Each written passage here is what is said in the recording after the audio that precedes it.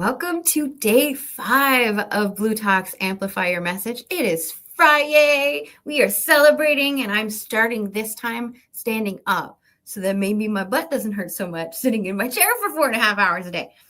But I do love it. I absolutely love being here because we get to talk with other super passionate entrepreneurs, speakers, coaches, authors, change makers, disruptors, whatever words you want to use to describe somebody who has this message that they want to share.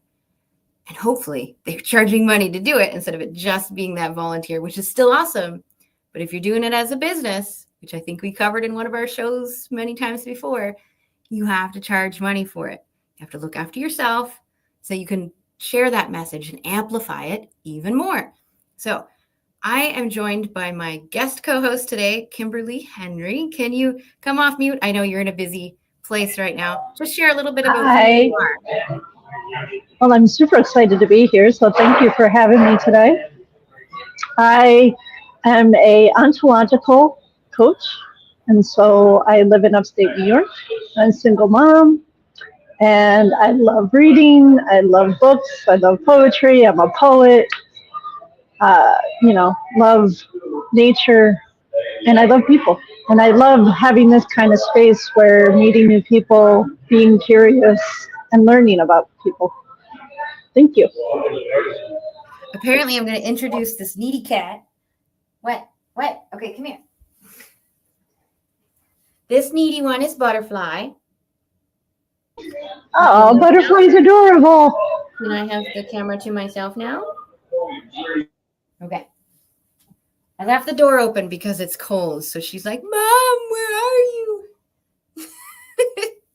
I'm in here. So for those who've never met me, and I hope you have, I mean, I've been here forever. My name is Laura Lake. I am the host of bLU Talk's Amplify Your Message. I'm also host now, officially, of the bLU Talk's networking events that we do. So if you're interested in networking beyond this type of format with the interviews, get in contact with bLU Talks, get in contact with me, probably any of our interviewees too. We can connect each other. We'll get you networking. And the way that I network is not with the bios, is not with your elevator pitches, because what I believe in is what I call courageous connection. I want to know the human being behind the story. And we all think, okay, we have to find clients, right? We got to find clients. The magic is in creating them, but creating them requires courage to know who you are in your mess, so that from that place, you can have a supportive space to go, I understand you, Kimberly, where you are in your mess, and then hold that space for you to be able to do that for yourself. And then you naturally get to know, like, and trust me. But we do that by elevating your storytelling, which means we talk about emotions and vulnerability. Oh, that thing we don't like to talk about. Okay. But we're going to have fun with it. And that's what I bring into the show. So Amplify Your Message is all about your message. It's about how you become a speaker, how you become a writer, how you get on podcasts, how that aligns with you as a human being.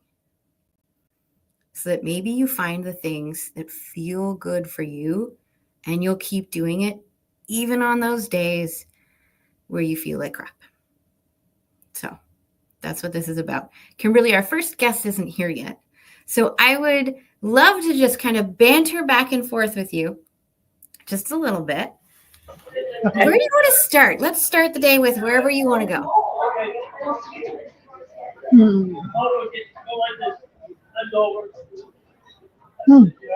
I know. That's a good question. I know, right? Like, where to begin? I don't know. Well, how about this? Has there ever been something that you question about your journey in sharing your message? And maybe we can have a discussion about that. That would be good, because you know what, you just mentioned how scary the vulnerability, the emotions is. So I'm someone that I was raised by 2 alcoholics.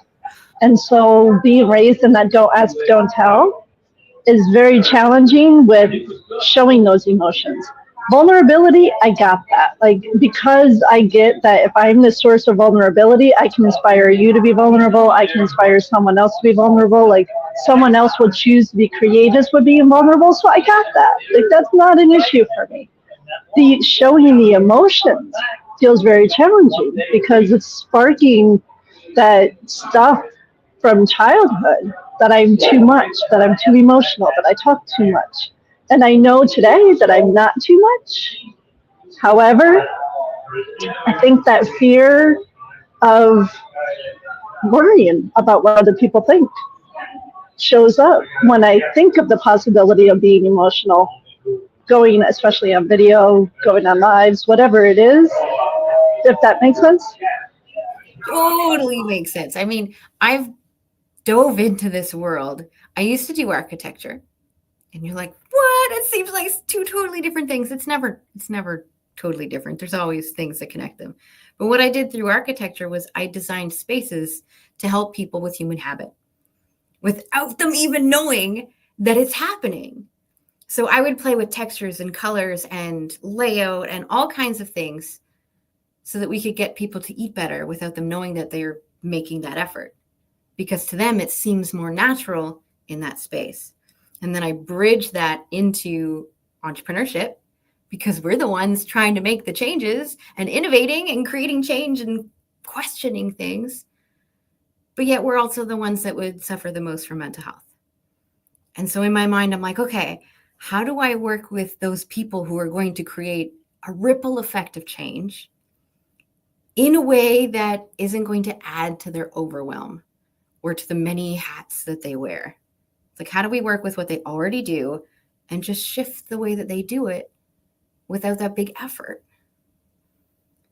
Yeah. I know it's going to be fun. You coming on and off mute. I love that. Yeah, I love that. Because when I think of architect, I don't think of that. Many people So don't. that's so cool to think about it from that perspective. Like you're creating that environment for people, and they just think it's so black and white of being an architect. Yeah, I wasn't an architect. I was a designer. I worked with architects. I never went and got my stamp. My whole plan was I like to draw. And then I found out that architects don't do that. They don't even have drafting courses. They have a little bit of manual drafting, just like the old school. I don't have my tools next to me. They're in the drawer. Like the old school tool kind of drawing, pencil and paper thing. But that's it. They don't do much of the computer aided drawing. But the company that I chose to work for, they specialized in creating a building that met what the land was telling them to do. Not let's change everything about the land and the lot in order to fit my idea of what the perfect building is. No, that's not how we did it. So we took that approach as well as the sustainability, as well as, how do we have better environments in these buildings? And we chose buildings specifically that related to the community. So like university buildings, fire stations, recreation centers, transit buildings, everywhere where the public would come together and you'd have to try to please all the people at the same time and have it multi-use. It's a different way of thinking. And I think that background has helped me so much in applying those skills to what I do now. Same thing for you. Like, what did you do before? What I did before is I was a state worker. So we would joke around that we were paper pushers because we'd be at the desk and we would be moving different things. So like the first place I did was helping people to be able to get disability. They would apply for disability and then the paperwork would come to our office and I would help the whole system go through. So then the person ultimately is going to get denied for it or they're going to get a yay, you get to have this. And so, but I went through different agencies throughout over 20 years. And then COVID happened. And COVID was my wake up call. Like, what am I doing with my life? Like, there's way more to life than this. I am not what I do. I am not what I go to every day. So what exactly am I doing with my life? And that's been my journey now since 2021, really. I may have to close this door. What? I love you. You cannot be up here all the time. But Dad's not here. Yes. If she does it again, I will close Now she's being vocal about it. the joys of all of this. But like the heater's in the living room and in my bedroom, there's no heater in here. So when I close the door, all week you see me every once in a while showing this big fuzzy blanket. Well, I'm prepared for when I sit down. Just right now, I'm like, I just want some heat to come in. It's all good. So we were talking about you being a state worker. I love that you framed it in a way that said that COVID was not this big, horrible thing to you. It was a lesson that you learned to look in a different direction and to find something that felt better. How did you get to that space in your mind of realizing the good about it? Oh, because of being a single mom. I went to that because my mom had the foresight I was going to be a single mom. I was in a domestic violent relationship. It, she knew it was going to turn a certain way. I was wearing rose-colored glasses. I was young and didn't know any better. And so I went into it for that because she's like, you got to think about the kid. You know, it's not just you. You got to think about talking about retirement. I'm 22 and I'm like, retirement? Like what? Who thinks about retirement and you're 22? So I went into it. And then really when COVID happened, when lockdown happened, it was just like, wow, like, okay, it served its purpose. It supported me to be able to be a single mom, to raise her, doing the best that I could with the skills that I had, with the knowledge that I had. It got her to the place where she wanted to be, so it served that purpose. I didn't have to work 2 or 3 jobs to be able to raise her. And okay, now here I am, maybe having my midlife crisis moments. I don't know, but it was just like, there's way more to life than this. This is not who I am. So it made me very reflective. I'm super grateful for lockdown. It made me so reflective. I learned so much about myself. Even being able to speak. If you had said to me in 2019, I'd be sitting here with you today, I would have laughed because I did not see that happening whatsoever. Because I've done podcasts, I've done summits, I've been on panels, I've been in feature magazines, and I never saw that coming. So it makes me super grateful because when you're asking me, like, what was the process of getting to that place, it was being very reflective with myself. Like, what is meaningful to me? What do I see as my possible purpose? And ultimately, when I leave this world, what's going to make me happy? How am I going to be who I am? Because having that 9 to 5 job where I did over 20 years, I'm grateful for that too. I met tons of people who are very meaningful in my life and they all serve the purpose. And I don't want to leave this world, but having to do that day in, day out when I feel inauthentic to myself. I've been playing with ChatGPT a lot.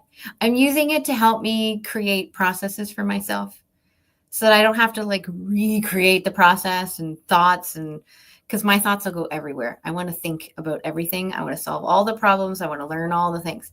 So I'm like, if I can just use ChatGPT as my own coach and my own person to reflect back at me, because I'm an external processor, then I can use it to create these processes. And so I was playing with it last night, and it was telling me what you just told me, was that reflection piece. What is that? Oh, that's sunshine. That reflection piece. I told you I get distracted by the sparkly things. And then let's in butterfly because we didn't even think that butterfly would be all over you. No, she was like rubbing against my legs. So yeah, that reflection piece was so important in the way that it was talking to me. It was like, okay, in your process, when you're creating content or when you're trying to work with engaging visuals or creating engaging copy, that reflection piece is key in the way that I want to do it. I don't want to educate you so that you have all the answers, because that's not how people transform. If I tell you the answers, you're not going to transform. You need to learn them. But I don't know your answers. I know my answers. So for me, I like to do principle-based teaching. And then you reflect on taking those principles and finding what fits specifically for you within those principles and the step-by-steps with the principles, right? And so it feels so much more better. It feels so much better than it did before. And it feels like me, because I know in my own experience that every time I reflect, and I have notebooks upon notebooks of this stuff. I started this new one and then I felt like I wasn't ready for this. So I have pages, you can't really see, of notes of just reflection, asking myself questions, answering the questions, doing that inner work so that I have a framework that works for me, right? Just like that architectural stuff where we're taking the land, which is me, and we're creating the systems and processes to go according to what the land tells it can do.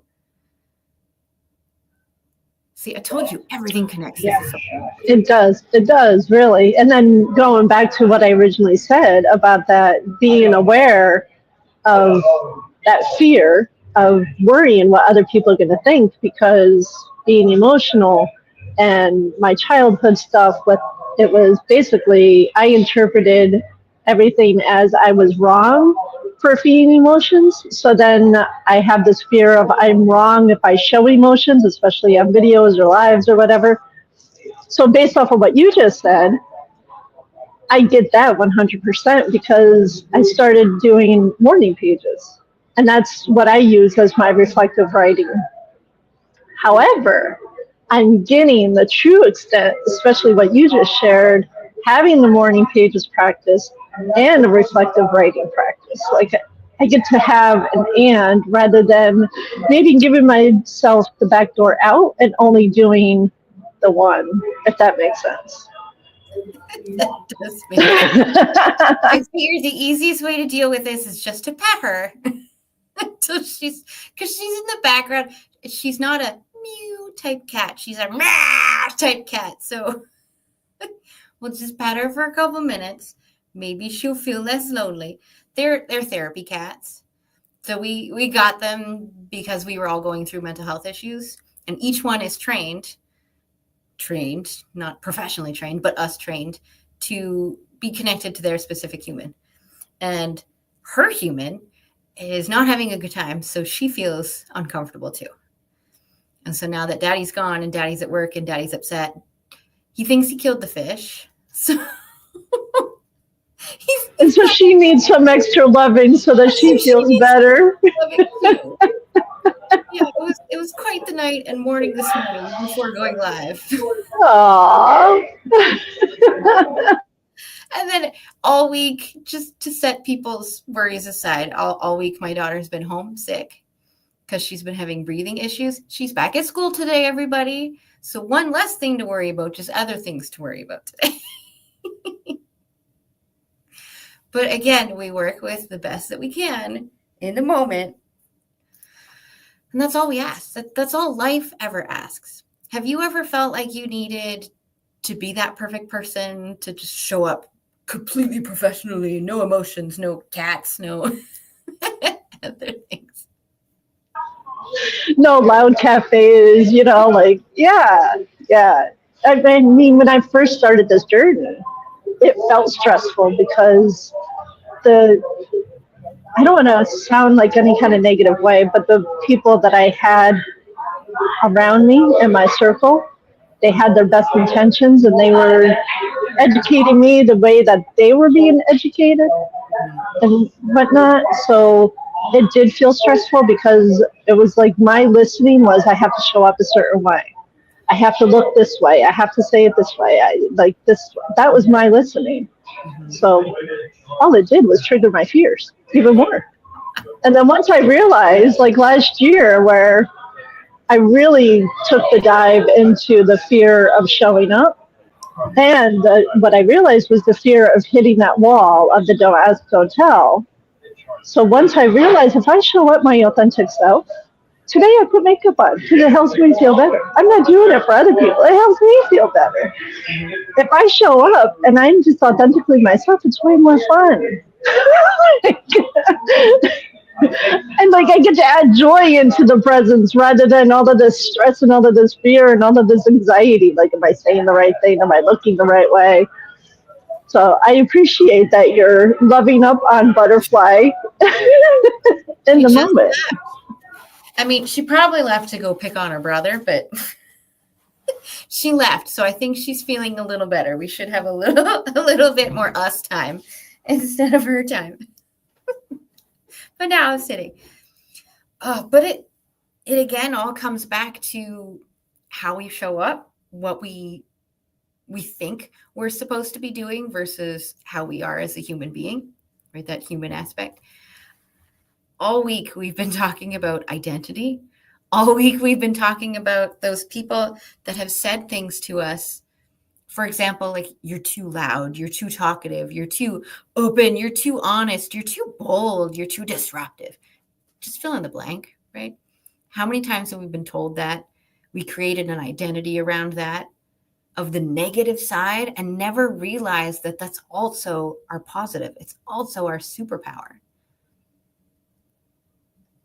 And I was joking because I was told a lot as a kid that I talked too much.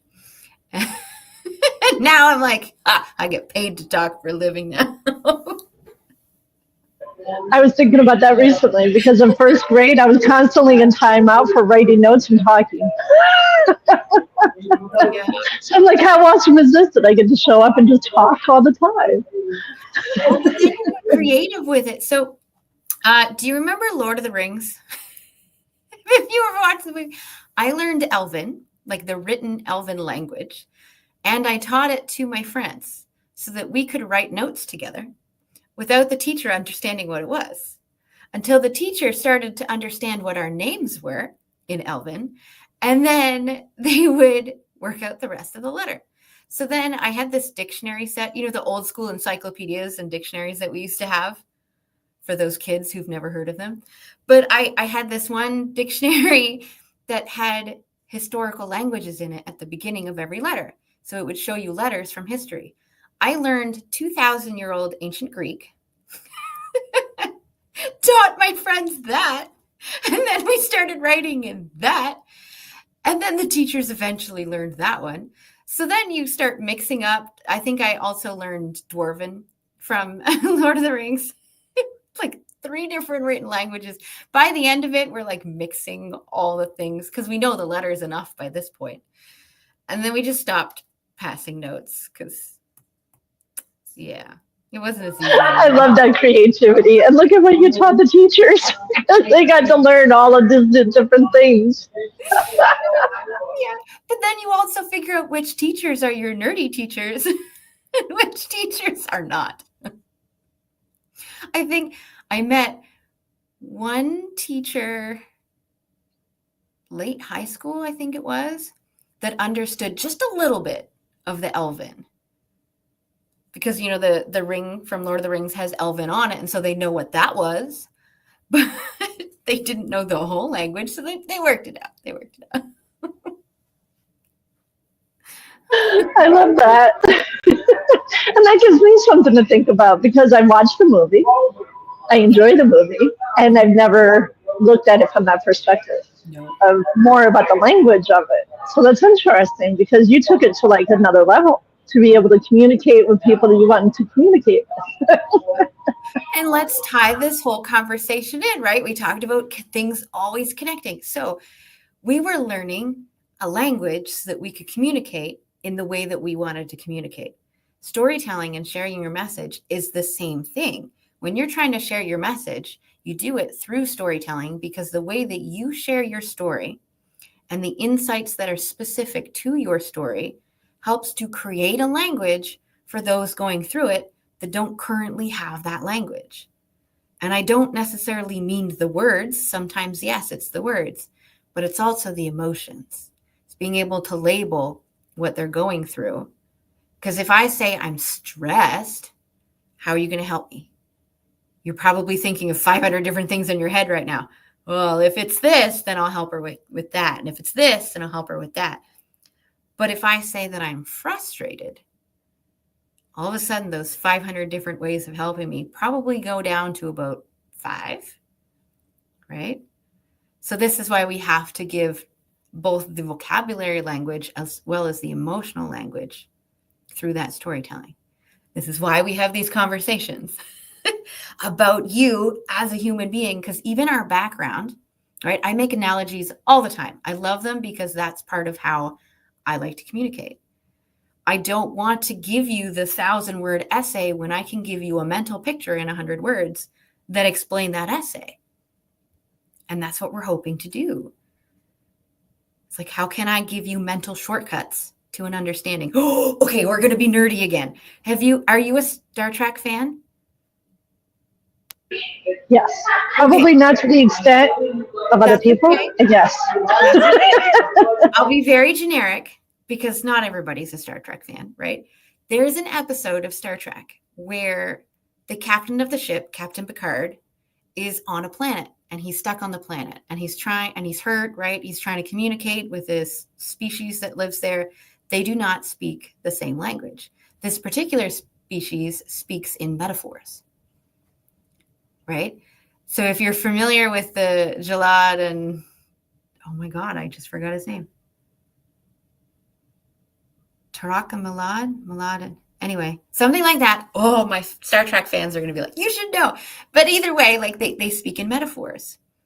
It was within the English language because of the translators, but it didn't connect as well because the dialect and the understanding was not the same. And so when we share our stories, it's to help people understand that dialect and the meaning and the concepts behind the meaning of the words, right? Just like metaphors and analogies. And then by the end of it, Picard learns how they use metaphors and creates his own metaphors to be able to ask them for help. Like, yes! And then everybody celebrates, right? And things start to move forward. This is me. I love that. No, I love that. And right before you shared that, I was thinking that is the power of metaphors and analogies. Because when you can say something so simple and break it down and then help people relate to it in a way of an analogy or a metaphor, I feel it helps people to reflect even easier. Because immediately something pops into their mind of how they can reflect on it and how they can relate to it. Yeah. A lot of the time we were laughing all week about certain conversations reminding me of certain songs. And so jokingly, maybe not jokingly, I don't know. I want to create a soundtrack, like list of songs that remind me of everybody that we interviewed and then just have that playlist. But how often do you I love that. I know. How often do you hear people using sound lyrics or movie quotes or even emojis to communicate these big concepts that if you don't understand the concept, you don't really understand the communication? I love gifts. Gifts are amazing to be able to relate to people. I can find the silliest gifts. I can find the most serious gifts. Mm-hmm. And when I share something that relates to someone, it's like immediately they're like, wow, how did you think of that gift for that? Is gifting your love language or your top love language? Oh, yes. Well, not gifting, though. The gifts. So the GIF. Yeah. But yes, I do love gifting. Okay, but now I want to know, you're just going to go back and forth that button. Now I want to know what your secondary love language is, if gifts is your first. Spending time. Yeah. That's why I love this kind of space, because it's about presence. Yeah. So to me, that's spending time. You're listening to me. I'm listening to you. I know there's other people out there, the listeners that are listening. So, yeah. So then how do you feel as though your love languages of the gifting and the quality time, how do you find that they play a role in how you share your message in the work that you do? Oh, I feel like that's like I am thinking of that person that's listening, Mm-hmm. how, what do they need in the moment that they're feeling whatever they're feeling, whatever they're going through. Because we're all going through something. So I also keep that in mind. Because, I have days, I'm sure we all have days, where I feel like I'm so in it alone.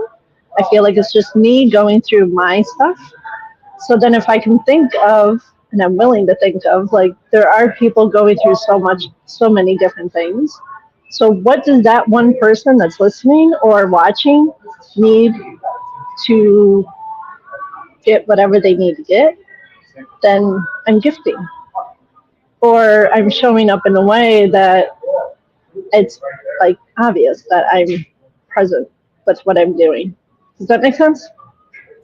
It does make sense. And I'm going to reference it into something I did just before going live with you this morning. So I do really enjoy listening to other people because I learn so much. And I don't just mean superficial learning, but I learn more about who I am as a person too. So we had a guest on yesterday.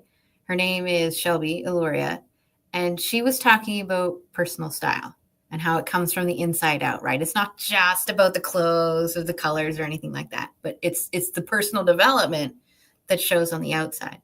And it's something that I've been trying to dive into because I want to be able to show love to myself and understand myself and that whole process.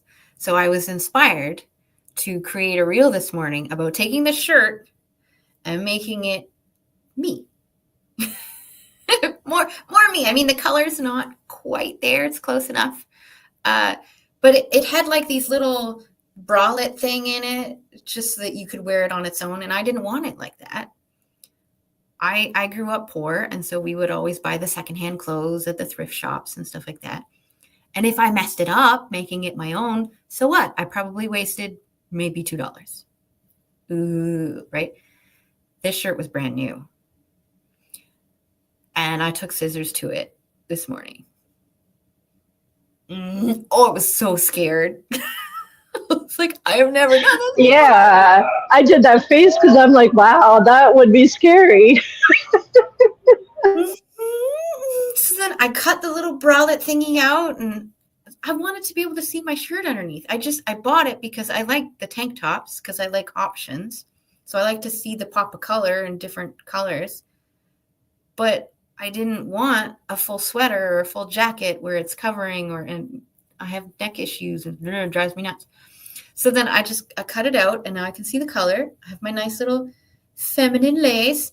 And then I get to feel more like me. But it took that whole process of understanding and getting out of your comfort zone and questioning who you are and that major listening and the reflection, like all of these pieces needed to align for that to happen. Absolutely. And I feel like that's so important, like going back to the reflection piece. Because if we're willing to reflect, Yeah. One then sec. we get to learn about ourselves.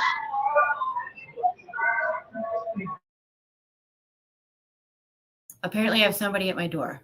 Must be important. One sec.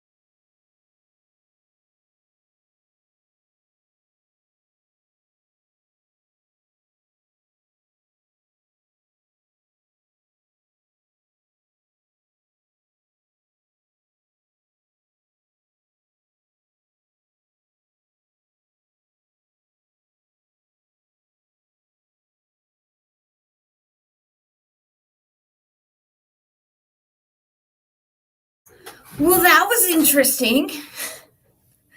There was a delivery guy, and all of a sudden there's this vehicle in my driveway, but no person to be found. And I'm like, is there a random person just sneaking around my property? So I'm yelling for this person. Oh, okay. My heart is pounding. Oh my goodness. I'm glad it worked out okay. Okay. It's like nobody rings my doorbell. The delivery guys never ring my doorbell. I'm home. I work from home. The window's right there. They still don't ring it. So I'm like, is my mother-in-law here? No, because she doesn't always know when I'm live. So she'll just show up randomly. She's to be expected, but I was like, this is not her vehicle. I don't know what is going on. Okay, breathe. Did you at least have some fun and talk to us a little while I was gone? I did not talk. I was enjoying my chai.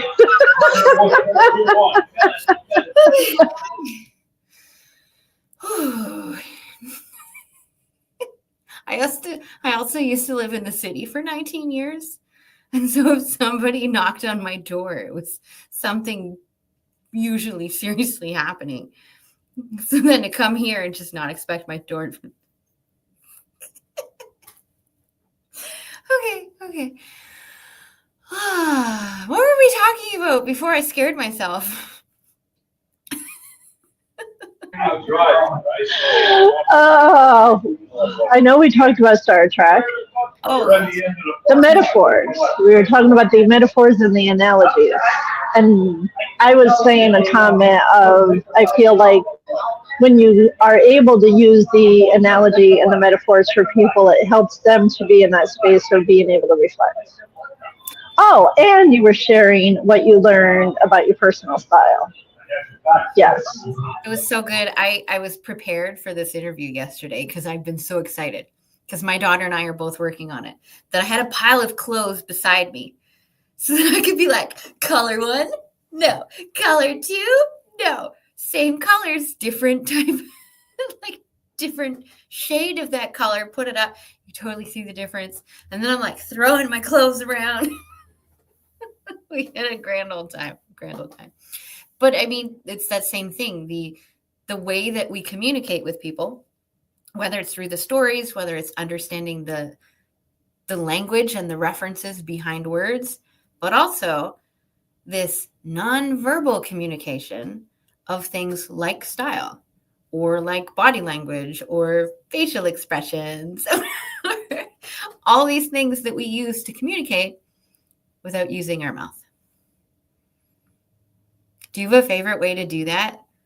Like, are you a facial expression kind of person, or are you like an attitude, body kind of person? Or? This usually says more than what comes out of my mouth. So there are those moments where I'm like, I'm not so aware of what this is doing. Mm-hmm. But then I look at the other person and I'm like, oh, this is saying a lot. You know how they have experts that will read your facial expressions? I get what they do. And at the same time, I'm a visual person. So I have images and movies in my mind.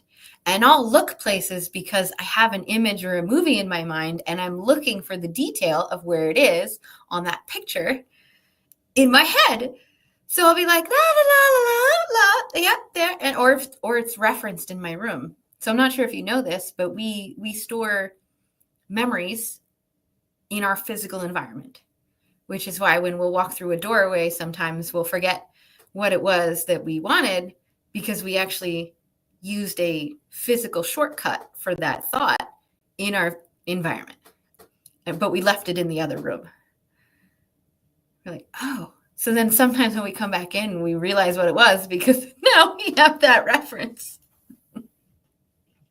Yeah, which is really neat when you think about it like that, because people make up all kinds of stuff about what it actually is when that happens. Mm-hmm. I am curious though. I just had a random question come up. So when you're talking about the storytelling, what supported you the most with being able to get clear on your storytelling? It was actually going through sharing the complete mess and ugliness and disorganization of my story. But here's the difference, though. Many people want to do that with an audience that they're hoping to serve. Don't do that. Look for the more general audience that is there specifically to serve you. Are we almost at that time already? Oh my God, we are. We've been having fun. Okay, give us a couple minutes, Nicole. Awesome. Yeah, so what I did was I found an event. It was called Mo Mondays, and I just heard a couple weeks ago that Corey actually did that event too in his past. It's like, oh, so we both kind of got started with Mo Mondays.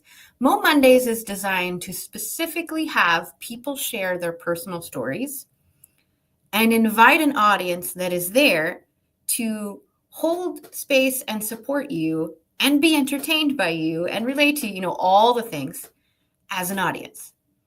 So you're not there to teach them necessarily. You're not there to get them as clients. Like that energy exchange is not what's asked. The audience is there to support and you're there to share. That is it. So then spaces like that are wonderful spaces to say, I have a story about this. We had a night that was a lot of trauma type stories. And so they marketed as an event where people tell their personal stories based in trauma or based in, hardship, that kind of stuff. So the audience that came knew what to expect. And so the only thing that I got from that event was love. I'm like ugly crying on the stage. Mascara is running down my face and I'm going like that ugly cry. I see Nicole laughing in the background. It went from that to everybody except for 3 people who were not physical touch people. Everybody in that audience gave me a hug. And I thought my business was over because I shared the ugliness, the raw, unorganized, trauma dumping kind of ugliness of my story. Yeah, no. But if I did it to my audience now, ones I'm trying to sell to, would not have the same reaction. Cool. I feel like that's a powerful distinction. Thank you. Very much. So Nicole, thank you for being behind the scenes and giving us that space. Just give me a thumbs up if you're ready to join us up here. Awesome. I appreciate that. Here, Kimberly and I were just having some fun behind the scenes. I got distracted, scared myself. My cat was really desperate. The whole chaos of the first hour. Oh, happy to be here. So I like to start off interviews in a way that just shakes things up a little bit. I mean, I don't want to read your bio. I don't want your elevator pitch, which you have perfected for the last 59,000 years. Yeah. We want to get to know Nicole as a human being. Mm-hmm. So here's my question as I grab my pen. If you could have other people describe you in 3 words, what would you love those 3 words to be? Ooh. I know. Loving. Mm-hmm.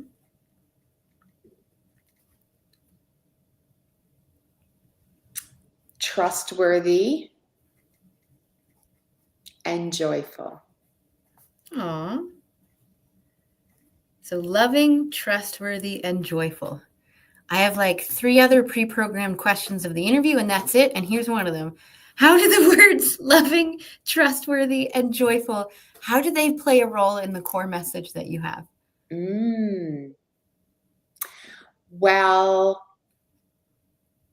I have learned to love myself. And by loving myself, I have found a larger container that now allows me to love others. And love is almost a bucket where compassion and grace and understanding come from. And I am an optimistic person, glass half full.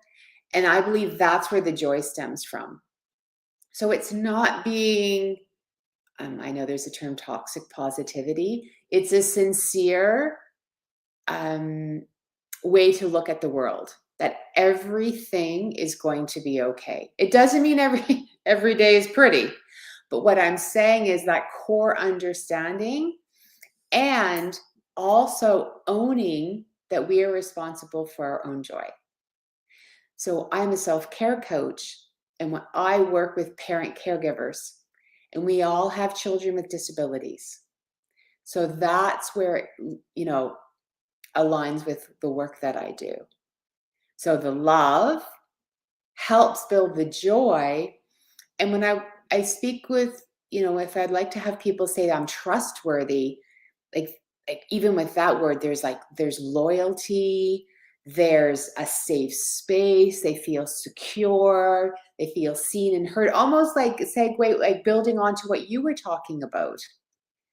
Not everyone can just show up and then make someone feel comfortable enough to share their really bad day, or to say, I totally lost it today with my child. And for for me to ensure that someone feels safe to share that, and then the love and the joy, I'm like, oh, we've all been there, don't worry.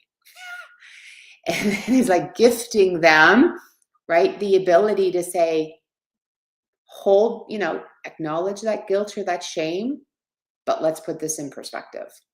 We're doing the best we can. That the phrase right there, doing the best we can, that just summarizes the first part of the show. Cool. Doing the best we can. Hashtag. Yeah. Right? Because Yes. some days doing the best I can, oh, that's like a 4 or 5, and I have to find so much grace. And then those other days, it was like yesterday. Yesterday was a great day. Oh my gosh. And I showed up, and I like made the decision. I'm like, it doesn't matter how my daughter behaves today, right? I am just going to be love. I'm going to be compassionate, and I'm just going to have so much patience. Day before, didn't look so good. But again, that's where we have the grace. We're like, okay, I own this. How do you find that grace? Grace for ourselves, even on a good day, can be hard. But how do you find it on those days where you have no patience? My experience has been I usually find it after the fact. Oh, okay.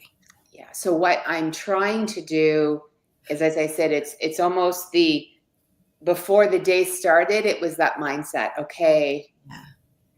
Yesterday, okay, I didn't respond in my best manner and can't do anything about that. So really had to own that. And then during COVID, I became a meditation teacher. I mean, I received my certification and I did that program. It was life-changing. It was a 4-month program, and I needed that accountability.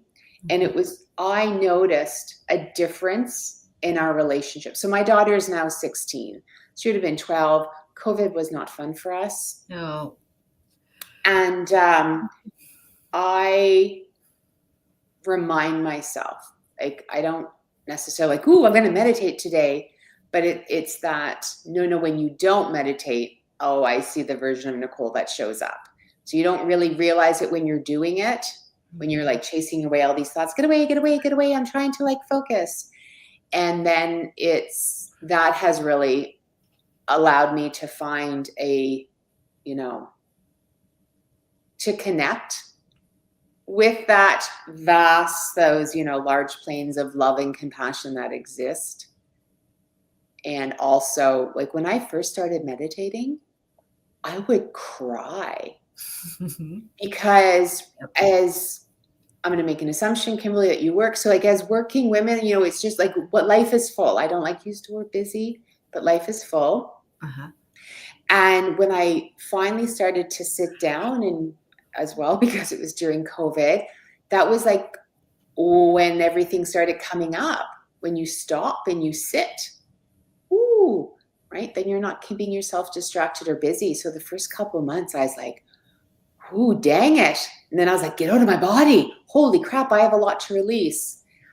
And so it's been an interesting journey, but a long answer to your question, Laura, but that's really how those are tools that have really helped me. And also, sorry, I have an 18-year-old son, and that has helped that relationship as well. Like I have found I am much more patient with both of them. So basically you're telling us to have grace with finding our grace, even if it has to do with grace. Yeah. I have an idea, going back, linking it back to joy. If you think of something like when you were a kid or before real life started, right? Before you had to start adulting, what's something that you did that just make your heart smile? Like even if you think of it, you automatically, a smile comes to your face. And to me, if we can like reconnect, sometimes during the day, if I find life has gotten really serious or I'm like, I feel stressed, I will go in the bathroom, put on some Beyonce and dance in the mirror. Ooh. And that just 5 minutes, Mm-hmm. that to me is a moment of joy. Those things like that would shake up my day. That will get me closer to maybe a little more compassion or a little more grace or a little more understanding with myself or with others.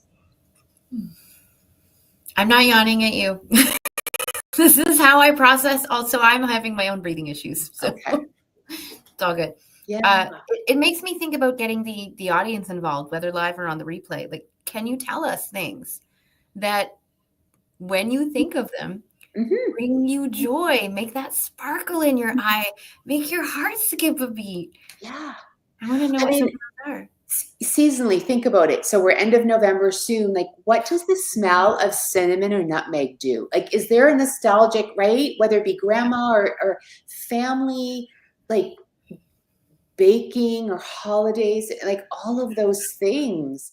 Like something as simple as that, people can automatically connect. Like I love exploring activities of joy through the 5 senses. Right? Like something as simple. I love cashmere. Oh. Okay. So when I put on right, it's just one of those things where you put on, you're like, oh, it feels just, it's right. A fuzzy blanket. Well, that's it. It's like Right. soft and oh yeah, like a blanket on, and it's just all of those things. And then we do sense or visually, like I have, I have art in my place because it brings me joy. And then it's music or taste and yeah. See, now I want to take out my essential oils. Ooh. I finally found one. Sorry for the lighting. It does that all the time. Whee! Okay, so I found one that said lilac, which is very rare. But I love the smell of lilacs. It's like 3 weeks in the year where I don't know what it is about this scent. Maybe it's because it would always symbolize the end of school, which meant I finally had some personal time. I don't know. But it just, as soon as I smell them, I feel my whole body just ground. Yep. So I found this. Oh, yeah. See? Isn't that? I know. There we go. Put it in there. It's all good.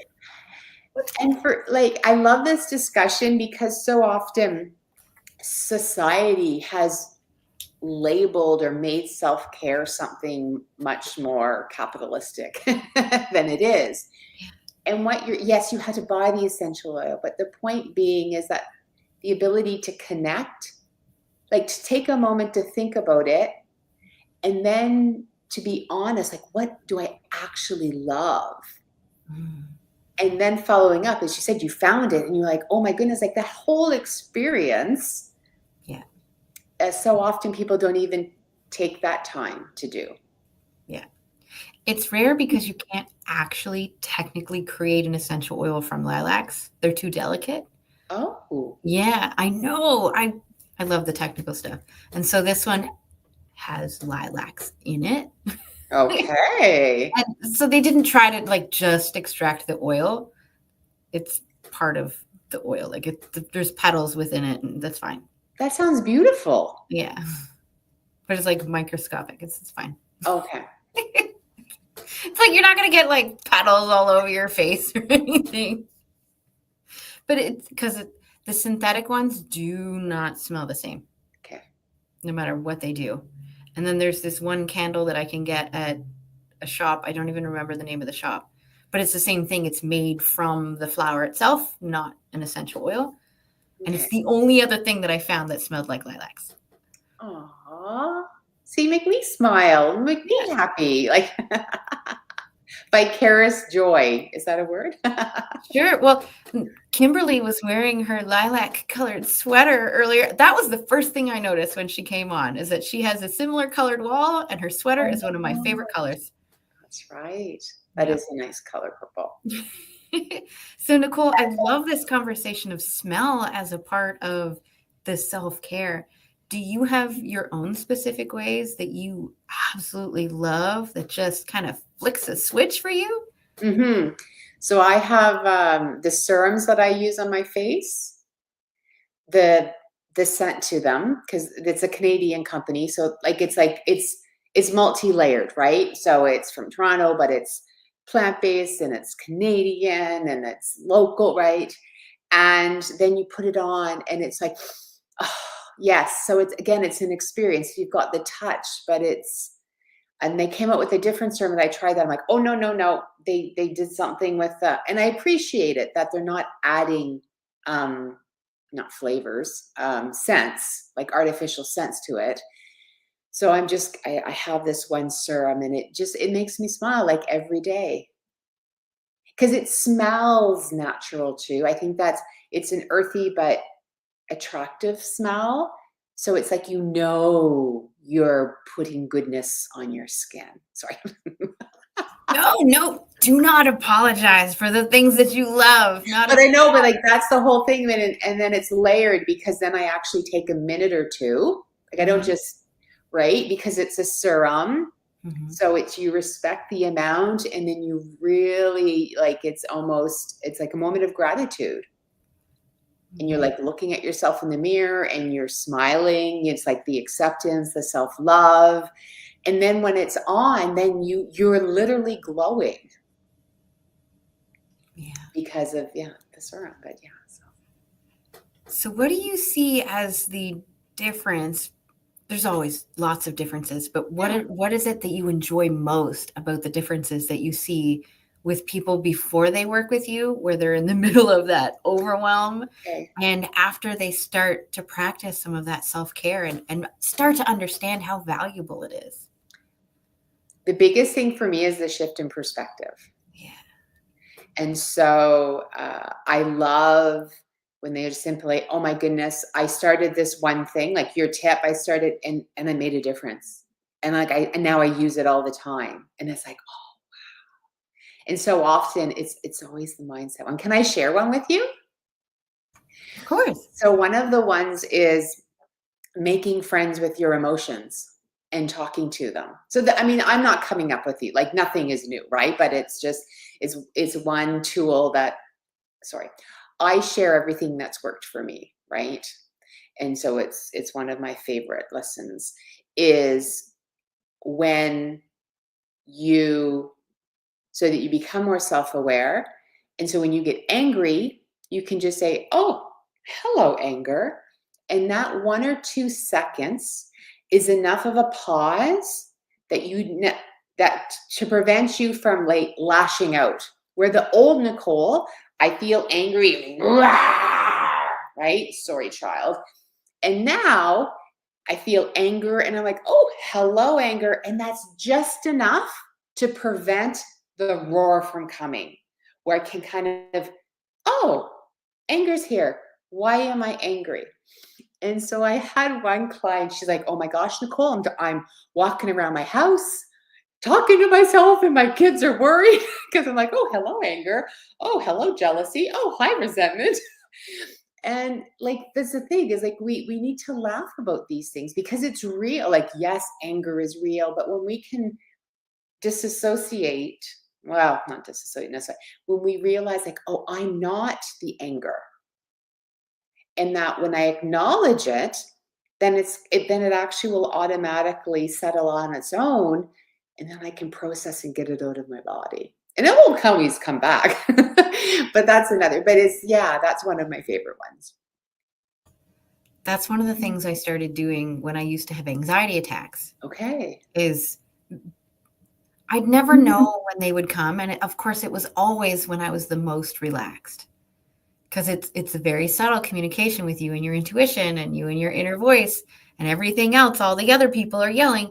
So then as soon as I relaxed, I remember this one time being out hiking next to the ocean with my brother. We were gone for a couple hours. We get into his car. We're exhausted. You know, it's sunny out. There's no trees for cover. We're tired. We're thirsty. We're talking. We're having a grand old time. We're resting. And then all of a sudden, while he's driving, I have a panic attack. And he's panicking because I'm having a panic attack and he's driving and there's nothing he can do. So I'm trying to explain to him that it's not dangerous. Everything is okay. Mm-hmm. And so I started to ask myself, okay, fear, what message do you have for me that I'm obviously not listening to? Wow. And then sometimes I get a feeling, sometimes I hear a word, sometimes I get an image, like whatever it is, fear starts giving me that message. And then once I have heard that message, then my anxiety attack disappears. Wow. And then I actually stopped having anxiety attacks for many years because I did that. And then I just had a couple last year for good reason. We were technically homeless for 4 months and we didn't know what was going on. Like life was crazy. Nervous system was crazy. But those are the only times I had anxiety attacks since I started communicating with emotions as if they were another human being. Yeah. So powerful. Well, thank you for sharing. And I think it's so important when I always like to say, I believe that's one of the gifts that I give to fellow caregivers. Yeah. I'll always say, I've been Nicole for 51 years, right? I've been a mom for 18 and a caregiver for 16. I want to honor Nicole. So when I'm working with someone, I'm like, yes, I know you're a parent caregiver, but I care about you. And that's what we work on. And so allowing people to really acknowledge and to separate that, because there is so much guilt and shame with caregiving, because when we feel angry or resentment or grief, we sometimes get confused and think, oh my gosh, I'm a bad parent. And it's like, no, it's natural. And so that's why when we're able to say, you're not angry, you're feeling angry at the moment. And it's not an I am, it's just you. Oh, that's a big one too. If you can move to I am a bad parent to I had a bad moment as a parent, or I felt angry versus I am angry, that's also very helpful. And really, right, that path towards grace and compassion, it's so helpful. It made me think of the phrase, I'm an orange shirt. No. I am currently wearing an orange shirt. Yes. I am earrings. No. I'm currently wearing earrings. Yep. It is. I do like that separation where it can feel like a part of us or maybe feel like our identity, but it's as simple as going, ooh, I'm done. Look at that. Putting it down, right? Yes. Thank you for making me look extra pretty on camera, but now you're making me itchy. Right? And so often with life, when we, stay busy or just be preoccupied, then we don't even take the time to realize those things or acknowledge them. So that's the beautiful moment of, as you said, taking time, or even, listening to podcasts and learning from others. There was a question that I asked a couple shows ago where I had asked people about where they would love to see the conversation in their industry and their area of expertise go in the next 1, 3, even 5 years. Like, where do you want to see this conversation start heading?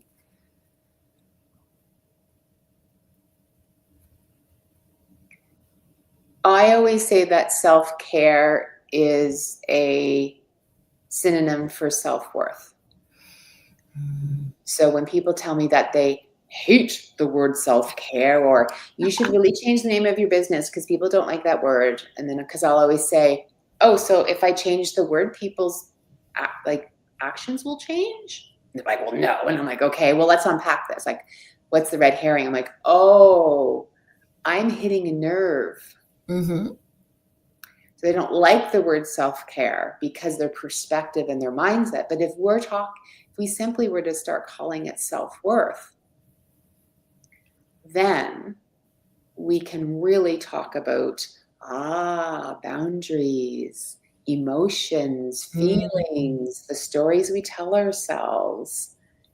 And then we could probably much more quickly get to healing and acceptance and have happier people walking around the planet. More of them. Yeah. But then if we keep changing the word, then we're just going to find a new word that we apply all this negative energy to. And then we have to change the word. And then we're going to find that new word to apply all this negative energy to. Or maybe, I guess this is called amplify your message. Then maybe part of it is just having more people hear my message. Well, it's both, right? It's if I change the word, I need you to know that it's because it has hit a nerve and it's probably something you need. Because I used to call myself a mental health for high performance coach, and people hated the fact that the words mental health were in there. They're like, oh no, we're going to talk about mental health. And they didn't want to. And yesterday we had somebody on who had a magazine, I think it was called Divorce Magazine. Okay. It's like people hated the name of the magazine, and so they wouldn't pick it up in public. So now it's digital so that people have a little bit more privacy. I was like, right. These conversations need to be had. Yeah. But how do we do them in a way that gets people to face that discomfort so it becomes more familiar and becomes less uncomfortable? Yeah, it's a hard topic. But I love it, and it needs to be shared. So then that leads us into this next piece where I want to know about how you have chosen to share your message. Like, do you speak? Do you write? Obviously, you do podcasts. I think you talked about poetry early on. No, not was poetry. That Kimberly? It was Kimberly that talked about poetry. I knew it was today. So I do speak. I do interactive workshops with organizations, do a lot of podcast interviews, and show up on social media. So for me, it's, going back to providing that value and reminding caregivers why self-care is so important, and really breaking it down, not even to bite-sized pieces, but crumbs. And I don't say that in a disrespectful manner, but sometime, when I got feedback from my first course, because, we always approach things where we want to provide so much value and like we're making it about us. Yeah. And then, the caregivers are like, oh, I didn't have the time. And in my mind, I'm like, it was a 10-minute audio. How can you not have the time? Like, one activity. And then I'm like, Nicole, they're telling you, like, stop it. And so it was a really interesting conversation I had with myself. But so then it was like, okay, what's the value? Really, what do they want? They want a space to feel heard and validated. And then a little bit of a tip and one activity. Small. But it's really, and when I say activity, it's a question and maybe having them write down a few words. But everything is moving them towards, it's shifting their mindset. Yep. Completely understand the tidbit part. In my most overwhelmed times, I didn't have 10 minutes. No. It's like emails at this point. I don't want to read your email that'll take me 5 minutes to read. I have 30 seconds. That's what you got. Go. Yeah. Right. Oh my goodness. Yeah. Okay. So my friends laugh at me. So, well, they do. So maybe like 5 or 6 years ago when texting first started, but when it became really, really, really popular. So I have a communications background. So I text like I email. Like I put their name and a comma, and And they'd be like, Oh. well, you use text like no one else. And so over the last couple years, again, because I'm aware, I would start watching other people. So now I just put one thought in one text, and then I'm training myself. Where before I would hear ding, ding, ding, ding. I'm like, just send one. And it was just so fascinating where I was like, oh, I actually am the one who needs to adapt.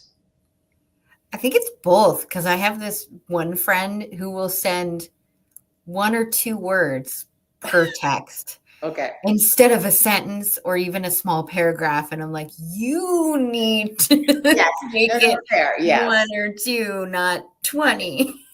Whereas I know I probably need to make it 3 and not 1.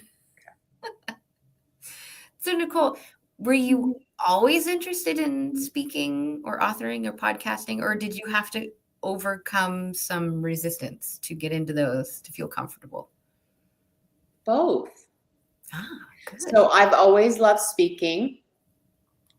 And, even like, it was so funny. I was thinking of something like way back when I was like 12 or 13, and I like spoke at church when you read, what are they called? Oh my gosh, not a sermon, but a passage. Yeah. And, someone came up to me like, oh, wow, you're a very good speaker. And so, because I practiced and I rehearsed and I would like look up and make eye contact. So I know all of those things. And I think the biggest thing for me, it's twofold. When I started, it was like the who am I? Because people would say, oh, well, what credentials do you have? So it took me about a year to find comfort with like, oh no, lived experience trumps letters behind my name. And then I wrote a book on self-care. And that really, really helped me, because I'm like, okay, if I know enough to write a book and then publish it, I should feel okay speaking. And now I've learned to just love it because I feel bulletproof, because it's my story. It's not a right or wrong. You got some music going? Oh, yes. I think the song is actually called Bulletproof. Yes. See ya? Yes. Yeah. Yes. Continue. Sorry. No. And so what I constantly do is I do workshops more. I mean, I'm always speaking, but it's always interactive, because it is an emotional topic, right? It's not superficial self-care. It's like, okay, what are the negative stories you tell yourself? Do you acknowledge the grief that comes with being a caregiver? And so creating that space where people are sharing, it's so beautiful. And so that's why I love the power of speaking as well, is in video or in person, I will say things that just don't translate well on paper, because you have your own tone in your head. So we're here and I'm like, it is so important to do daily self-care.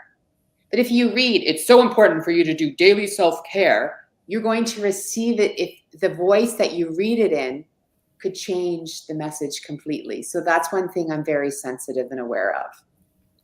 That's why I want to do video emails. I hate emails. They drive me crazy. So I'm like, I'm a video person. I want to create like a 30-second clip, send it to you via email, and then put the text underneath for those who can't watch the email. Maybe they're at work, whatever. Just because it feels better. Yeah. Oh my gosh. Okay. So we're sisters. So when text messaging started, the audio notes. Yes. Holy sugar. Mm-hmm. Yes. I am in, like, even 3 or 4 years ago, voice notes on Facebook. So when it's your birthday, I'm not sending you a stupid, no, I shouldn't say stupid. That's not fair. That's being, I'm not sending you a text or putting a comment. I am singing you happy birthday. And do you know how many people are like, oh, this made my day. I loved hearing your voice, or it was something different. But I'm like, that's who I am. I want you to hear the excitement and the love and the celebratory kind of feelings behind the message. And so I'm so with you, Laura. Okay. I have to share something with you. I found out that a friend of mine is in the SCA, which is the Society for Yes. Creative anachronism. I think I got that right. Oh, okay. Maybe. And so basically they dress up in period type clothing. Okay. And it was his birthday, and he had mentioned that he loves when people send him songs or voice messages or something. So I created a video of me dressed up in garb, and I sung happy birthday to him, not the way that we normally sing happy birthday. No. I looked up a historical version of how to sing happy birthday. Yeah. And sent him a video on his birthday. He was like, that is the best thing I've ever received. I was like, yes, that was the point. Thank you. Exactly. You know how much thought and love went behind that? See? Mm-hmm. And that I talk about like the thread throughout this conversation has been small things. Small things. Right? Mm-hmm. And just like that. He didn't want a big fancy gift, but the thought, I was like, wow, that's so thoughtful. And Kimberly and I were talking right before you joined us about different ways that we communicate and how, storytelling is its own form of communication, and it creates a language, and there's so much context behind the words. Like, it takes so much self-care to understand that we can pay attention to others and give them care, and then do these small little crumb type things that mean so much to another person. And now we all feel good. It's win-win-win all around, and everybody's care is up a few notches. Mm-hmm. Well, I have a friend who's next door. So I'm in a complex, and I found out that she had knee replacement surgery. So her sister, she's out of commission for a few weeks. Yeah. So I'm like, perfect. I had already planned to make lasagna. So I had a smaller, whatever they're called. So I just made a second one, right? And they're like, perfect, I'm going to take one over. She doesn't know. And she was just like, oh my God. She was so touched. Not saying there was no effort, but I was able to say, oh, I'm already doing this thing. I'll just put a portion. Mm-hmm. And her reaction, just brought me so much happiness. Mm-hmm. Right? It's like that reflection back of she felt loved, she felt seen, she felt cared for. And I was like, oh, and she was able to receive it. And I think that's another thing. I want to bring Kimberly in just for a moment. Kimberly, do you have an experience? Because I know you're in a busy cafe, and so you're like, I don't really want to unmute, but I do. Do you have any sort of small crumb experience like that where it felt so good to care for somebody else or even yourself? Just to amplify. Well, first of all, what I wanted to share before is we're triplets, because I feel the same. I do not like emails. I love either watching videos or I love reading. So we're triplets in that way. Okay. And what I tend to see is that even if it's a matter of people feeling heard, that's what they're most appreciative of. We're such a fast-paced society. We're always on the go that when you actually stop and pause and listen to someone, often I get the response of, wow, thank you, because they're not used to actually being heard and feeling seen. There was this reel that I saw from comedian Taylor Tomlinson. If you haven't seen her stuff, oh my God, I love this woman. But she was doing some audience work, and she was asking what one of the audience members had received as a gift. And one of the ladies was like, yeah, my husband got me a birdhouse. And they get into the conversation a little more. I'm trying to skip some of it because it's longer. And basically she finds out that not only did she receive one birdhouse, she's received 3 birdhouses that were handmade by her husband because one time a few years ago, she had mentioned that she likes birdhouses. And Taylor's like, hold on a second. I'm just going to change my flight for right now because this is too cute. Talk about listening and self-care and that compassion and just the small crumb moments that mean so much. Yeah. So good.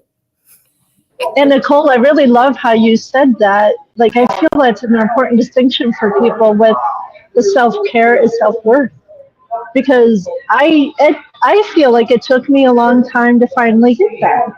My challenge has been codependency. So I often heard people say, I'm like, self-worth, self-worth, self-care, self-care. It becomes that I hear it so much, I tuned it out and I resisted it until the universe was like, I'm going to slam you with something so hard that if you do not step into self-care and self-worth, it's only going to drag you down further. And that's when I let go of the resistance. And now my practices are, I had the realization last weekend. I'm becoming unstoppable. Because no matter what comes in on my daily, I'm on my practices daily.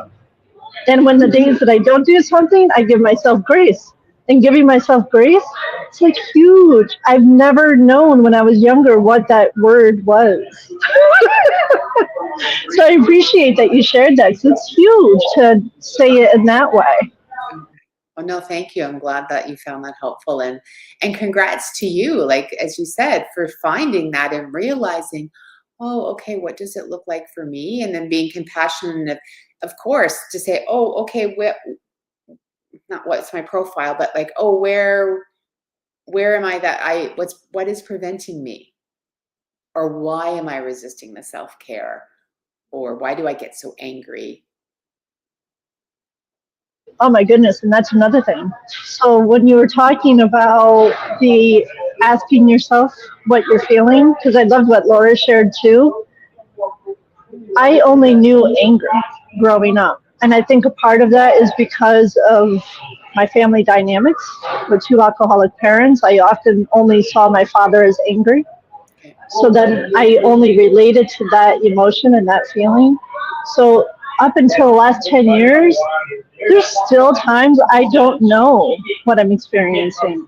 So I'll sit and I'll go into a quiet place and I'll ask myself, what am I experiencing right now? What am I feeling? And I'll go through the different things just so that the more words I say to myself, maybe the more that I can experience a different feeling. The first time I felt joy, like 4 years ago, 5 years ago, I'm like, wait a minute, what is this? I don't know this. This is foreign to me. Is this actually joy? That is such a good point, because so often, well, no, earlier I would just disassociate, right? As you said, it would be like I would feel nothing when something would come up, or like we go fight or flight. It would just be, oh, I don't even know what I'm feeling, because I'm I see myself where I'm like watching myself and just keeping myself safe.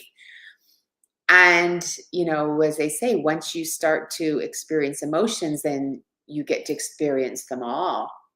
And I actually just did a blog post about tears, because I've come to realize that I express emotions often through my tears. So, growing up, tears were bad. I had two older brothers, and, so crying wasn't allowed.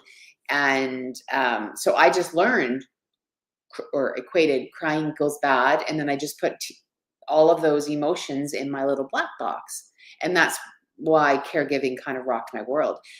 However, recently it's like, I'll be happy and I cry and I allow myself, right? And it's just coming out. I was like, oh, wow.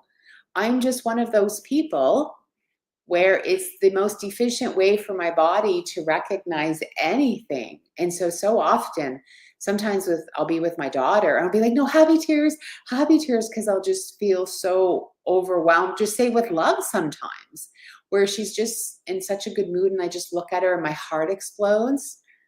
But it's that whole idea of like, wow, I'm getting to feel everything at its purest form.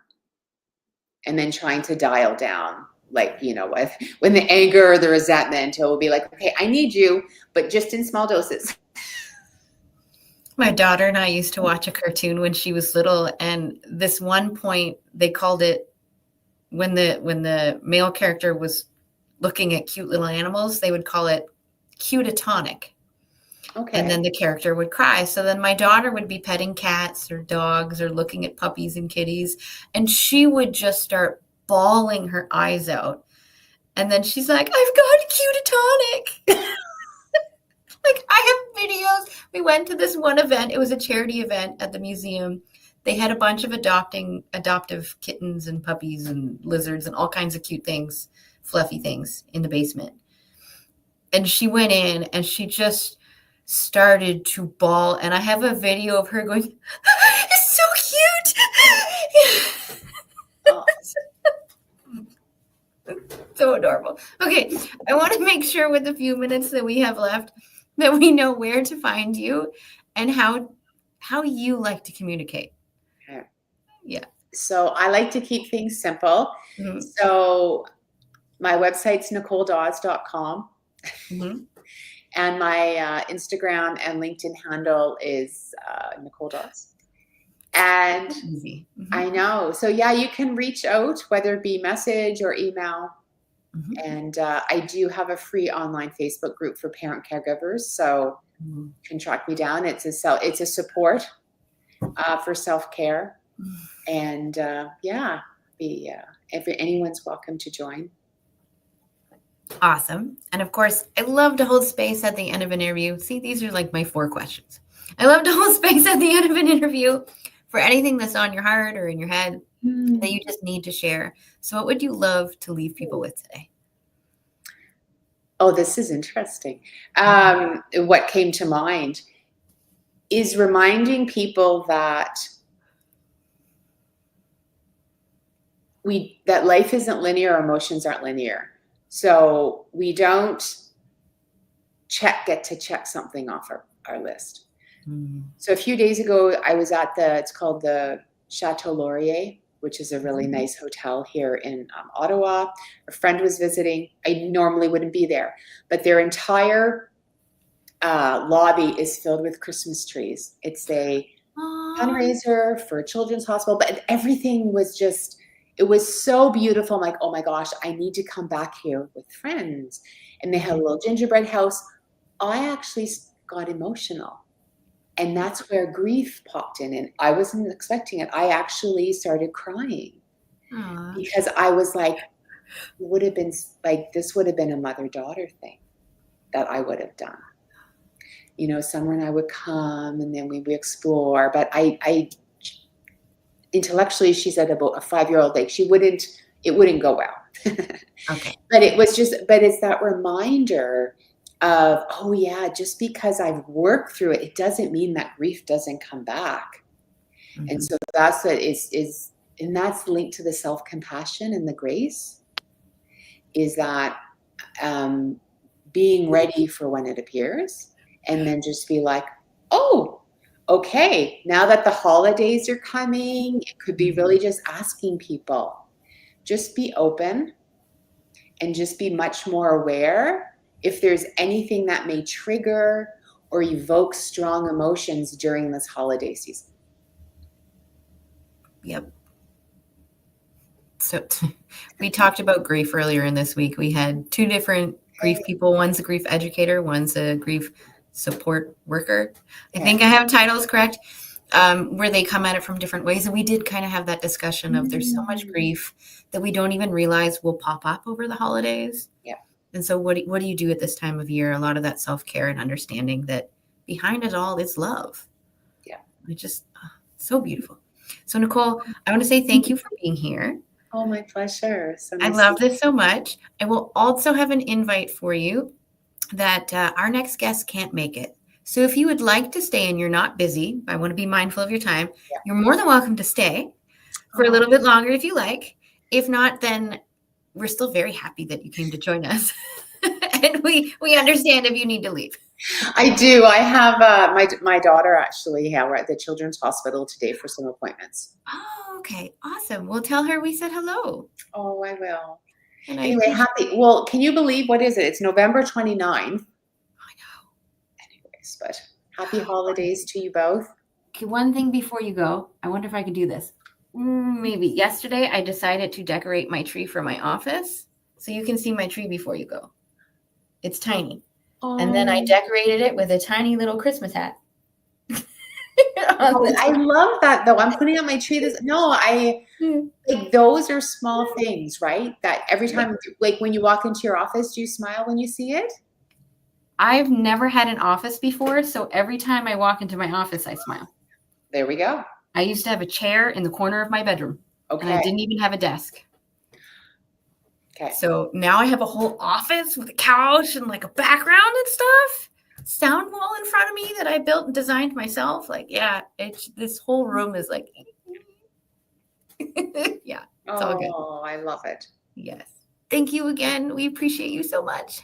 Oh, thank you. Have a good day and a good weekend. Bye. You too. Bye. I keep forgetting that yesterday was the U.S. Thanksgiving. For some reason in my head, it was last week, not this week. I was just thinking to myself, you're a Canadian. I'm like, that would make a difference. Our Thanksgiving in Canada is closer to the beginning of like the middle of the month, not the end of the month. Plus, social media and the news and TV have been exploding with Black Friday deals, which comes after U.S. Thanksgiving, which I just remembered again this year. So I'm like, but they happened last week, so wasn't Turkey Day last week? No, apparently not. I mean, my calendar's right there. It tells me, but I still forget. St. Andrew's Day is on Saturday. We'll give you grace, Laura, because you're not even in the U.S., so it's okay. Advent is coming up on Sunday. I can't quite read it. Chatham Islands anniversary, Westland anniversary. I got all kinds of things on my calendar. It's pretty. Oh, how did you like that discussion? We're just going to share some insights for now, and then we'll our conversation. Well, the two of you were talking about what makes you feel like warm and fuzzy. So whether it's blankets, whether it's like art, whatever it is, my fingerless gloves are my comfy. I love my fingerless gloves. I have some compression gloves that are like that too. They only go about halfway up my knuckle, but they're compression, not for warmth. So they just compress a little bit so I could use my fingers.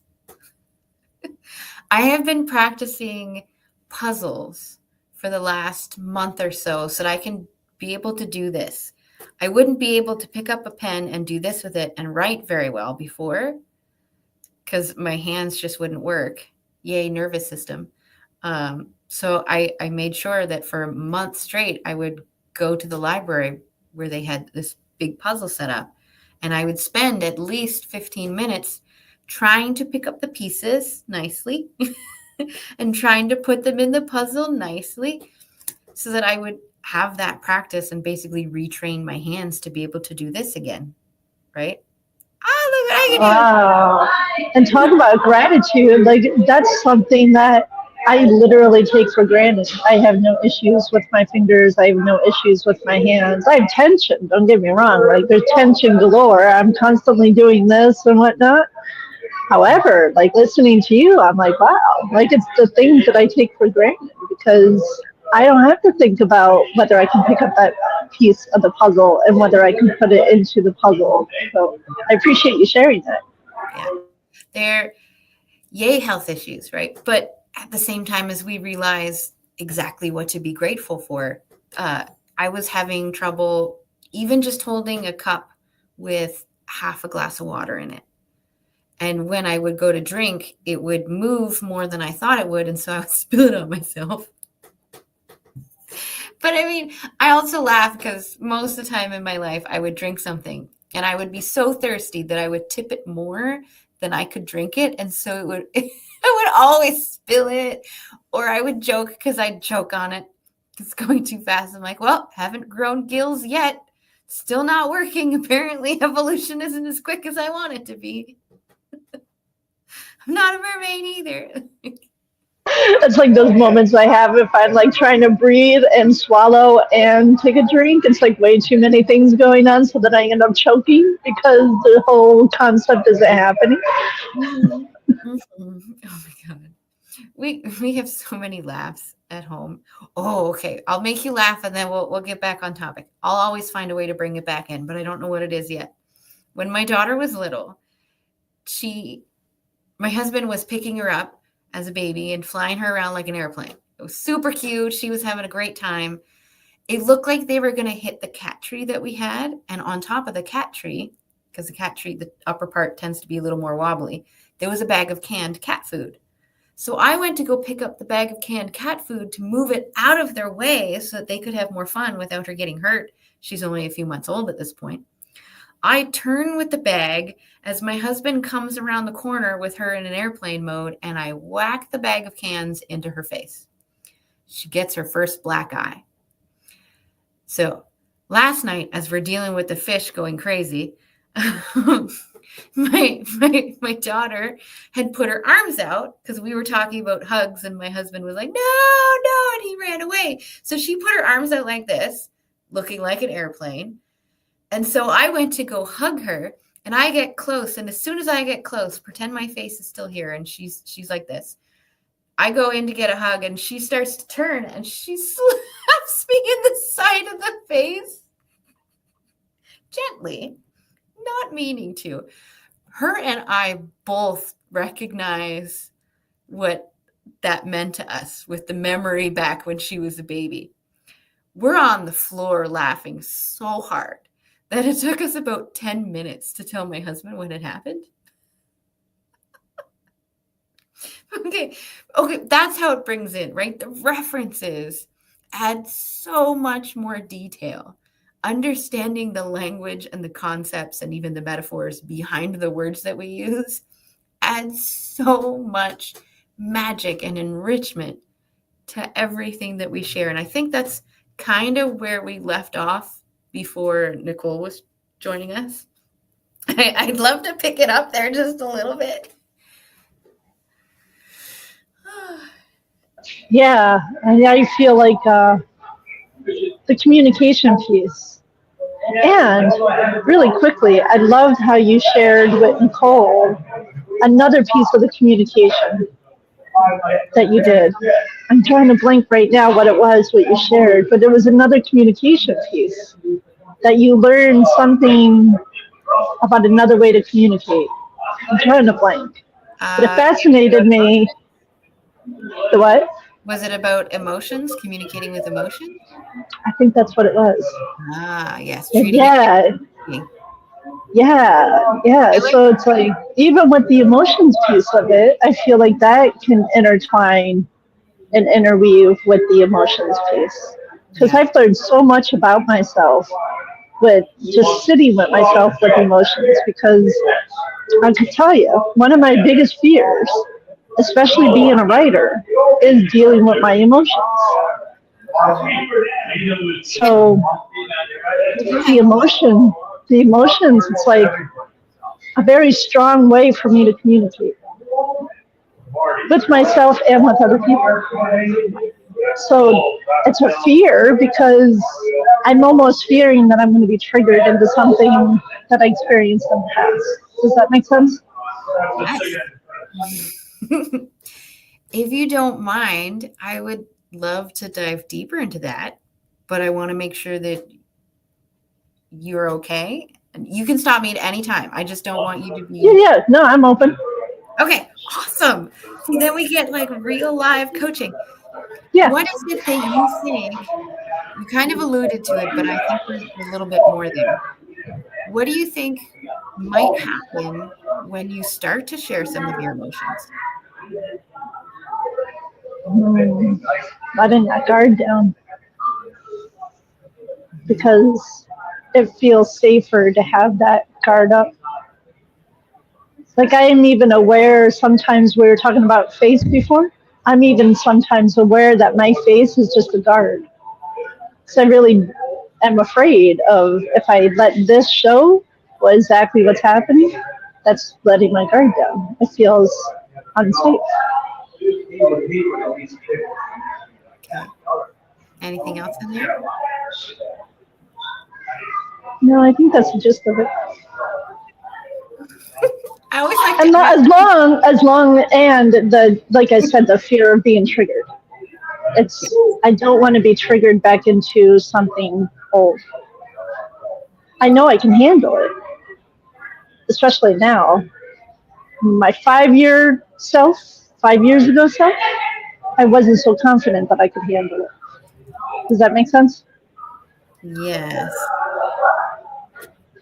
I want to poke at that just for a little bit. Lovingly poke. You Yes. say that you know that you can handle it, and yet there's still that fear there. So then my question to you is, you logically know, but Yes. does your physical body, have you embodied that knowledge yet? No. Okay. That's the part that I'm saying to you, that I'm learning so much about myself with my emotions. What I have realized in the past only 2 months, that to trust other people, whoever you are, if you're a man, woman, whatever, it comes down to trusting myself. And so I'm still learning that piece of trusting myself so that I am trusting other people. Because the old ways of growing up was I could not trust myself. Mm-hmm. And nor could I trust the people who took care of me. They were making decisions that they only knew at the time that was good for them. And so as a little girl, I couldn't trust myself because I couldn't trust them. So now here I am in my 40s, my late 40s, and I'm just like this aha 2 months ago going, oh my gosh, I don't trust myself. Like,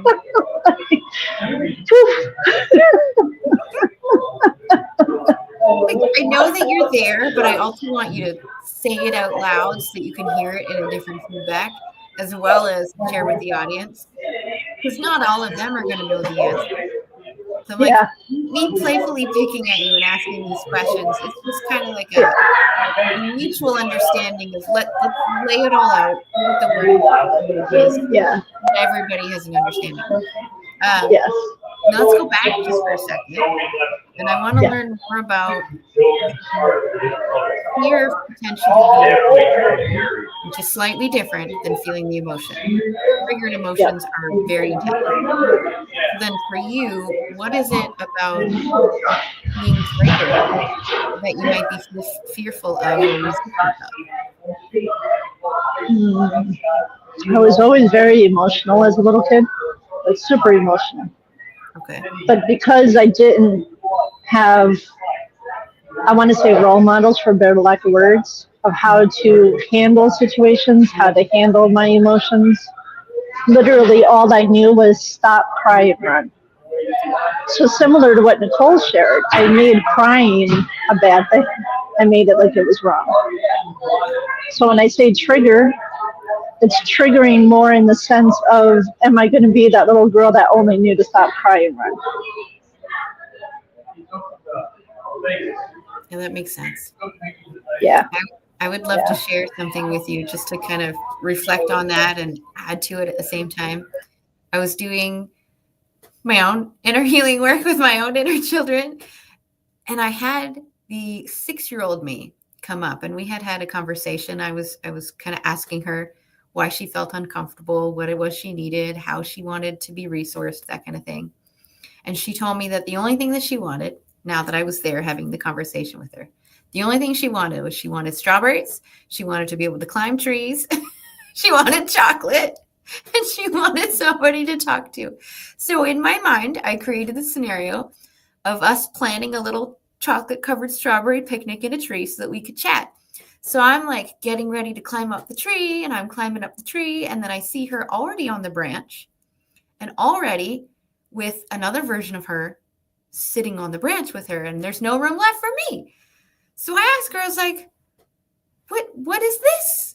And she's like, oh, I took the highest version of me and I set her on the branch beside me so that we could chat. And they were already eating strawberries and chocolate. So I guess she brought her own. And I'm like, wait. So are you telling me that I can just, at any time that I want, pretend to take the highest version out of me, set her beside me, and have a conversation with her? She's like, yeah. Where do you think imaginary friends come from? I was like, huh.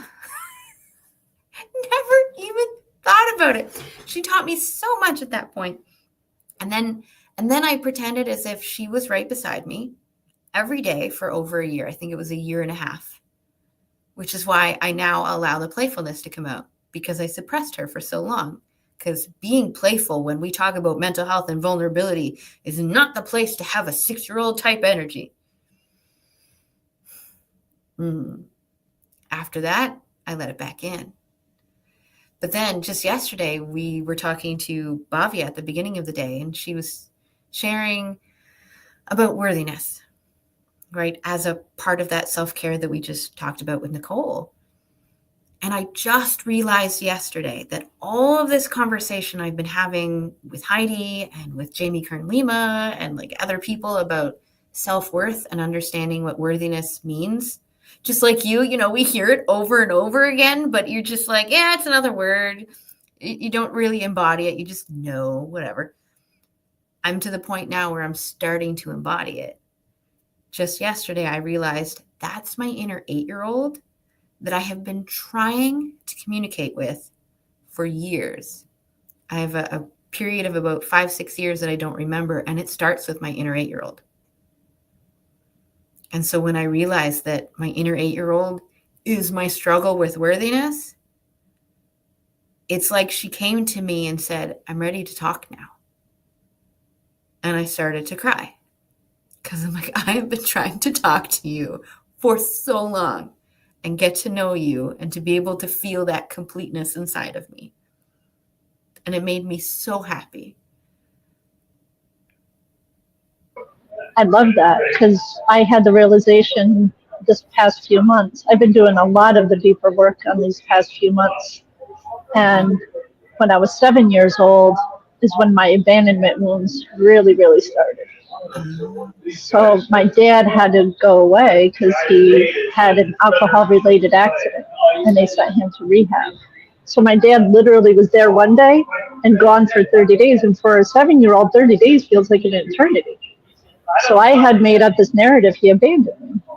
That came up this year, February of this year, that came up because someone in my life got into some trouble and had to go away. So again, the person was there and then wasn't there.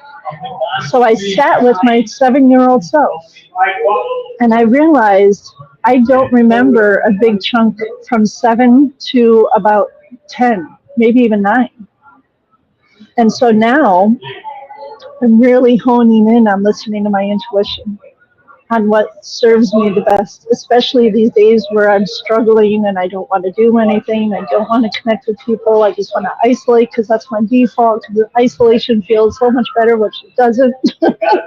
So I'm really learning on listening to my intuition. And recently I went to a local farmer's market, which was in a building, it is in a building where I spent a good chunk of my childhood with my grandmother who raised me. And she was my sanity. She kept me grounded. And so I felt secure with her. And I also realized when I walked into this building again, that was the 7-8-year-old joyful self. That's when I was like my authentic self. She just allowed me to be myself with control because she had polio. She had usually a cane or something like that. At one point, she had a walker. I was mindful of where I was around her. She just allowed me to be my joyful self. Laura, that brought so much tears. Like I listened to my intuition and I was overwhelmed with my emotions when I left this building. As I was walking, I purposely went and sat in the place where I remember distinctly being 8-year-old studying with her. And then I was overwhelmed. Like I didn't know if I could be with all of these emotions and all of these memories. So I listened to my intuition. I left the building. I walked over by the river. I took my socks off even though it was cold. And I grounded myself with my feet on the grass. And then I realized, wow, I'm finally connecting with that 7-8-year-old little girl who was her authentic, joyful self. And I shut her off for all of these years. So I love that you shared that because it's exactly what I've been experiencing. And then it's bringing back my ability to use my voice. Because I remember who I was at that age. I can now remember how joyful I was. I've always said that I'm joyful. It just got turned off for so many years because of life, because of situations. I did not expect to need Kleenex today. I knew I would with Heidi, and then I still forgot it, but because I adore Heidi so much. She's been a rock. She's been a light. She's been just amazing. I love her so much. And I think this whole journey of worthiness kind of started with her when she's the type of person. She's like one of the only people who will message me out of the blue, which I love, the random messages. And she's like, "How are you?" I am not allowed to tell her fine. I'm not allowed to tell her like the one sentence, "I'm good." She'll call me out, and I love her for it. One day she told me to call her. She was just about to get on a plane. It was like 45 minutes till she left. I was having a really shitty day. I think this was around the time that I couldn't walk earlier this year. She's like, "Call me." And I love her, right? I totally want to talk to her. Did not want to call her. It took me about 5 minutes, and she's like, "Are you calling me or not?" I called her. 45-minute phone call. I think it was like an hour because I think she was still talking to me on the plane. And she's like, "Laura, you have a lot of confidence in your skills. You don't, however, feel worthy of those." And as soon as she said the word, it was like somebody just punched me in the gut, was like, "Do you feel it now? Do you understand what it is now?" And I was like, oh my God, my whole life, I've been confident in my doingness, and I didn't really understand my beingness, right? Because just like you, we're trying to make all those people around us happy so that we can feel safer, so that we can get through life without any horrible things happening to us. And yet at the same time, it's all about other people's expectations. Where's the learning about who we are? Where's the learning about what we want? How do we understand boundaries? Et cetera, et cetera. Like it's just a ripple effect of, oh my God, I don't remember where I was taking this, but that's okay. This whole conversation of worthiness is something that I'm learning too. And one of the things I heard in a video, I think it was a YouTube video. I listen to a lot of personal development on YouTube in the morning. That word isolate or alone or loneliness, that whole concept. I was challenged, I think it was last week with this video, to switch that word to seclude. That think of it more as an intentional choice to seclude ourselves from the things that do not help us, that do not serve us, that aren't aligned with us, right? And now all of a sudden you're like, oh, that's a different energy. Because now I've made this choice to protect myself first. And then I'll branch out when I'm ready in the direction that I want to go, instead of being bombarded with all the things that I don't want, right? Where we're surrounded by loved ones, but we feel alone. We're surrounded by people who supposedly support us or encourage us, and yet we still feel isolated. Switching it to the seclusion, I'm already feeling a little bit better. Yeah, I love that because, again, that goes to reflection. Yeah. And you know what's coming up for me now, too, because we're both relating to each other in this sense? Authenticity. Yeah. Because the authenticity, I feel like, is such an important element of the messaging. Because now that I feel the most authentic that I have felt, like, in my entire life, because I'm discovering so much about myself, I feel like the people who really get to hear it, whoever they are going to hear it. Rather before, because I didn't feel authentic. Mm-hmm. I don't feel like I could really speak what I really wanted to speak. Yeah. And at the same time, I'm noticing a lot coming up these past few weeks about authenticity, because now that I'm grounded into what serves me, and I'm listening to that intuition about what doesn't serve me, relationships are starting to drop off. So now it's like a whole other fear, because I'm not an only child. However, I always felt like an only child. So I often felt lonely around the people that were around me. And that led into me repeating those patterns from childhood of having an emotionally unavailable person in a relationship, having another disconnection, but making myself believe that the relationship wasn't what it actually was, if that makes sense. Yep. And now I'm listening to that intuition of, does this friendship serve me? Does this person who I'm speaking with in a possible intimate relationship serve me?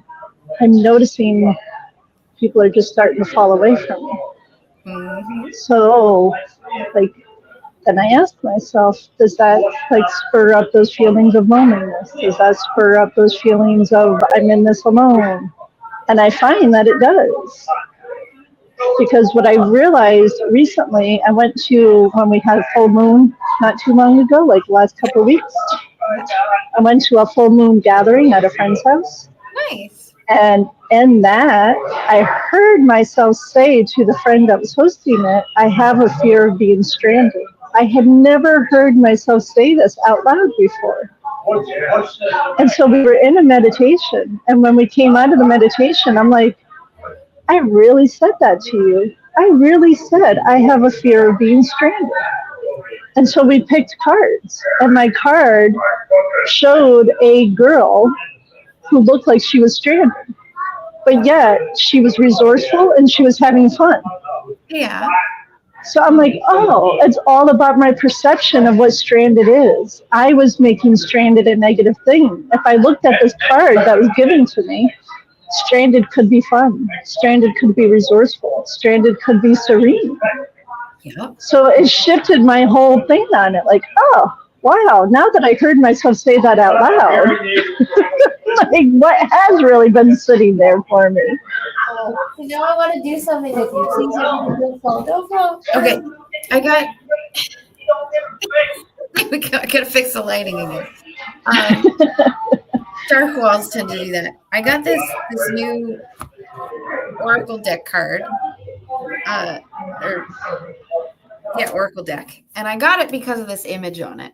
I want to do some art around my message because I read eyes. I'm not sure if you knew that.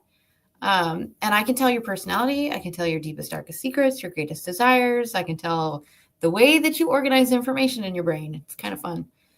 But I want to do eye art so that I can showcase conceptually who you are through this type of art, but then also do healing. So it's kind of like Reiki, kind of like astral projection. I don't really know how to explain it. I just do it. But then that's why I was gravitated to it. And then everything else is just beautiful. So can I pull a card for our conversation, or did you want it to be for you specifically? No, you can pull a card. Okay. I don't technically pull. I have a rule with all of my cards that I will never pick a card. That's not happening. It's got to be bold. It's got to fall out or flip over on its own. Otherwise, I'm not picking. Okay. And then a couple of years ago, I had an agreement with the universe that I only speak in 4-leaf clovers. And I really need to know that I'm okay. And every time I ask, show me 4-leaf clovers. I found hundreds of 4-leaf clovers. Wow. Most of them away. I still have about 200 clovers. And I think 20 of them are 5-leaf clovers. I have a 6-leaf clover. I have a few 7-leaf clovers, and I have a 9-leaf clover. Wow, that's so cool. Yeah. Okay, I'm gonna shut this off because it's really noisy, and then. All right, and I'm gonna go mute because of the noise.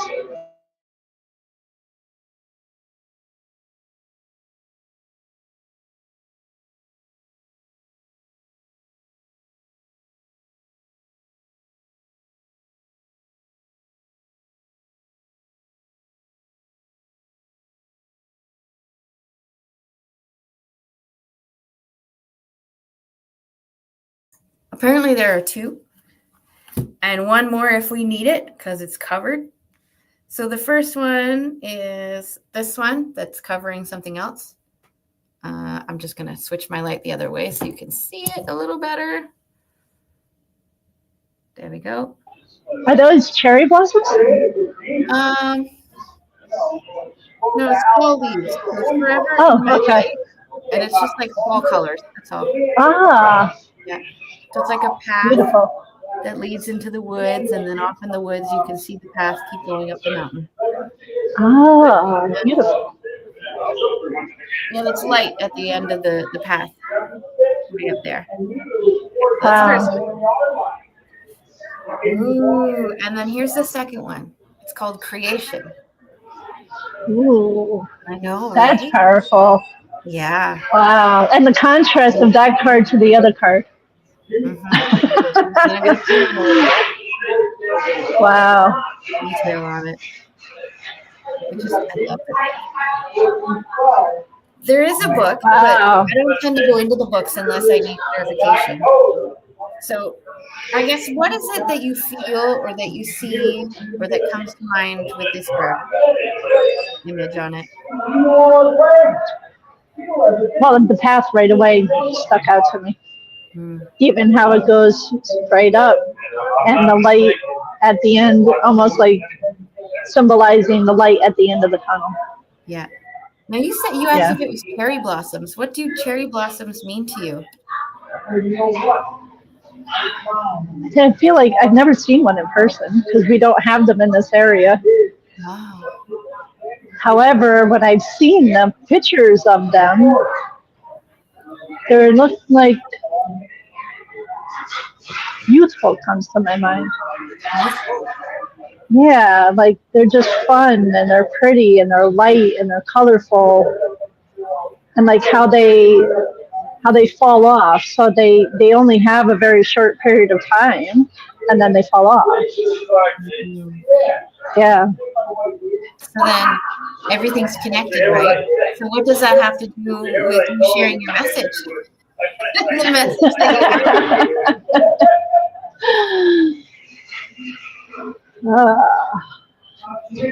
now you're going to have me pause. What does that have to do with my message? Well, I'm learning, especially listening to you, I'm learning it's that attachment. I don't get to be so attached to what things look like. Even in the messaging, like, and this came up for me the other day. I love listening to videos, and I was scrolling through TikTok, and I listened to a woman speak, and she was reading cards. And then the cards came up, and she said, you may be feeling like you're waiting for an outcome to happen because of circumstances that you've been experiencing. And so now you feel like you've gotten through these circumstances, and now you're waiting for an outcome. And so she's like, I'm reminding you, there is no outcome to wait for. She's like, all of what you've been experiencing is the journey. So there is no actual outcome. And I feel like that's resonating even in this conversation, because it's all part of the journey. It's not, oh, if I do this, then this will happen. Does that make sense? Because I feel like often I can get tied to having an attachment to what is going to be the result of something. Yeah. And having that awareness of, it goes back to what you just said a little while ago, it's that beingness, it's not the doingness. So it's being able to have that awareness and that willingness of, am I willing to be, instead of being so focused on the do. I was meditating about a week ago or so, and there was the scenario that popped up into my head, because I do a lot of images and movies in my head, and it was this image of an onion, but the onion kept growing. And you know how we like to tear off the outside layers of the onion because you don't want to eat the crunchy parts. You want the onion underneath. But imagine if the onion keeps growing. If the rate at which I'm taking off the layer on the outside is the same rate at which it's growing, then I'm never actually getting to the middle of the onion, am I? But wait a minute, say that again. Okay. I think I need that repeated. What? I know. Okay, so if I'm ripping a layer off, I'm a visual person, so we're going to use things. If I'm ripping the layer off the onion at the same rate as the center of the onion grows, so let's just say that this book is going to grow a page one every second, okay? It's just going to add another page to this side of the book. But what if I rip off a page at 1 page per second over here, and I rip it off, and I rip it off, but it's growing on this side? I'm never going to get to the end of the book, am I? Because it's the same rate. There'll always be the same number of pages. It was the same thing with the onion. And that was a metaphor or an analogy for life. It's like the next step that I take in the goal that I have. Do I have a goal that is ever growing, or do I have a goal that's static? And if it's a static goal, then how do I feel when I reach it? If it's an ever growing goal, how do I feel with the act of moving toward it? And that didn't quite sit well. So then I switched the idea of the onion to a gift. Think like a Christmas gift, a birthday gift, whatever it is. There's lots of layers of wrapping paper on it. Would you be the type that takes off one layer at a time? Or would you be the type that wants to rip off all the layers at the same time just to get to the present? I want to know before I tell you the next part of this. I feel like I'd be ripping off one layer at a time. Okay. And then audience, same thing. I want to know in the comments, live or on the replay, are you the type of person that would rip off one layer, or would you try to rip off as many layers as you can? Pause. Cool. Hopefully you wrote it. Because here's the second part. What if on every single layer, there was a nice image? There was an inspirational quote. There was a funny meme. There was a link to a cool video. I don't know, whatever it was, but on every layer, there was something for you to engage with. Would you then try to rip through every single layer on that gift to get to the gift inside? Or would you spend some time with every layer on the way? Right? It changes it, doesn't it? Same thing if you're planning a vacation. If it's a one-day vacation and you spend a year planning, would you rather just go on the vacation, or would you rather be in that year planning and enjoy the anticipation? I like that. That's pretty powerful. I love the visuals. Yeah, that's powerful. And so now I'm not so gung-ho about just getting there with my goals. It's how can I enjoy this a little more today? We talked about following our joy. How can I follow my joy, even if that means slowing down on the number of layers of onion, or the number of layers of gift wrap, or the number of countdown days until vacation time? How can I engage in the now and feel that joy and just like squeeze every ounce of joy as I possibly can out of my experience? I feel so much better. So it's being less focused on the destination part of it, more focused on the journey part of it. But the journey being the feeling, not necessarily the action. Right. Because sometimes that'll speed up, sometimes that'll slow down. But just knowing that you're following what feels good will help you to accomplish those more and more. I love it. That's cool. And I love it. We have about 2 minutes before our next guest. We're going to bring her up, but we didn't touch on this card. What came up for you when you saw this one? Well, again, the contrast of this card to the other card. This card has the darkness to it. I see more darkness than I do the light. Can you see the detail now?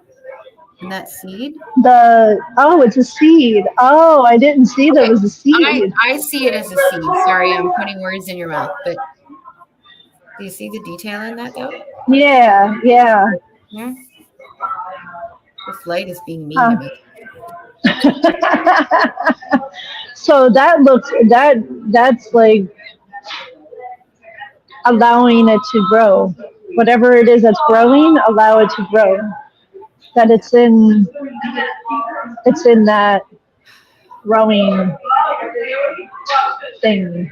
And then you can layers that we just talked about. Ah, yeah.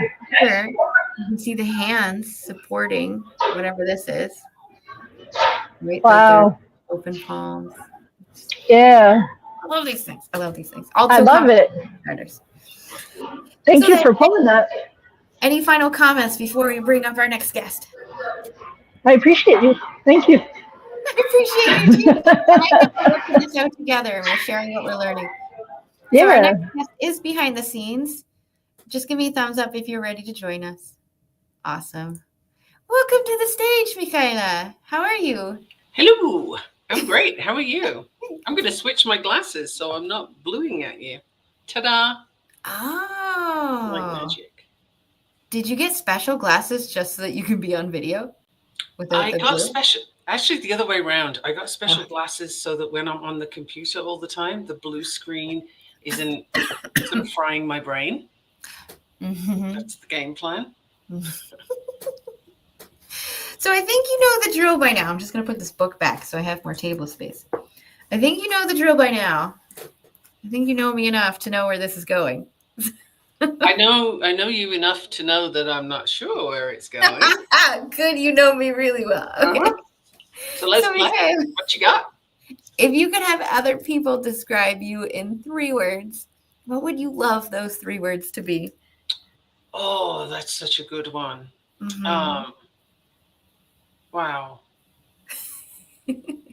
I'm trying to think of the appropriate word for what I want.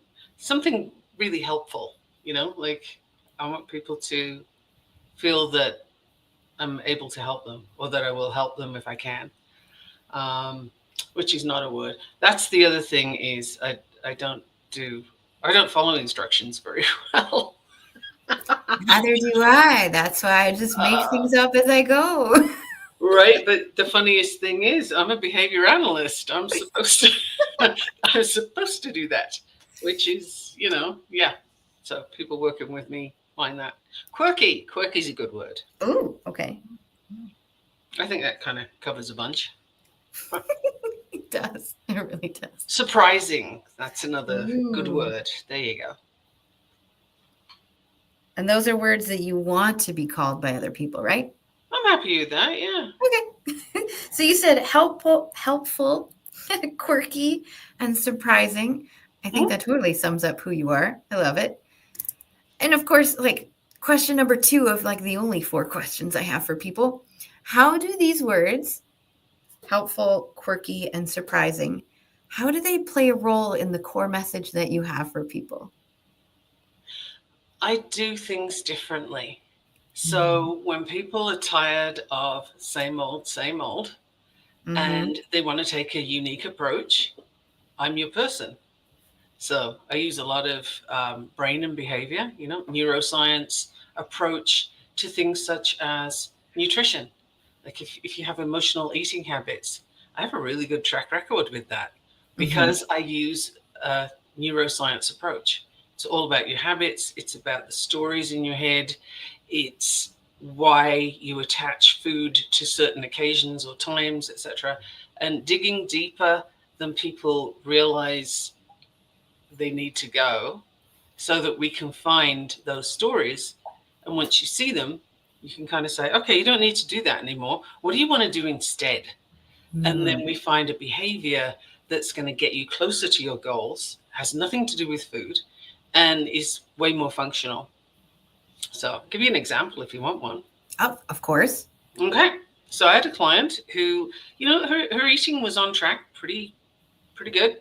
She was doing very well, but there was this one little thing. She had these certain pastries that she liked to eat.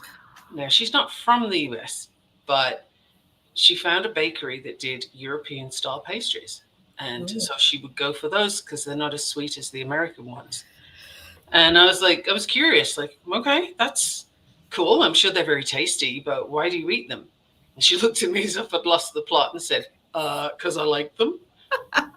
Okay, fair. When do you eat them? Like, what's happening?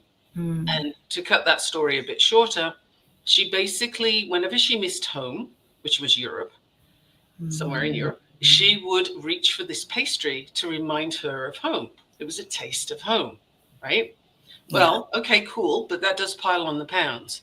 So I gave her a pretty easy behavior to do instead, which was phone home. Doink. Phone home, talk to anybody you can find until you've had enough. And then if you still want the pastry, have the pastry. And that's key, because if you start telling people you can't have this, don't do that, the brain says, screw you. Sorry. The brain says, blow you. I'm going to do this anyway. Right? And if I told you you can't eat any chocolate, you're going to get 3 bars, go in the kitchen, hide in the cupboard and eat them at me, right? Yes. So, yeah, of course. Anybody. So I deliberately don't tell people what they can't have, but do this thing first. And then if you still need it, you can have it. If you still want it, you can have it. And within a couple of weeks, she'd stopped eating the pastries because they just weren't that interesting. Yeah. And I never told her not to eat them. So that's something you don't find in a diet approach. Yeah.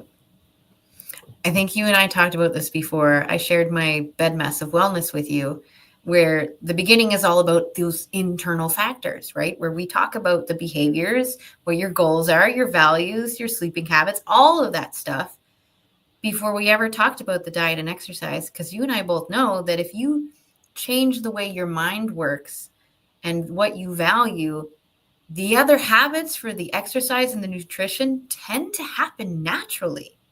Well, they're symptoms. They're actually not the focal point. And that's something people miss out on, is they think, oh, I've got to lose X amount of pounds, or I've got to be able to do this particular exercise. And it's like, okay, who are you to do that? Literally, what's your identity? If you said, I'm a runner, then if it's raining outside, if it's snowing outside, doesn't matter. You're going to put your shoes on, you're going to go for a run. If you say, I hate running, then, you could probably see a bear and do a fast walk, right? You're not going to run because it's your identity. It's how you perceive yourself. So when somebody says, I'm not human before I've had my coffee in the morning, correct. But you choose that. You don't have to be that way. You identify that way. So finding out how you identify and how would you like to identify, and then knowing that you can change it. That's a huge part of the deal. But weight is a symptom. The way you eat your food is totally telling me about emotional links. And I can probably trace a number of them fairly quickly because we have a lot in common. There's a lot of things from childhood. You fall down, scrape your knee. Mom says, no, don't cry. Here, have a cookie. Okay, have fat and sugar. You look at a sitcom and the teenage girls just had a breakup. What does she do? Tub of Ben and Jerry's, whoosh, fat and sugar, right? So all those fat and sugar links, they have a trail back to comfort or reward or even commiseration, right? Wine will often come in as commiseration. I had a lassie taking me a wine. Can you explain what commiseration is? I've heard the word, but I just don't know exactly what it means. Commiseration, it's like you're getting sympathy from somewhere. It's like, oh, you poor thing, you had such a sucky day. Here, have a glass of wine. And you can do all that for yourself. You don't even need somebody else handing it to you. She's like, I had a bad day. And we justify it, right? Like, I deserve this. That's, we have so many dialogues going on about why we can do this thing. Oh, I've got to eat the donut. So bought it. I can't just walk past it. That's a waste. Oh, that's a good one. That's a waste. Oh, so you're going to be the garbage there instead of garbage, right? Yes. Let me eat the rubbish. Okay, that it's a waste. That is definitely something that yes. When you grow up poor, you do not waste food. I think I told you this before. We were at a friend's house when we had that 4-month period where we were technically homeless, couch surfing, all that kind of stuff. One of the gentlemen that we were living with at the time, he put a butter knife with peanut butter on it into the dishwasher. And all 3 of us were like, what the hell are you doing? And he's just like, what? We're like, you lick that peanut butter off before you put it in the dishwasher. Yep. Well, our parents' generations and our grandparents, they came from lack, right? Yeah. That's pretty much global, I think, where there was a lot of lack. And so you've got the Clean Plate Club. There are starving children in X country who want those peas. And when you say, well, mail them to them, right? Sassy. Okay, yes, didn't change much. But it's this thing of you can't waste it, you have to eat it. And it's like, but it is a waste if I eat it and then my body doesn't want it, or it can't use it, or it's too much, or whatever the deal is. Mm-hmm. It is a waste, but you've become the garbage can instead of the garbage, right? And mothers with children, little kids especially. What? You're not going to eat that chicken nugget? Oh, but there's a little bit left here. And by the time you have finished their leftovers, because they haven't quite been indoctrinated yet, Mm-hmm. you've just had a whole meal of probably not optimal food. And now you're going to eat your food because that didn't count. And besides which, you've cooked this and that would be a waste, right? We get so tied up in all these stories. Mm-hmm. So unpicking them, like, why do you have to have it? Because it's in the fridge. If you don't like it, could you maybe throw it away? And people will get a visceral reaction to that. Like, no, Yeah. no, mom's going to come after me if I do that. I'm going to be in trouble. And there's a lot of that mentality out there. And then the diet industry, frankly, really adds to it. It causes a lot of problems by saying, don't worry, I got you. Eat this, don't eat that. Do this, don't do that. You have zero buy-in because you have no reason to believe that that's actually your best move. And there's a good chance it isn't. All three of us would have different dietary requirements. There's allergies, there's sensitivities, there's tastes, there's just physical activity, stage of life. Like there's a gazillion things that say we are going to eat different food, right? Location, weather, there's a whole ton of stuff. But a diet gives you a meal plan and says, there you go, that's your answer. Or worse, they send you a box of stuff that's actually chemicals in a package. And so long as you have this, you'll lose weight. Well, yeah, but you could eat cardboard too. That'd probably do it for you. It's nutritionally, the value would be about the same.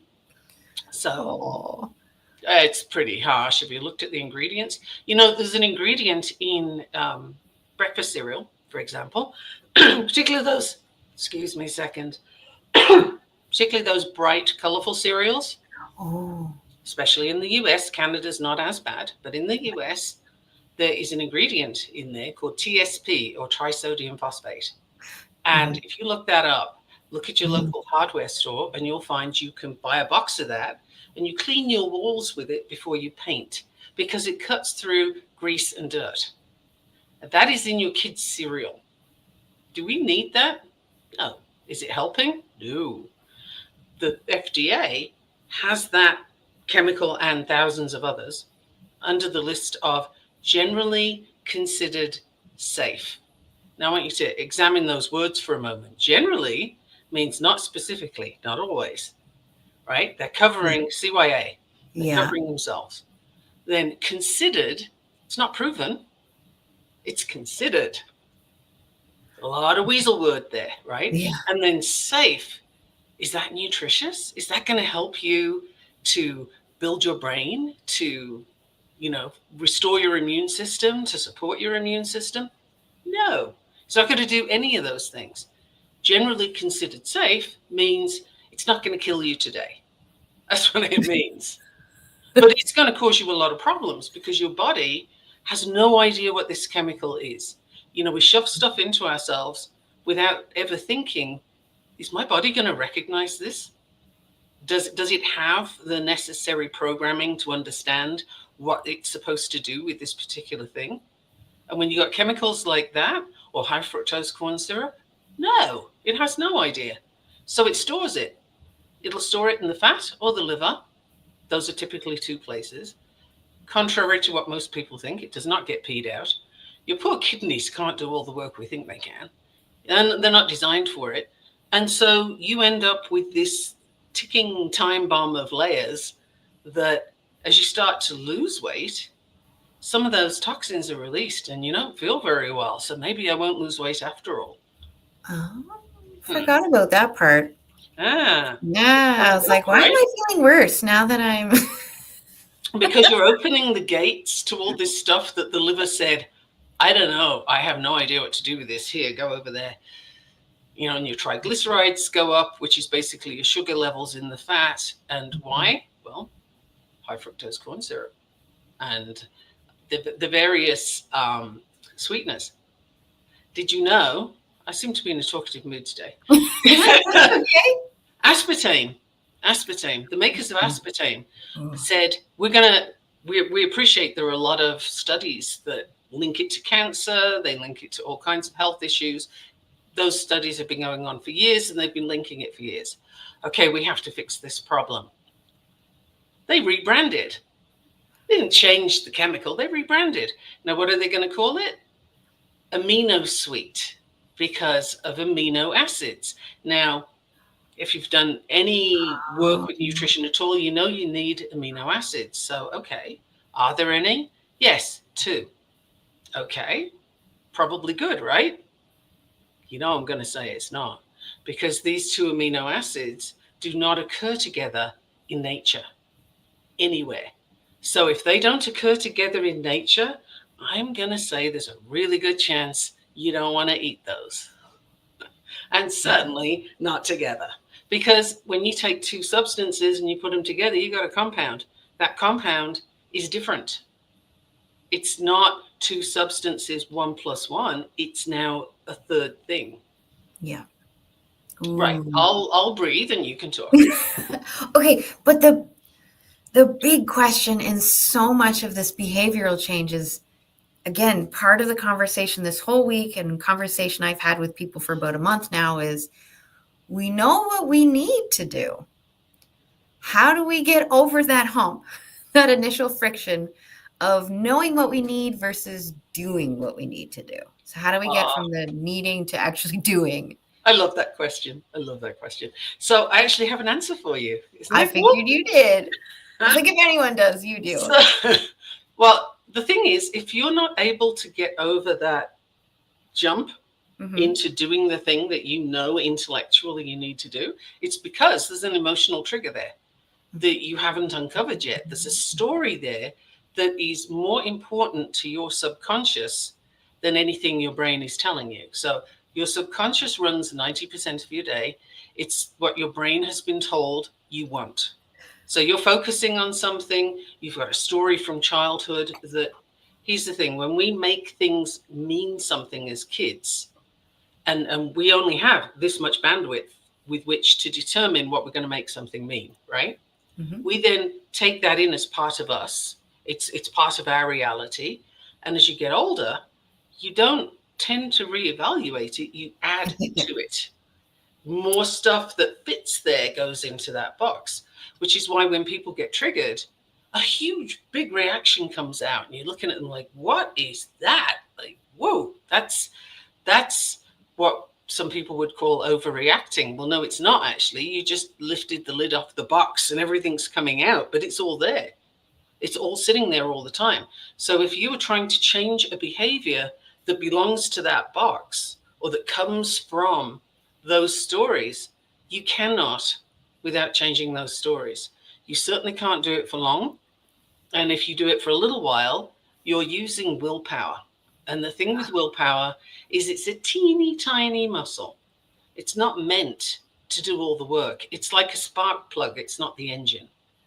So you just use it for a little pep now and then, right? It'll just step in and bridge that gap for you. But we think, oh, I'm going to grit my teeth and make this thing happen. Okay, you're going to exhaust yourself. You're going to hate your life while you're doing that. And then it goes away because it's a tiny muscle and you've just wiped it out. And you're right back where you were because those stories are still there. You haven't looked at them and you haven't found something that actually addresses the problem. Like the client who was eating pastries because she felt lonely and she missed her family. Well, the pastries didn't do it. The idea of the pastries was great. It's like, oh, yes, this reminds me of home. But actually talking to people, okay, now the emotion has been dealt with. So that's why you can't make that leap, because there's something underneath. I like to do a risk benefit analysis with people. That goes to behavior analysis. But what is the thing you're doing that doesn't help? What is that doing for you? It's giving you a benefit. What is it? Usually it's like it's keeping me safe. It's, it fulfills a purpose. What's the risk of changing that? For somebody with a lot of extra weight, for example, it's often, well, if I lose weight, I'm going to get attention from men, and I have a sexual abuse history.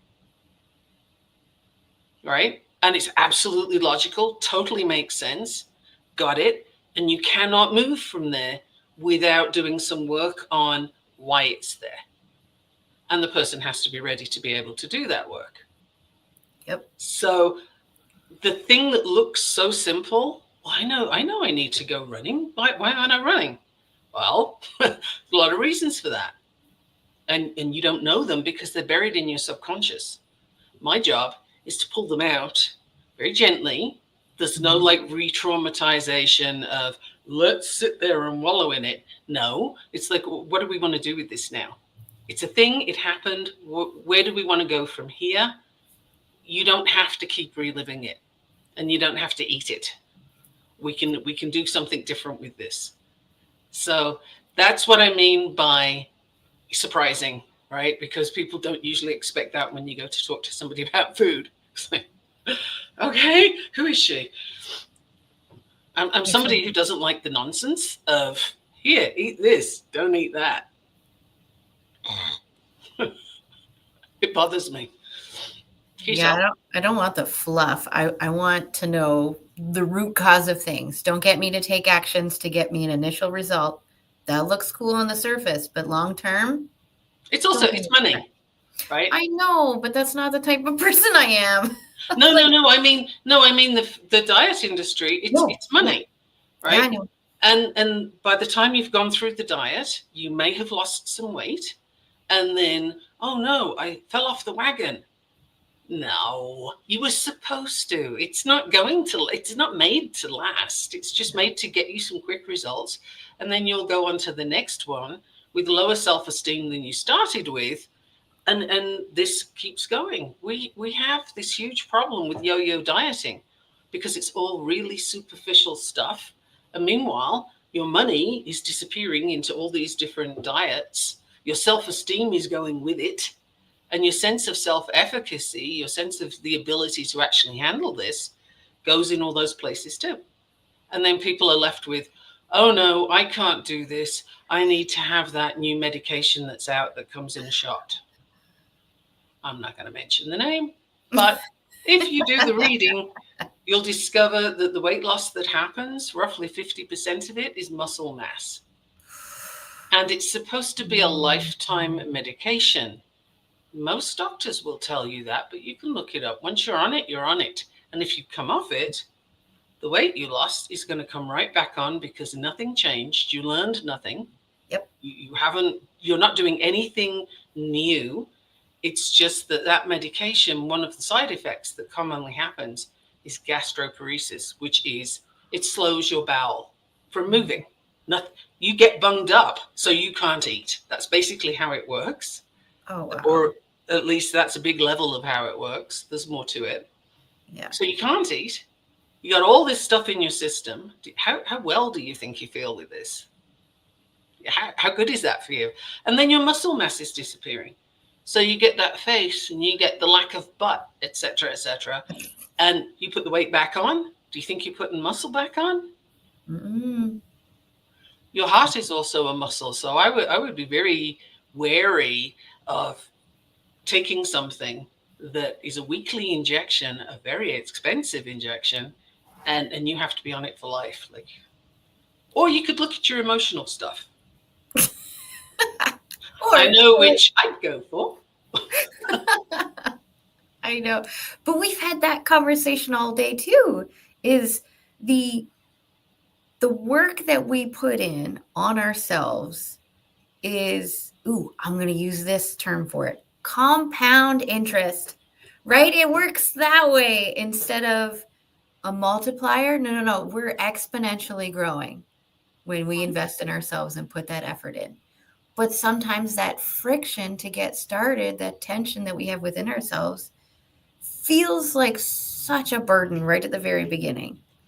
But that's why community plays a role. That's why working on your mindset, getting somebody who is the professional in that area like you to help somebody lose weight or to work on their behavior, because that's really what you're doing. Weight loss is just a side effect of Totally. working on your behavior. Totally. In fact, Yeah. whenever I start work with a client, first thing we do is, okay, let's talk about the weight. Mhm. Okay, valid. Give it a seat. Now we're not going to look at that anymore. Put your scales away and let's look at the real stuff. And we'll get the scales out after a couple of months and, see what's going on. I have somebody that just hit her goal weight and she didn't even realize that she was losing weight because she wasn't paying attention to that. We were working on some other stuff. Ah. And then she had this dissonance going on of, but wait a minute. And she used to be a power lifter. So she's like, no. This isn't how it goes. I didn't even particularly try to do that.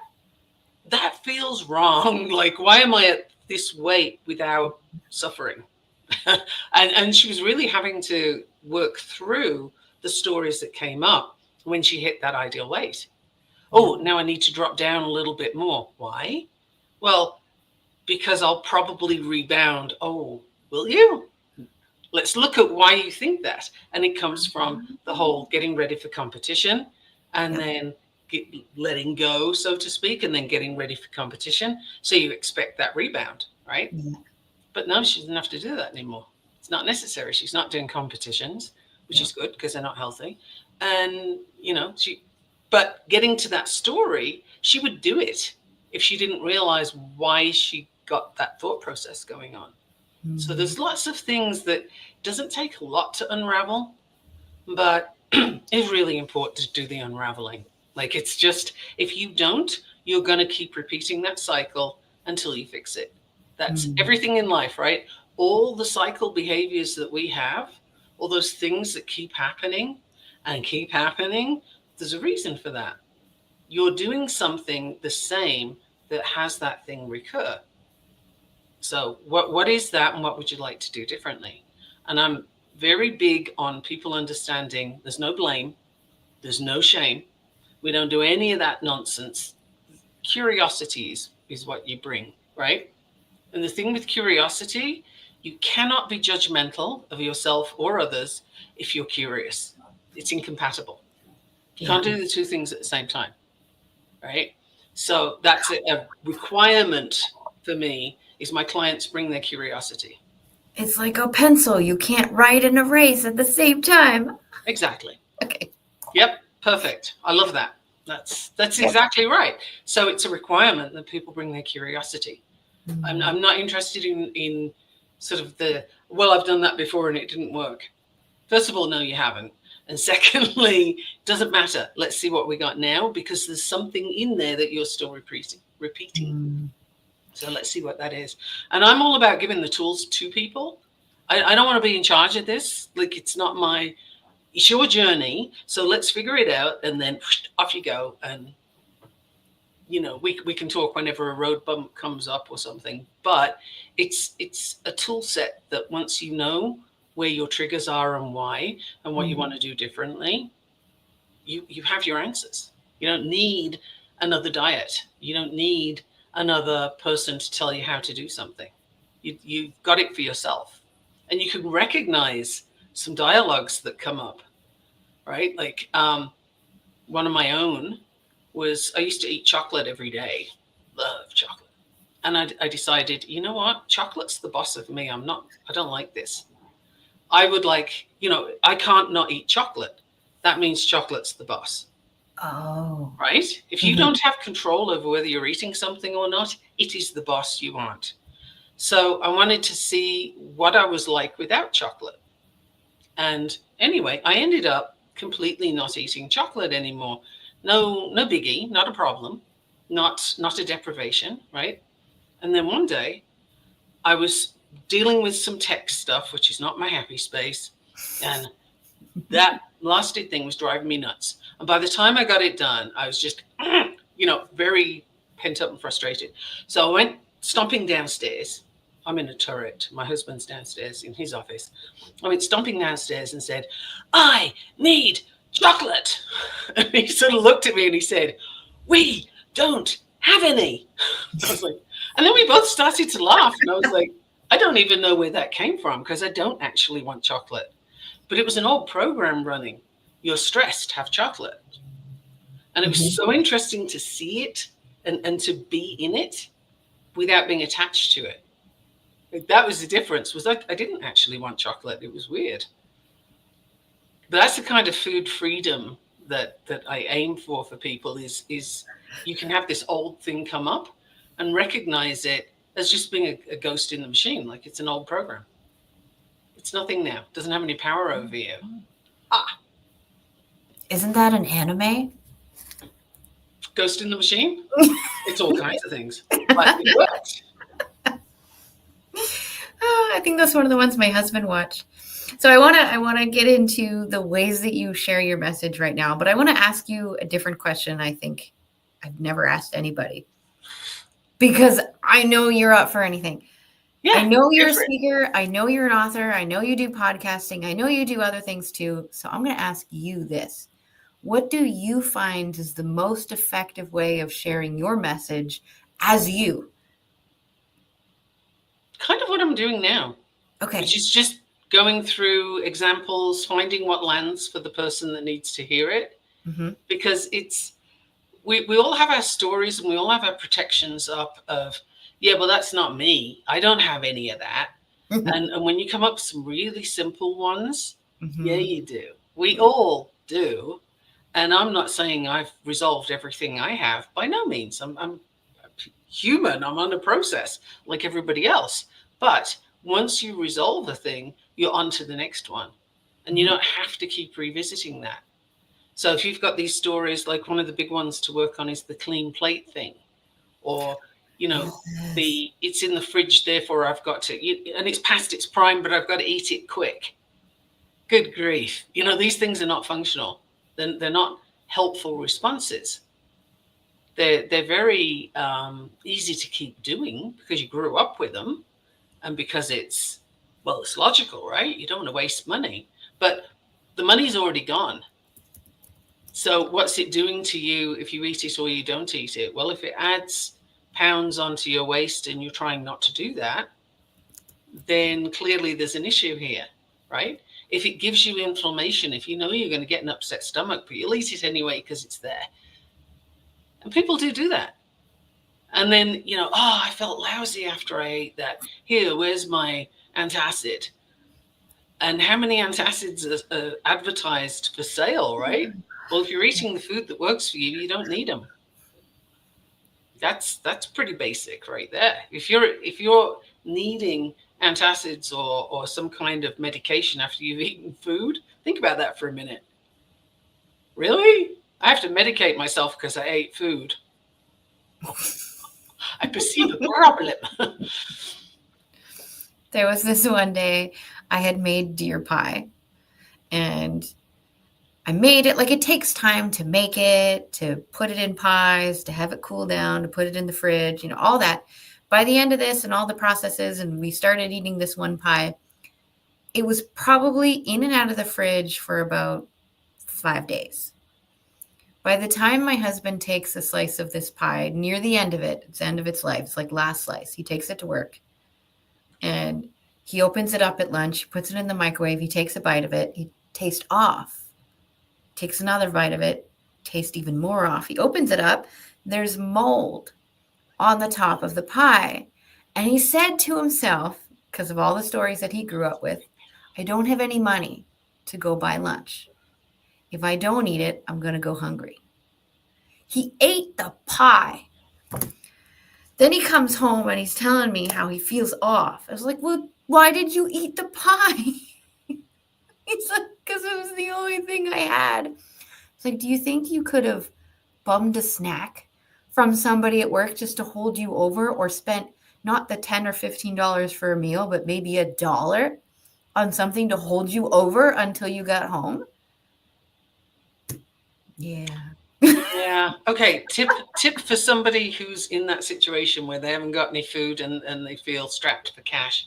Yeah. Go get yourself a container of broth, like beef broth, chicken broth or something. It's going to cost you $1 or $2. Have that. It's nutritious. It'll get you through your day until you can get home and get food. So and then you don't have that full sensation of starving. You might be a little hungry, but you're not going to suddenly fade away on the spot. So that's a quick fix, is go get yourself some broth. Now he keeps a loaf of bread, a jar of peanut butter, and a jar of jam at work. And on top of that, he brings an apple every day and a granola bar either in his lunch bag or stays in the car. So no matter what, even if he ran out of bread or ran out of an apple or forgot this or that, there's something around that's not moldy pie. Right. And that whole scenario is something that if you wanted to work on it, I would totally tackle the layers there of the stories about I'm going to starve, I'm not going to have anything to eat, etc., because your brain wants to keep you safe. Yeah. It's our survival thing. Don't do that. Don't go there. It's survival. That's the basic level that we function at. And your subconscious is there to keep you safe. So if your subconscious is convinced that you're going to starve, yeah, you're going to have all the things. My mom, now this just go there for a moment. Yep. My mom died last year, very suddenly, very unexpectedly, and just wow. Now, she came from lack, from a sense of, I don't have enough. And she was very, very thin her entire life. She's like 5'7" and around 100 pounds. Ooh. Very, very thin. Yes. But she would eat. When she lived in the UK, so I couldn't get there. But when her friends went into her place, they opened her cupboards and said, oh my, okay, let's have a look at this. What are we going to do with this? She had 64 cans of rice pudding. She lived on her own. She had a freezer full of freezer meals that she got on subscription. She had, like bags of dog food for her one little dog. She had everything in multiples. And she had like 18 packages of toilet rolls or something. Like she had, her little apartment was stuffed with things so that she would not go without. Yeah. And that was her mentality of that. And like she couldn't not go shopping for a week, even though she had enough to deal with the siege. She could be there for 6 months and she'd be fine, but not in her perception. Here she was without and she needed to get more. So that's one way it can show up. And, our parents will often have that. And you grew up seeing that. You grew up living in that. And you grew up being told about the starving kids that wanted your peas. Yes. And I spent years of my life hating celery with a passion, right? Like really hating that stuff. And poor celery, it wasn't its fault. It's just that every Sunday at my grandparents' place, we would all get these whacking great sticks of celery on our plates because my granddad decided it was good for you. And none of us liked it. And what would happen is every time he looked away, the celery would get passed around the table. And I always ended up with everybody's freaking celery. And he would turn around just in time to see that. And he must have seen that I had like a bunch of celery, but I would have to eat it all. Right? And I didn't like one stick, let alone 9. So it did a number on me for celery for very many years. Yeah. And now I don't have a problem with celery, but it took work. You can imagine, right? Well, we all have those stories. It might not be as sort of overly dramatic as that one was, but that was my household. But we all have something that we had to eat. You can't leave the table until you've had a bite. Did you have the meat stuffed in your cheek because you didn't like the texture? And you got to wait until they're not looking so you can get rid of it. And if you have a dog, good for you. If you don't, you got a problem. Those things, we all have those stories. And You don't have to hurt through them again, but you do have to deal with them in order to get from that behavior to the one you want. That's how it works. And it does work. It really does work. I have another client who was on anti-anxiety medication. And I was amazed. This wasn't a game plan per se, but she ended up doing it. She weaned off her anti-anxiety medication with her doctor doing this with her. She'd been on it for 13 years. Her kid did not know who she was without it. And now she doesn't take it because we were working on the emotional stories attached to the food, right? Yeah. So how epic is that? 13 years of anti-anxiety medication and she's not on it now. And she's gone through some tough stuff since she came off and she's handling it. Aww. It's like, what? Yeah. I'm so thrilled for her, with her, for her kid, who now says, hey, Mom, you're different. But it's kind of a new opportunity to explore this version of her and be a role model to say you can make changes too, and have somebody supportive to go through that with you, to watch the process and be supportive. Right? I mean, it's epic that she was able to do this. And that was, we started with the I need to lose weight. And we've gone into so many places since then. Wow. Yep. And a lot of it is just, it's dealing with the emotional stuff, getting it out of the way so you can actually see now what do I want to do. So it's a fun journey. I love it. I know I have some work to do that I didn't realize that I had to do. We all do. Yeah, because when you gave the example earlier of having eaten food to not have that male attention because of past sexual harassment or sexual unwanted attention. Yes, that's the word. Put it that way. Yeah, the unwanted attention. That was a major story for me, which started putting on my weight. I didn't think it was still that big of a deal. Apparently, there's still something there that I need to work through. So thank you for the highlight. I appreciate that. We do have about 5 minutes left, so I want to make sure that we know where to find you and your favorite way to communicate. Well, quick plug. I have a book. Book. Yes. It's my book. And it's The Immunity Code, Fuel Your Body's Defenses with Food and Lifestyle. It's not big. It's a guide. And I am quick with, this is what it is. This is what it does. This is where you find it. Go get it. And there's a whole bunch. And I've gone through, and there's recipes as well, right? So people who say, but I don't know how to do that. Yeah, you do. There's recipes. There's loads of them. They're for kids. They're for adults. And the recipes are mostly vegan. And I put a disclaimer in there. I'm not pushing a lifestyle. You can be fully carnivorous if you like. I don't care. The point is, that's what works with what I've written in the Immunity Code, where you get the vitamins and the minerals. So it could be a side dish. You can add meat, knock yourself out. You don't have to do it exactly the way it is in the book, but include those recipes to get the things that will boost your immune system. I also look at your environment, all the toxins that are in that, movement, why, where, when, how, all those kind of things. So it's a short guide because nobody needs to spend like hours reading about it. You just want to go do it, right? Yep. So there's a lot of here, go do it. I appreciate that. Style. Go do it. I hate reading the book. I avoided reading books because there was so much fluff in it. There's no fluff. Just get to the point. So I would read 100 articles before I ever even opened a book. I promise you, this is fluff free. Yeah, fluff free. I don't have patience to put the fluff in. Like I am very direct, as you may have gotten. Yep. And I don't like the fluff. So finding me. Yes. If you go on Linktree, which is linktr.ee,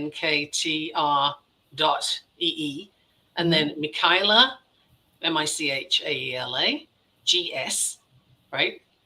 That's me. And you'll find all the links to all the things. I'm usually on Facebook more than anywhere else on social media. And I answer messages so long as they're not saying, hey, buy my thing.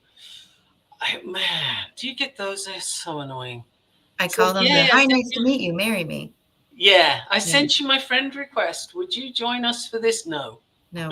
And I don't even read past that. No. Don't have time for it. So, yes. But message me if you say, hey, I saw you on such and such, or I heard this, or I got your book. I will totally answer you. Yep.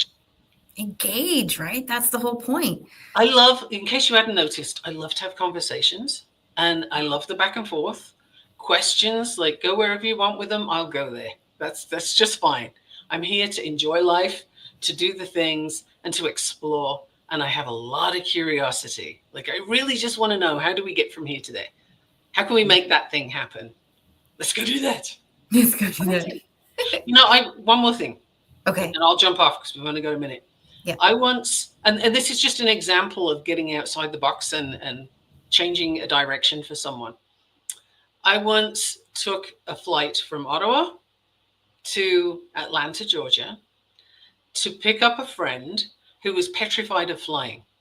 And I literally took her on the plane, held her hand, and we went to New York, of all places, and I don't have to do that again. We went to New York and made her fly back on her own, right? I wasn't going to hold her hand twice. And she has been flying all over the place and going on holidays in different countries. Just her life opened up, but also her kid and her husband, because they also never flew anywhere. So, you know, one simple thing changed a whole lot of things. So what can you do today that's going to do that for you or for someone else? So can I say that that is the thing that you wanted to leave people with? Okay. You knew where I was going. Yep. Awesome. Thank you so much, Michaela, for joining us. I love that you're here. I always love bantering back and forth with you. I do too. It's fun. This lights me up for the day. You can kind of see that, right? No, we're it's all in my human design too. We'll talk about that someday. Oh, we didn't even talk about that. Okay, we'll leave people with that. You'll have to get me back again, won't you? I'm gonna have to.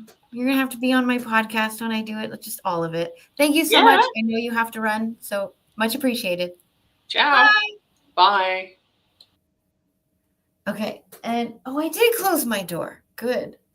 And I didn't lock a cat in here because my daughter just came home from school, which is good, which means I didn't get a phone call from the school saying, please come pick up your daughter. She's still sick. No, we're good.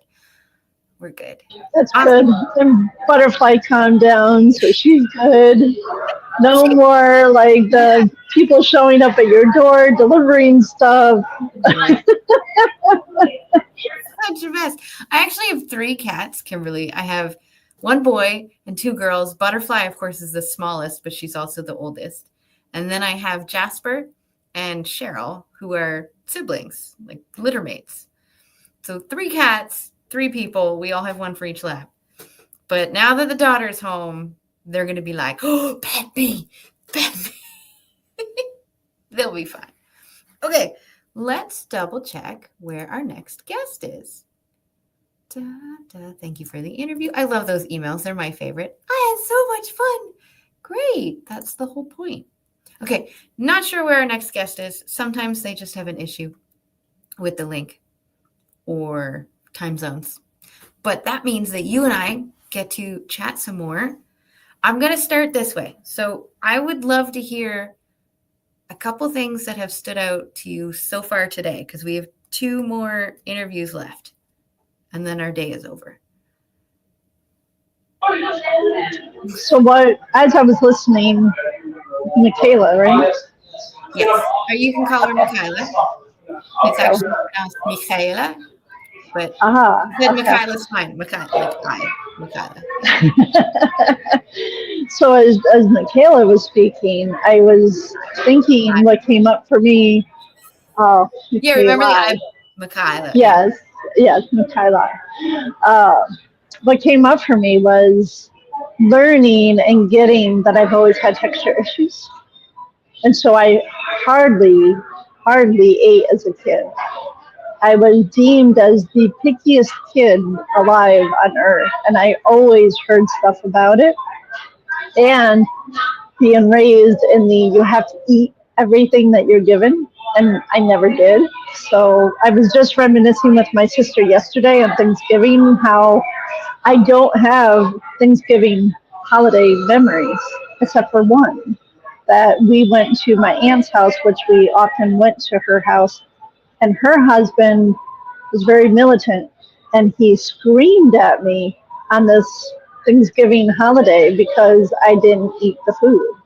And I wasn't going to eat the food. No matter what anybody said to me, I was not going to eat the food. And so I'm left with this memory of this man being so scary because he like screamed at me for not eating. And what I'm realizing now as an adult is I've always had these texture issues. There are just certain foods that just don't land for me because of textures. And then I can eat one food and I really like it, and then I can eat the same thing in a different temperature and it doesn't work for me. So recently I just tried overnight oats. I love oatmeal. I love everything about oatmeal. I love steel oats. I love like whatever. So I'm like, oh, let me try the overnight oats. Oh my gosh, I could not get through it. Could Are they not all get. mushy?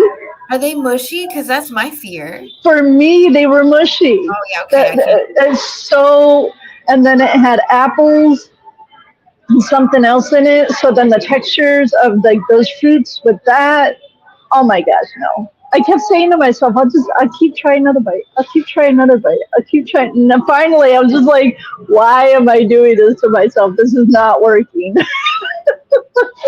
Like, no. So it's giving myself that grace. And then like, clearly my parents didn't realize I had texture issues. So it's just interesting to me that, oh, okay, so now I know what works for me. I rarely deviate what works for me. When I do deviate from that, and I'm adventurous and I try something else, I'll give myself grace and being like, if it doesn't work, it doesn't work. I'll make another request.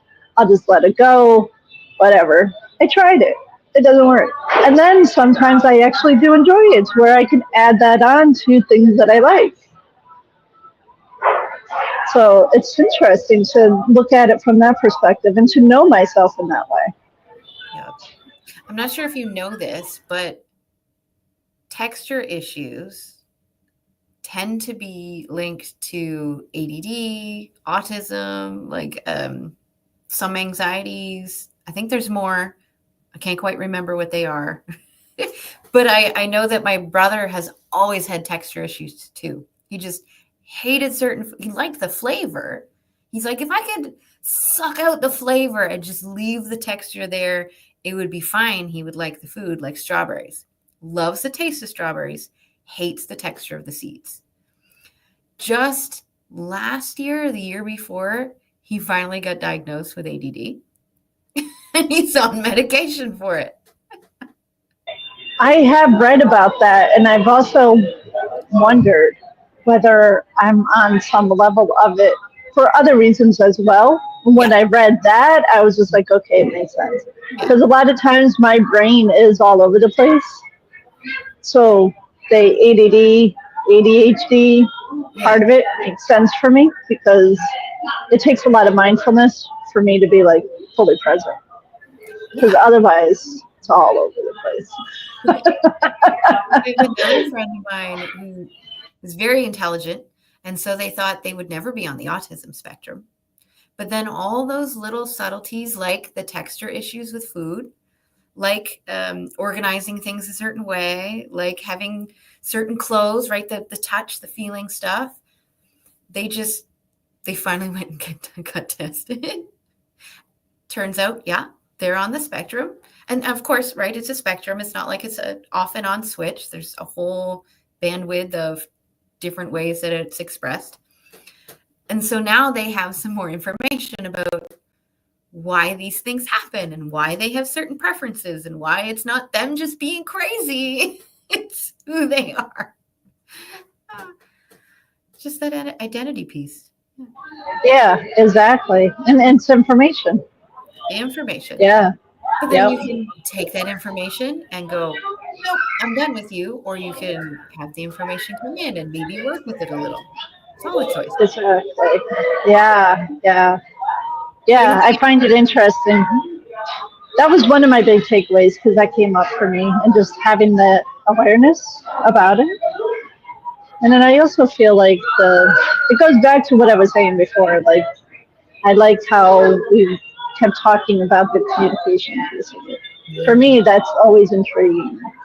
I'm fascinated by human beings. I'm fascinated by our body language. I'm fascinated how we interact with each other. So that whole communication piece of it, added with how the emotions come into that, I think that's a big takeaway for me. I think you and Michaela should connect behind the scenes because she also does human design. And for those who've never heard of human design, I don't know if I'm explaining it properly. Probably somebody else will tell me differently. But it's a little bit of astrology meets Myers-Briggs meets certain other types of science. Can't remember which. My apologies. And it's all kind of meshed together into a method to understand who you are from all aspects. So, like, what is it that motivates you? What are some of your special gifts? What parts of your body work together really well, energy-wise, so that you express yourself in these ways? I don't know how well of a job I did to explain it. I mean, I haven't fully dove into it. When I did learn about it, I went and got the book.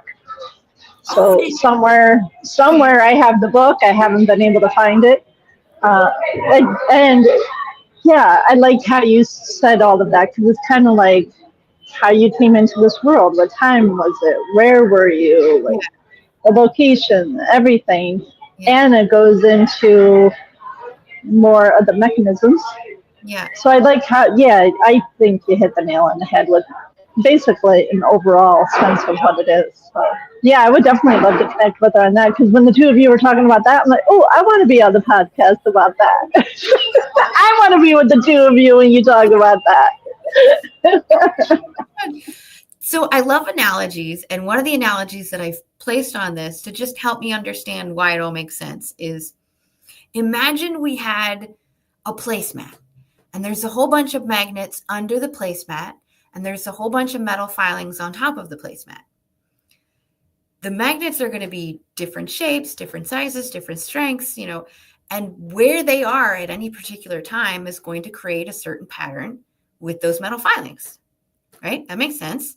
Okay, so with all the planets and with the time, the date, all those things that human design asks, what it's basically saying is, I can't remember the word. We're just going to use the reference of the filings. So those filings are going to be in different places based off of when, where, the longitude, the latitude, all of that of where you were born. That's going to be that small frame. If we put our finger somewhere on that placemat, that's going to be that representation of what those filings look like for that area at that time, at that place of you. Picture. So now I'm like, okay.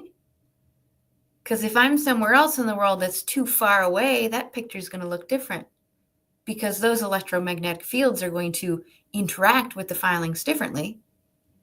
And if I am used to growing up on Jupiter, right, then I'll have so much more muscle because I'm used to the added gravity of the bigger planet. So taking those same types of concepts into human design, that's kind of how they built it out. And that's what, in my head, makes it make sense to me. Yeah, I like that. Yeah, that's a good way to say it. So did you have a chance to figure out what you are? I did, and I don't recall right now because as I'm listening to you, I'm like, I don't recall what it was. This was like 4 or 5 years ago that I went into it. Okay. I know that there are generators, there are manifesting generators, there are projectors, and there's something else, but I don't know what it is. Are you any of those? You're not one of those? I want to say I'm a manifester. Oh, yeah, because manifestor without the generator. Okay. Yeah, my Yeah. daughter is a manifesting generator, and I'm a projector. Ah, Yeah. And I didn't really know what that meant for the longest time until a couple weeks ago. You know, you try to read all the literature and understand the videos and stuff like that. But I think I get it. If you said you're a manifester, right? yeah. You know what that means? I don't recall right now. Okay. So you know, generators generate energy. They create it within themselves. Manifesting generators are slightly different. I think that they could do more of that focused generation of energy within themselves versus the generators who just generate energy in general. I think that's how that works. I wish Michaela was here with us. I know, right? I'd be like, no, that's not how it. We're close enough. But what I learned about me is that as a projector, you see me as somebody with high energy. And so I saw myself as somebody with high energy. But that's not quite how I work. I feed off the energy of the generators and the manifesting generators. Like I gather it up, I funnel it all in. We're creating funnels. And then as a projector, what I do is I take all that energy and I go, we're going to focus it in this way. And then I project it out this way. But without having that energy coming in, there's no energy for me to project somewhere else. Right. Like, oh, that's why I get into cycles of having lots of energy and doing an event and then not having the energy to do other things. Yep. And so I'll do this with my energy a lot. Yep. I'm like, high, crash, high, crash, high. It's exhausting. Now that I know that, I can go, okay, where are the spaces that help support the type of energy that I want? And let's just say I'm carrying 50 pounds in both hands. I can't quite do that. Let's just say that I am, right? Yeah. If I have people that are, helping me with that energy, then maybe I don't have to carry as much in my own hands, but I can collect it. And now I don't have to do it all myself. You'll help guide me. Maybe you're holding my elbows up for me. I don't know. Right. Whatever that happens to look like. But when we work together like that, and we know what our gifts necessarily, our highlights. No, even that's not Strengths. Strengths, something like that. We'll just go with that. Yeah. We know where our strengths are. We know what feels more natural to us, right? So now we can work together and build something even better. Yeah. I'm gonna look it up again once we end for the day. I'm gonna look it up again because now, like, I want to know what I actually am because I'm thinking I'm a manifestor. I hope everybody looks it up because I actually don't know how well I did explaining it. And to all my friends and design people, my apologies right now. You got to get started somewhere. Exactly. So is there anything else that stood out to you so far today? I know you just muted me. No, it's okay. There's like so many people coming in and out because it is Black Friday, and I'm just realizing, it's only after 1:00, so people are not doing the lunch lane after they did the shopping. Yes. No, I feel like it's been a lot of interesting conversations going back and forth, and what you're saying, it all goes in together. So it all has everything to do with everything. Yeah. Okay, so what stood out to me? I'm going to go back through the people that we had. I'm going to put a line through the people that were not here. Just because I'm actually creating a spreadsheet. Whenever I interview people, I write down those 3 words from my beginning question because I'm creating a spreadsheet of everybody that I've interviewed with this question. It's a lot. I have some notes to go through. But then I also have interviewed some people multiple times. So then I get to see, how have they changed over the course of time? And if I know them, I could go, I've watched Michaela switch from Mickey and who she identified back then, to the Michaela, to who she identified with even just last year, I think is when she switched it over, wanting to be called that because her identity was shifting. We talk about identity all day. And then at that point of her going, yes, how you pronounce my name is actually Michaela. I was like, oh, okay. And then to watch her embody that version of her, it's just slightly different. I was like, oh, to have all these words and watch people grow is extra fun too. I had a feeling that that's what was there because I mean I could tell the two of you had already worked together in some capacity. Yeah. So that's interesting. It's interesting that you'll see the pattern, the evolving of it. And I mean, the words will never be the same. If I asked you 10 minutes from now, you probably won't get the same words. But I want to know how you're feeling in the moment and general gist about how you see your life and how you see yourself and how you interact with other people. Yeah. But then I want to take all this, I want to find the patterns, any patterns I can find, whether it's gender patterns or place in the world patterns or type of work patterns. I don't know what I'm going to find. And then I actually do a TED Talk based off of some of these. Oh, nice. Write a book and that kind of stuff. So that's a cool idea. So let's see. We had Nicole talking about self-care. There was a lot of things that came up for me when she was talking and sharing about self-care. I agree with her, though, when she said that people would get mad at her using the word self-care. I don't get mad at the people who use the word correctly. But if you're telling me to buy a diamond bracelet for self-care, that is not self-care. If you're telling me to go take a shower because my baby's been throwing up on me all day, that sounds much more like self-care. No, I agree. And I feel like, I mean, self-care for me has evolved over the years because it started out maybe those surface level things that I thought was self-care to now it's like even having clarity for me is self-care because I can shift who I am and how I'm being with having that clarity. So, yeah, I agree. And there are lots of people I hear when I say self-care, I get the eye rolling. Not necessarily anything said, but nonverbal people are eye rolling because it is kind of like a word that's always used now. Yeah. Mm-hmm.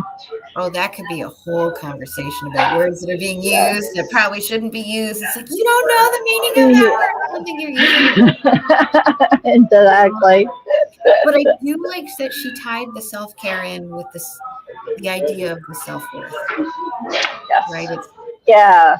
How do I care about myself enough to see myself as worthy enough to even do the basic of self-maintenance, of what's the word when you like wash your hair, brush your hair, like clean yourself? Hygiene, even personal hygiene. Right? Yeah, exactly. Necessities. Yeah. You probably can think of somebody that you know that doesn't have the self-worth and will put even personal hygiene aside because they don't feel worthy enough to put in that work. Yeah, absolutely. And then they have excuses, time, life, circumstances. Yeah. Yeah, definitely. And you want to hug them and you want to share with them how much you see them as worthy, but if they're not ready to see it, no, you can't make them. You can't make them. You can't. No. Okay. No. And I did love. And I feel like, oh, sorry. No, you go ahead. You go ahead. And I feel like that conversation is also tied in with the food conversation. Mm-hmm. Mm-hmm. Because if you have self-worth and you are taking care of yourself with self-care, like you kind of said, everything goes in together. You eat better, you're walking, you're exercising, you're doing those things that are going to naturally help you to feel better. Yeah. And if you don't have those self-care and you don't have that self-worth, then even the food and what you're intaking is going to be out the window. You're going to feel like, you're going to have those issues. And I'm speaking from my own personal experience because for years, like I said, I didn't eat. And I couldn't figure out why I had no energy. I couldn't sleep. Just no focus. Well, now I know the whole mind, body, spirit connection. So if I'm not eating, clearly I'm not going to have energy. And clearly my whole body's not going to move the way that it should naturally be moving.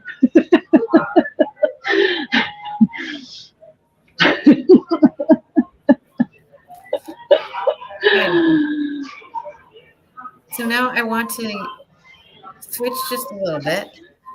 I'll double check again just in case I missed a message, because you never know. No, and I don't think so, no. Okay, that's fine. We'll just pretend as if they're not coming at all. It happens. Like, I get that life happens. I had a couple emails earlier this week that's like, I am so sorry. I had a family emergency. I had this happen. It's like, it's okay. Like, I get it. It happens every time. Yeah. I'm prepared. Mostly, I prepare as much as I can to prevent these things. But life always happens. So I want to switch just a little bit to focus in on you. I want to learn more about your message and how you have decided to share your message. You had mentioned a little bit earlier about the work that you do. Can you refresh our memory? Yeah, and I'm still in discovery of this because I've been in my own way about this. Yes. This is my favorite part. In real time. Yes. Yeah. On ontological coaching. And what I've come to realize is I'm resisting like who I want to work with or who would want to work with me. So my story too, not only being raised by alcoholics, having been a domestic violence survivor, having been a rape survivor. So when she spoke about that, oh, trust me, that landed for me too, because I was just like, that's why I was so insecure for years. I was that woman that male friends would be like, you're the woman why I never approached women. I was that woman for so many years because I was like, don't look at me. Don't say comments to me.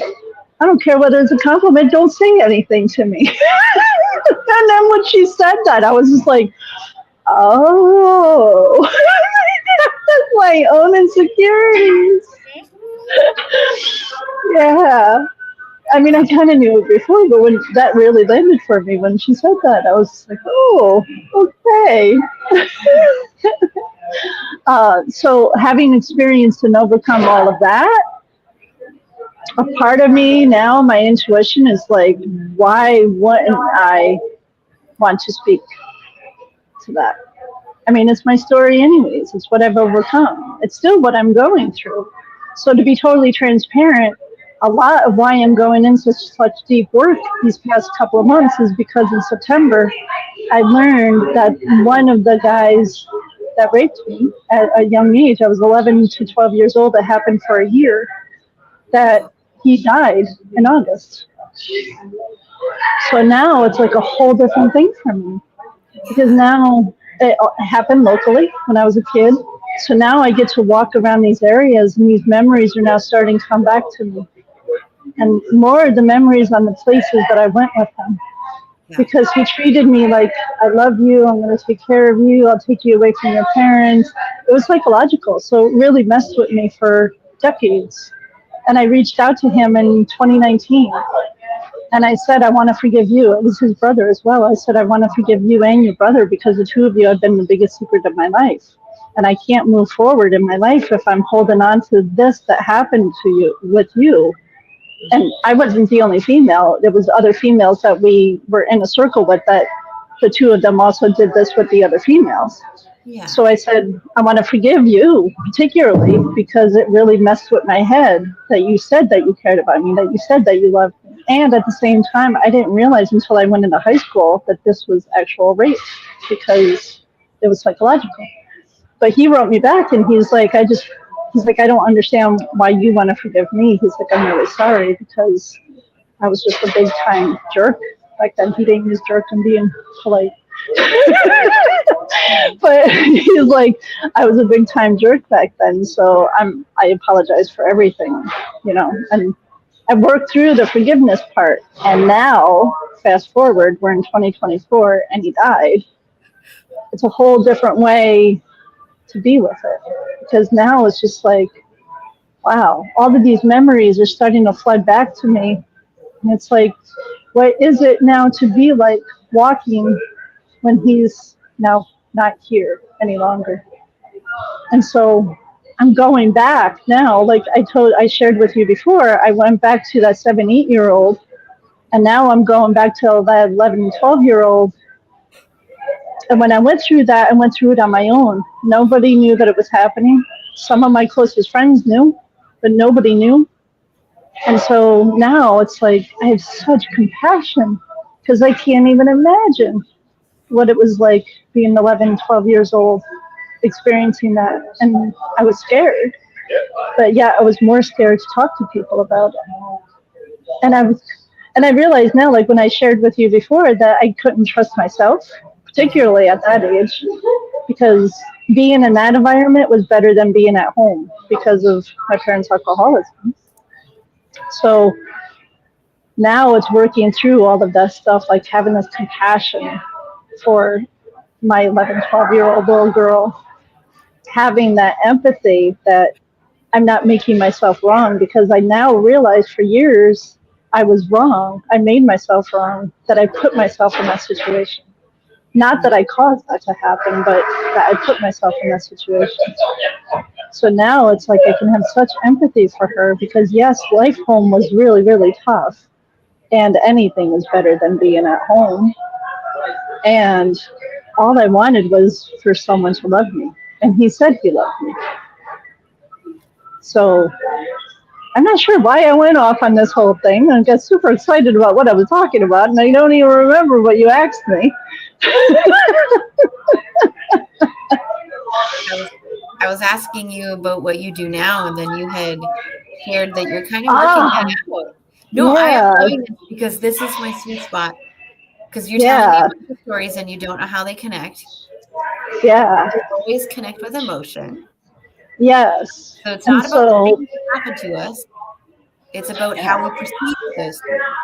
So if we find the pattern of what we perceived in all of these events that we thought were meaningful to us, then what we're going to find is we're going to find an emotion that we're trying to go away from, and an opposite emotion, just like this pen, right? An emotion we're going away from, and an emotion we're getting to, which is a different side of the same stick. Right? And that's the part that people tend to miss is, oh, it's one motion and another emotion. Yes, and same stick, just different sides. Same coin, just different sides. So for me personally, I talk a lot about connection because my pattern in my stories is rejection. So then that connection and that acceptance is the opposite of the disconnection. Right? We feel how they're connected, but it's just a different expression. So earlier we also mentioned about identities and how somebody might say that we talk too much. And now talking, right? Yeah. Make it so valuable. Same kind of thing here. Because you have experience with a pattern of this emotion that we can get into if you want, but it would take longer than the time that we have. It would. It's fun. Then you'll get to see a little bit about, well, oh, now I'm starting to see the pattern of why these things happened. And I'm starting to see the pattern of why I've been gravitated to learn these new skills and have these new experiences. Yeah. Which tends to be that opposite emotion of the one we were trying to get away from. Yeah, exactly. And the courageous work. Is diving deep into what that looks like and what that means for you so you can articulate it with those little gemstones of personal stories to prove to people that you've been there. That's the difference, is you can't just say, oh yeah, I know what it looks like if you've never looked at the picture. Right. But if you've created the painting or lived through the painting or seen it every single day of your life, you know what that painting looks like. And you can Yeah. talk about the subtleties. And that's really what the storytelling is about. It's about covering that emotional journey. Sometimes it's your origin story, but then it's also coming up with those subtleties that only the people who've experienced that would understand and be like, oh, she sees me even though I'm trying to hide. Now you Yeah. people. Oh, so good. Yeah, that makes sense. And you're not calling them out for it. That's the difference. You Yeah. don't need to call them out and be like, I see you. I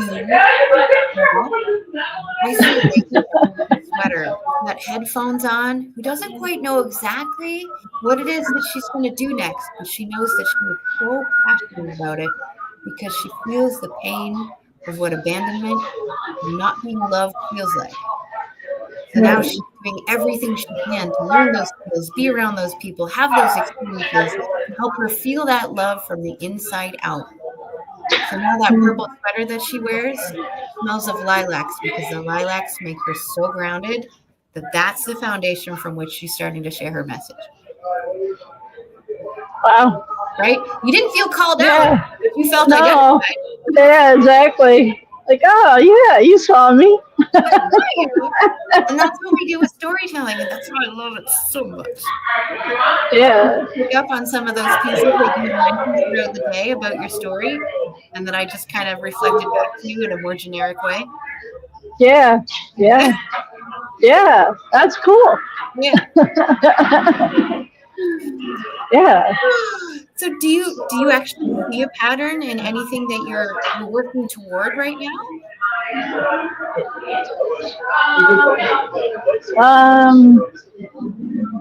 In this moment, I don't see a pattern.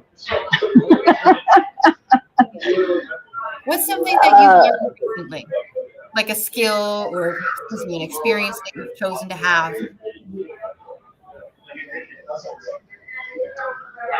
Skill or an experience? Yeah. Something that you've chosen. So some people will go take a course on marketing, and then they'll go take a course on storytelling, and then they'll go take a course on personal development. I don't know what it is. Was there anything like was there anything that you chose to learn about or chose to have that experience around? It just tells Well, me. I mean, I would say That's all. I definitely have a closer relationship with meditation. So that's what I do every day now. I resisted that for years. Now it's like on my hardest days, I'm doing 3 to 4 meditations. Okay. Typically, I'm doing at least 1 meditation a day. So I would say that's something that I've learned. Perfect. Let's start there. We'll use that as an example. What do you think inspired you to get over that resistance of not wanting to do meditation and actually learn about meditation? It was seeing how could it help me. Because people would tell me how it would help me. I'd read about how it would help me. And like I hear so many other people, it was allowing those thoughts to keep going while I was in the meditation. I felt like I was making myself wrong because my thoughts just kept going and going throughout the whole meditation. So it was at a point, the resistance was, what is the point if all my thoughts are just going to keep going anyways? Yeah. So then was there a switch in understanding what meditation actually is versus what people tend to think meditation is? Yeah. So then it was like, oh, it's not because also I'm learning how to be in the gray part of the world. Like I'm realizing not everything has to be so black and white. I'm learning that. So then eventually I learned like, oh, it's not so black and white about meditation. It's not making myself wrong because my thoughts are going constantly. And there are still some days where my thoughts are going in the meditation, and it's like, okay, it is what it is, and maybe I'll do one at lunch. Maybe I'll do one in later afternoon. Well, I want to highlight that for people listening that might not understand. Many times, many people tend to think that meditation is about clearing your mind, just blank space. You're not thinking about anything. We're just going to sit like this, legs crossed, fingers, and that is one form of meditation, but really meditation is about that self-awareness, getting to know the self and sitting with the self just as you are without judging it in the present moment, right? The whole idea is not to push away the thoughts, but to sit with the thoughts. So you having those thoughts is not a big deal. It's instead of engaging with them and grabbing them and being like, why are you here? Instead, we're just sitting back and observing, oh, these thoughts are back again. Yeah. Okay. Yeah, it's like the notion, how it comes in and it goes and it goes and it goes. So, yeah, those days where the mind is just constantly going and my thoughts are going, it's like, oh, it's back. Okay, it's gone. Okay, it's back. Oh, it's gone. But having that awareness, okay, we're going to do this. We're going to pretend that there are things coming at me. We're going to use nice bright pens. Can you see that one? Maybe we'll go for this one. Okay, when there's things coming at us. If there's one coming at us really quickly, if we don't have self-awareness, we're not going to notice until it's right here. And if it's right here, then we can't really see it. My eyes are all crooked. It's all blurry. Too close. Self-awareness helps us notice it here. That means we have a chance to respond instead of react. That's it. So then when this one's coming and I see it, I can go, and this one's coming and I can see it and I go, we work our way around it. So the more we practice something like mindfulness, really means, let's bring those back, I did that too soon, really means if the first time we practice, we notice it here. And the second time we practice, maybe we notice it here. And if we keep practicing, then we'll, I'm starting to see it without being blurry now. Good. Keep practicing, we'll see it further and further away. Gives us more time for that response instead of the reaction. Now we know what to do. Now we know what works best for us. Now we know to go this way or go this way or maybe go under. I don't know. Yeah. That's what the practice is. And it also gives me that awareness of there's a pattern of my thoughts. So after the meditation, I can be like, oh, so that is the story that keeps playing in my head, especially my most anxious days. You're talking about anxiety? Yeah, my anxiety some days are like through the roof. So when those anxious thoughts are there, after the meditation, I can contemplate on what was the pattern of the thoughts, because that's the underlying thing that's going through my head. And then I can call myself out on it. Like, is that true? Or is that just the story that's going through my head? And 99% of the times it's not true at all. It's just the story that's going through my head. And it causes me to feel super anxious. So then, like we were saying before, oh my gosh, I just forgot her name. Her name just went out of my head that we were talking about connecting with our bodies. We talked to Nicole earlier this morning. Nicole. So that goes back to that conversation, because then I can pause and reflect on my body. Like, what am I feeling in my body? Because the anxiety will have me feel so much tension. And then, like you were saying, I can ask that tension, like, what are you trying to teach me? What is being spoken to me about this tension? And tension is 99.9% of the time fear. For me. No, that works. So then we're just going to take a minute to wrap up the types of things that we were just talking about. So I'm just going to give some stuff. Is there something that you wanted to recap before we bring our next guest up? No, I want to thank you for having the space that I just went through all of that with my stories and reflecting, and that helps to have that space to even hear myself say it out loud. Yep. I'm the same way. I can't just write it down. I need to be able to verbalize it, have somebody basically repeat back what I said to them and then say it back to me. So I can hear it differently. Like, it just needs to have a different input. Yes, thank you. You're welcome. I appreciate you being open and honest. about that. So our next guest is behind the scenes. Would you like to come up early? If you give me a thumbs up, I'll bring you up early. It's all good. You're like, I don't know if I'm ready. No, I just literally mean your hand. Okay. Find the thumbs up. I know it's not Zoom. It's not Zoom. So I want to make sure I'm saying your name correctly.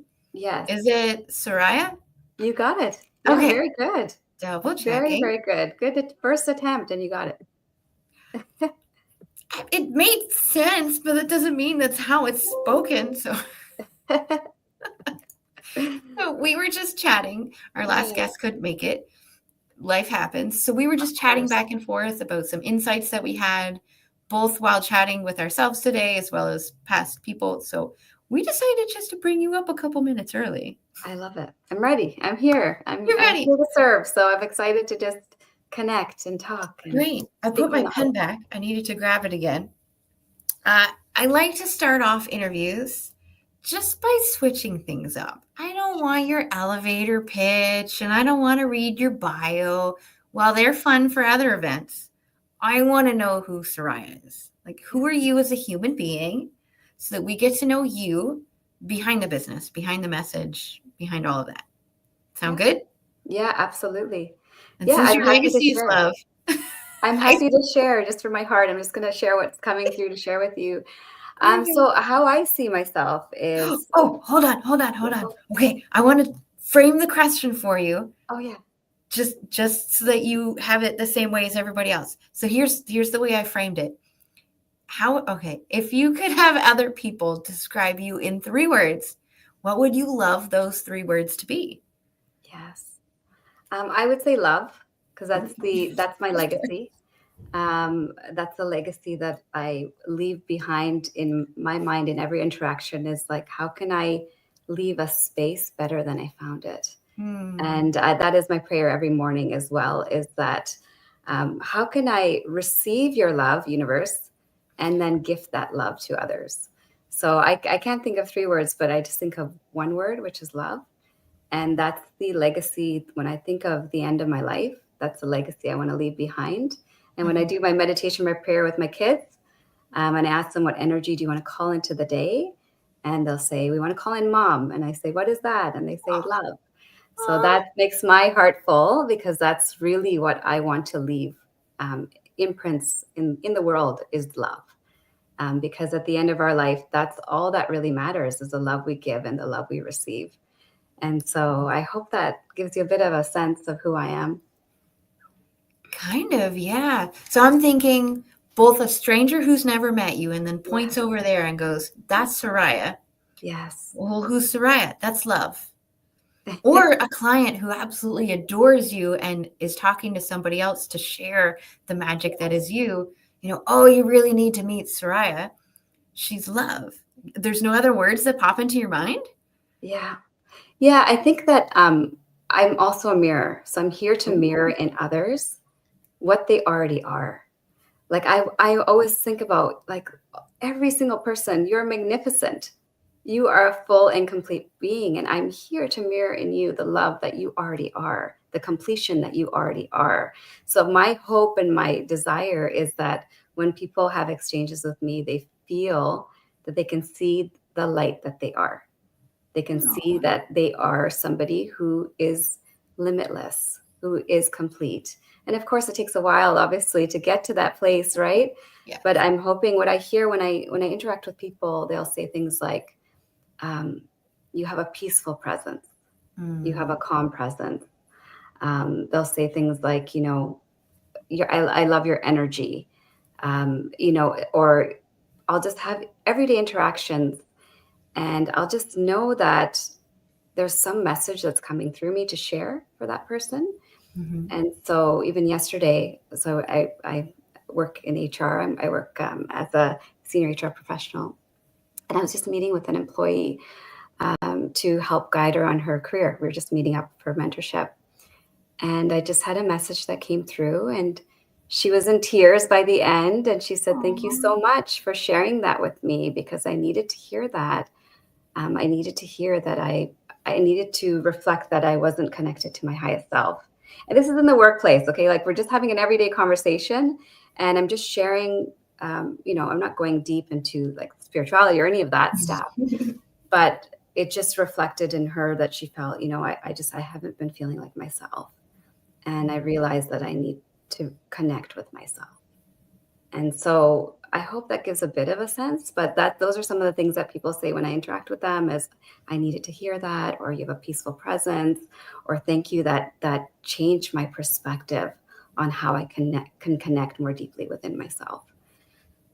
That's so beautiful. And you kind of already answered my next question. Really, I only have 4 pre-programmed questions for this. But the next question was going to be, I'm going to fill in the blank here. Yeah. So the next question would be, how do those words of love, mirror, and peaceful, I just chose that one. Yeah. How do they play a role in the core message that you have for people? So we heard that you're an HR professional. And that's that you're right. So lovely to be around. But what is that core message? Yes. Yeah, so I'll just kind of give you a bit. So yes, I've been working in HR for 20 years. And I have my own business called Be Light to Raise Light. And so my message is how to create a more conscious, connected, and peaceful world through the lens of mothers. And this is what's been coming through as the message to deliver. And so I'll just put it in that context. When I was praying and I was looking at the world and what's going on, I was like, how can I bring more peace to this world? How can I make this world better? And then what I saw was a visual of my kids' eyes staring back at me. And the message was like, the most important thing you can do is first be connected to your highest self, be rooted in this love, and then raise your kids from this place and help them be connected to their highest self so that they can create a more conscious, connected, and peaceful world, and then inspire others to do the same. So that's where I've been guided at this moment, is to do this work. And it's such a joy, and it's such a honor to just be awakened and be conscious and to feel the presence of love and to say, okay, what can I do from where I'm sitting? And I think mothers underestimate the power of their love and just how much they give to their kids and how much they carry that love with them out into the world. And so just for all the moms listening, please don't underestimate the power of your love, both in giving that to yourself, because you need to give that to yourself, and then to your family. And that is making the planet better. It really is. And so I know I went a little bit beyond the question, but it just is what's coming through to share. Yeah. Just pretend we're sitting on somebody's couch, just having a casual conversation. You can go as long as you want, as long as it's within time, right? It's all good. Of course. So I appreciate you sharing the extra. And the whole conscious connection. You talked about the self-care piece, which we started our day with. Yes. I love that you brought that up. And actually, I pulled a card. It's funny because I pulled a card and it was on self-care. So I'm happy to read it. It's It's a beautiful postcards from Spirit by Colette Baron Reed. It's one of my favorite oracle decks. So I just pulled it and I said, what's the message for the collective today? So I'm just going to read it out. It says, dearest you, sometimes it's wonderful to give, but there are times you might find yourself overgiving. Now might be a good time to check in and see where you might be cutting off the flow of abundance. Let others give to you, even if you're more comfortable being generous and being the giver, the healer, the rescuer. In the art of living, we sometimes overlook an important skill, receiving gracefully and with gratitude, without diminishing yourself or trying to deny vulnerability or bringing an agenda of equality to it. Receiving is hard for some people, maybe you. You do not need a this for that in your exchange with others. You are doing good in the world. Let the world give back and support you. Then you can give up the old stories that you have convinced you have to do everything alone with no help. Let your well be filled. We all love you so, so much. And this is from Spirit. So, yeah. Oh. Right, that's a message we all need. I know. And I'm a crier. Nicole was saying earlier she's a crier too. I'm very much a crier. There's space for all of this. This is beautiful, right? Mm-hmm. This is And beautiful. we pulled cards earlier and we were having fun with that too. I love how we're ending the week with such love. And you said you make people feel so peaceful and that you're a mirror. You're also bringing in all the synchronicities of the whole week. Oh, that's amazing. This Right? is how we're ending our day. This is how the universe works through us, right? I always say, use my hands, my feet, my ears, my voice for your service. And Yeah. I think the synchronicities just show like you're in the right place at the right time. Right? Mm-hmm. Yeah. I appreciate that share. Thank you. Oh my gosh. It's a pleasure. Thank you for allowing me to share that. Because, not everyone's into oracle cards. So I was like, but I don't know. I'm just going to read it. And I don't know if you understand blue very much. I just realized that the blue logo isn't on the screen. It should be over there somewhere. Anyway, but blue stands for business, life, and the universe. Yes. Here we understand that you can have emotions in business. You can talk about life and how it blends in. And that whole conversation of spirituality through the universe part, it's all connected. That's what blue's about. And so if you want to talk about business, about life, about the universe, about your family pet, I mean, I had my cat in here earlier. We want all of it. Yeah. I mean, maybe not the cat for the whole time. I love cats. She's welcome. She or he is welcome. Yeah. Exactly. Right. Like we want all of you. Yeah. And as I said right at the very beginning, I want to know you as a human being. You're not just business Soraiya. Agreed.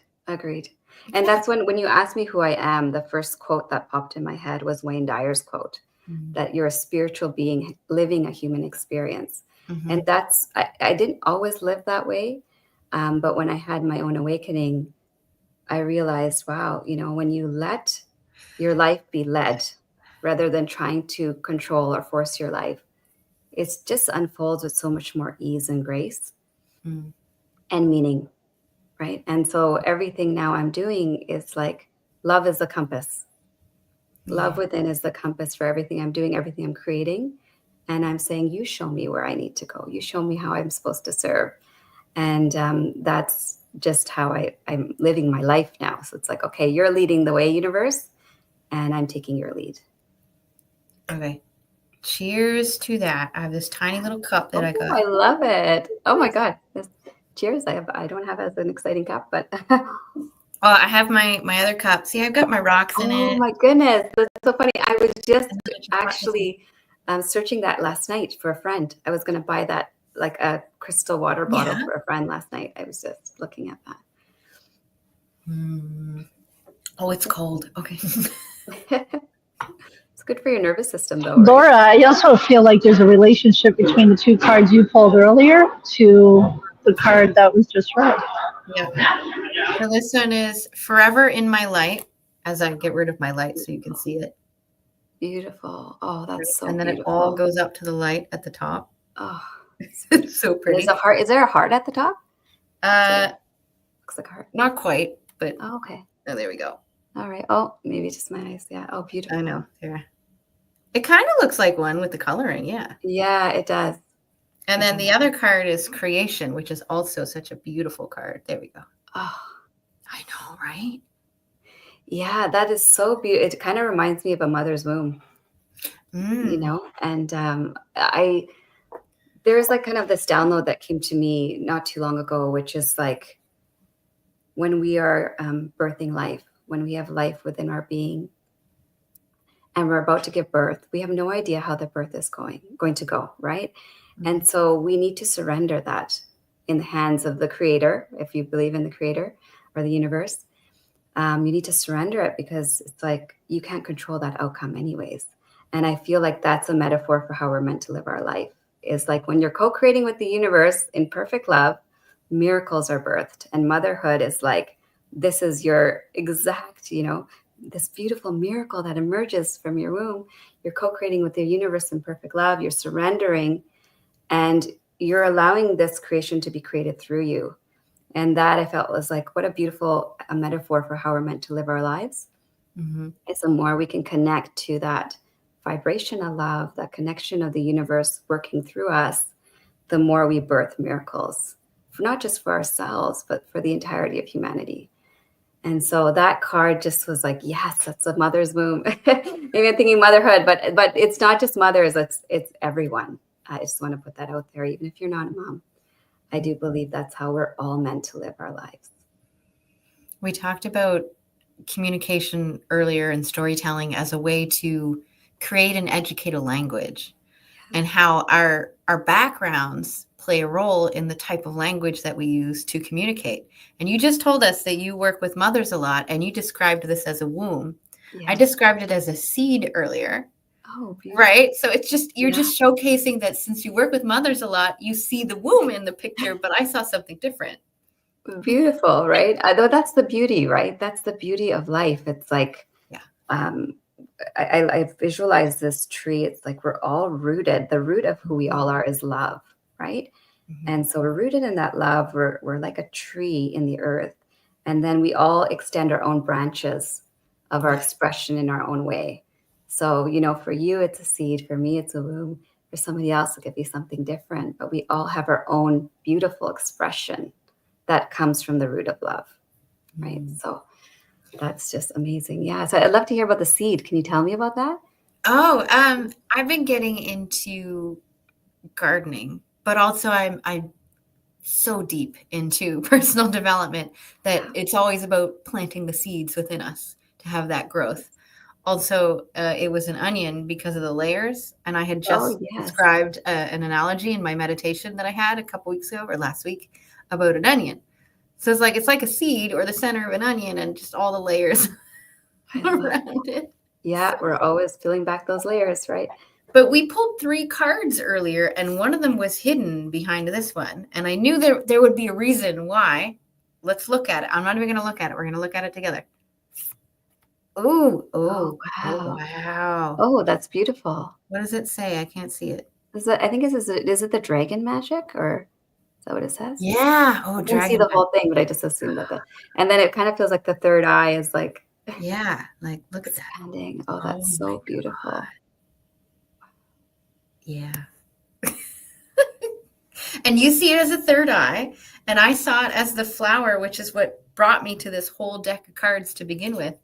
On the cover of the deck, which I put away now, there's this image of the flower, and I want to do eye paintings, and this reminded me of an eye. That is so beautiful. It kind of reminds me of nature, actually, just as you're talking. It's like the natural unfoldment, right, of nature. Yeah. Oh, wow. That's beautiful. Oh, I love the art in that oracle deck. It's just stunning. Wow. I always choose decks that have really detailed art because we talked about concepts being better than individual words or emojis, right? They have all this behind the scenes understanding. The detailed images like this give me so much understanding before I ever read the book or the meaning for it. And so I always choose decks with detailed things so I get what I need in the moment and not just what it tells me. I love that. Yeah. What a great way to approach it. So with this whole conversation of love and understanding and language and that inner communication, you said the conscious connection. What inspired you to get into this work? Why not just stick with all the HR stuff and do that forever? Yes. You know, I'm actually still working in HR, and I have my business, and so I'm bringing the light wherever I go. And I'm teaching about mindfulness at work. But what inspired me was I had an injury when my son was 9 months old. And it was my first child, and he would cry and I couldn't lift him, and I couldn't take care of him in the way I wanted to. So I was just like, it wasn't my first injury. I had 5 prior car accidents. I had a heart surgery, and I had like many different health things that were coming up. Obviously, the universe was trying to share with me a message that I wasn't receiving. So I kept repeating the lesson. And so I was searching once again for all the things, all the healing and everything. And I was searching outside myself, and I wasn't arriving. And so now I'm back at work, back from maternity leave, and I can't drive and I can't look at the screen. I have a concussion and I can't function really. And I'm just like beside myself because I'm like, I just want to be there for my son. I want to take care of him. I want to be there for him in the way he needs me to. And I also want to be able to like function. And so I just got on my knees and I cried and I prayed and I said, like, I just don't know what to do anymore. I've had 22 years of this chronic pain. This pain is no longer serving me.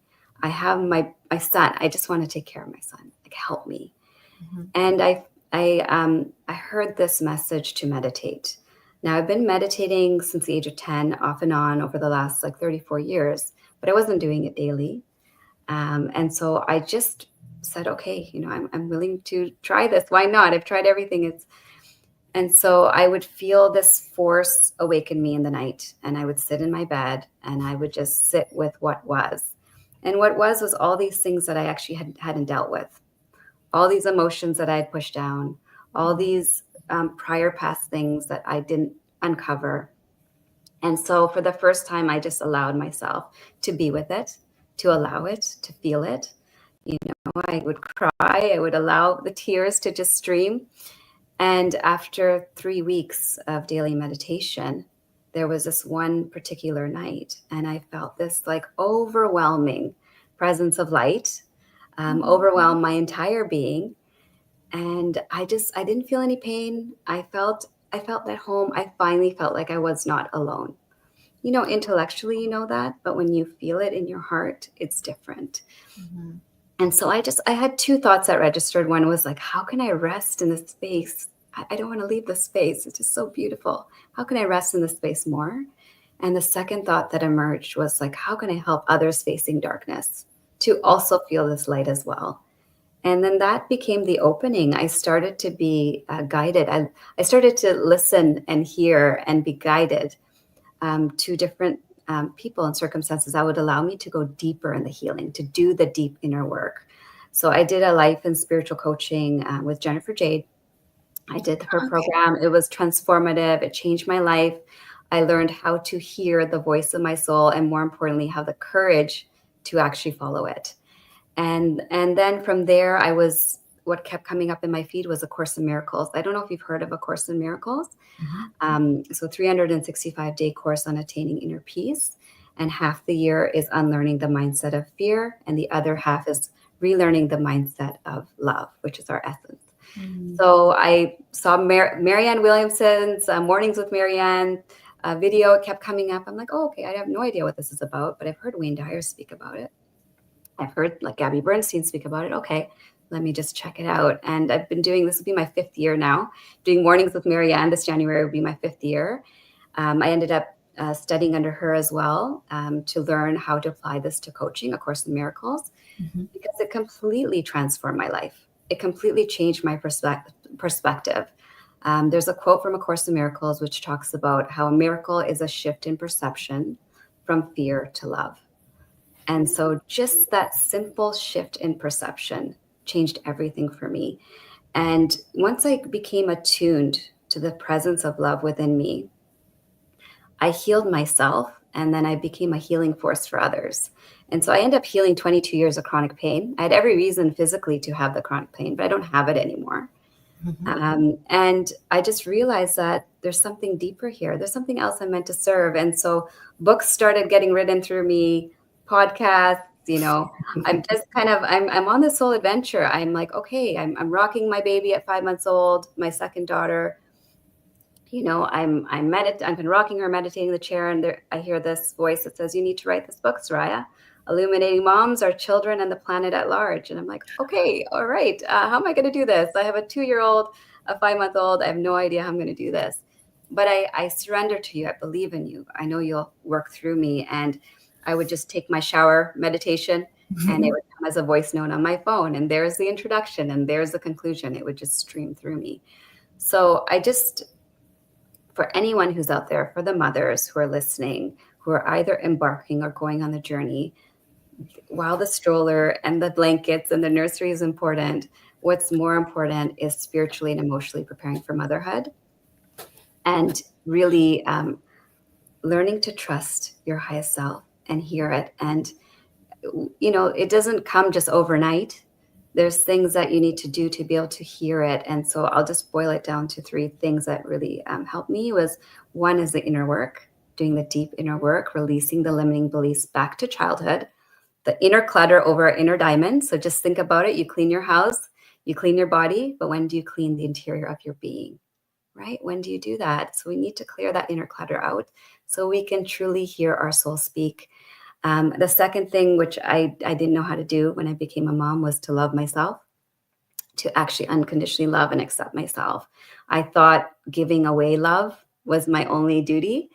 And I didn't realize that I actually had to receive love. And in order to hear the presence of the universe, I had to be in the vibration of love. And I can only be that if I actually give that love to myself.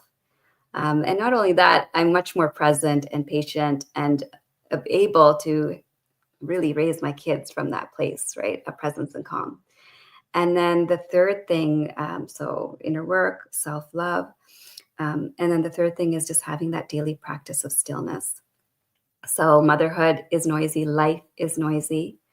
Having that ability to get still at the beginning of your day and the end of your day when your subconscious mind is most open truly changes your whole day.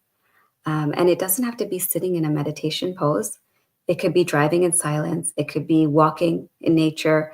It could be exercising, anything that brings you in presence of your thoughts. So you can witness your thoughts and you can start seeing what's coming up for you that either needs attention to heal or just needs you to just be present with it. So that's what I would just share in terms of a few things that could help mothers. And just know that like this journey is beautiful and messy and I don't have it figured out. I'm learning every day. But what I have is this awareness. What I have is this beautiful channel, intuitive channel, this inner guide, this inner voice that we all have. It's not me that has it and everybody has it. Okay, it's just rediscovering it. So once you rediscover what's already there, it becomes such a powerful tool in helping you through motherhood. Okay, I don't know what to do. Okay, universe, show me, tell me. I don't know what to do here. Or, getting an awareness. Oh my gosh, I didn't do that the way I wanted to do that. Okay, I'm at least present in awareness of seeing that. How can I reset? How can I repair? So I just want to say to you, you are magnificent. You are complete. You are whole. You are born, as the Course in Miracles says, you're born an idea in the mind of Creator, which is love. And that is something that you cannot unlearn. That's something that cannot be taken away from you. And that is your essence. And so when you remember that you are love, and when you connect back to that place within yourself, you won't feel alone anymore. The challenges will still be there. The difficulties will still be there. But you'll be able to navigate the storm. You'll become the lighthouse in the storm, both for yourself and for others. That's so beautiful. You mentioned your book. Yes. Do you have a physical copy we can see? Oh my goodness. Yeah, I can grab it from my closet, Yes, actually. 1 please. second. Grab it for you. And while we're at it, I'm going to pick on you for a little bit, Kimberly. Was there anything that stood out to you so far? I know, so much. Yeah, it was a lot to take in, and oh, that's beautiful. There it is. It's I know. My background. It needs more of your face to recognize that it's your face. Right, there you go. There we go. So pretty. It was written with 10 other Beautiful. mothers. And it's 10 of us writing about the real stories of motherhood. And then it's a combination of like quotes and affirmations, self-love practices, and just like sharing, okay, the real stories of motherhood. Like, okay, this is how messy it is. This is how hard it is. And this is how we found our way back to loving and accepting ourselves, right? And to finding that guide within. So I'm working on a sequel to this one and do another meditation, which falls in line with Be Light to Raise Light. That's coming out with Hay House next year. And that's with 19 of us mothers. And it's all about awakened moms awakening the world. And so, I'm just following the universe. Universe, you tell me, how can I serve you? How can I serve?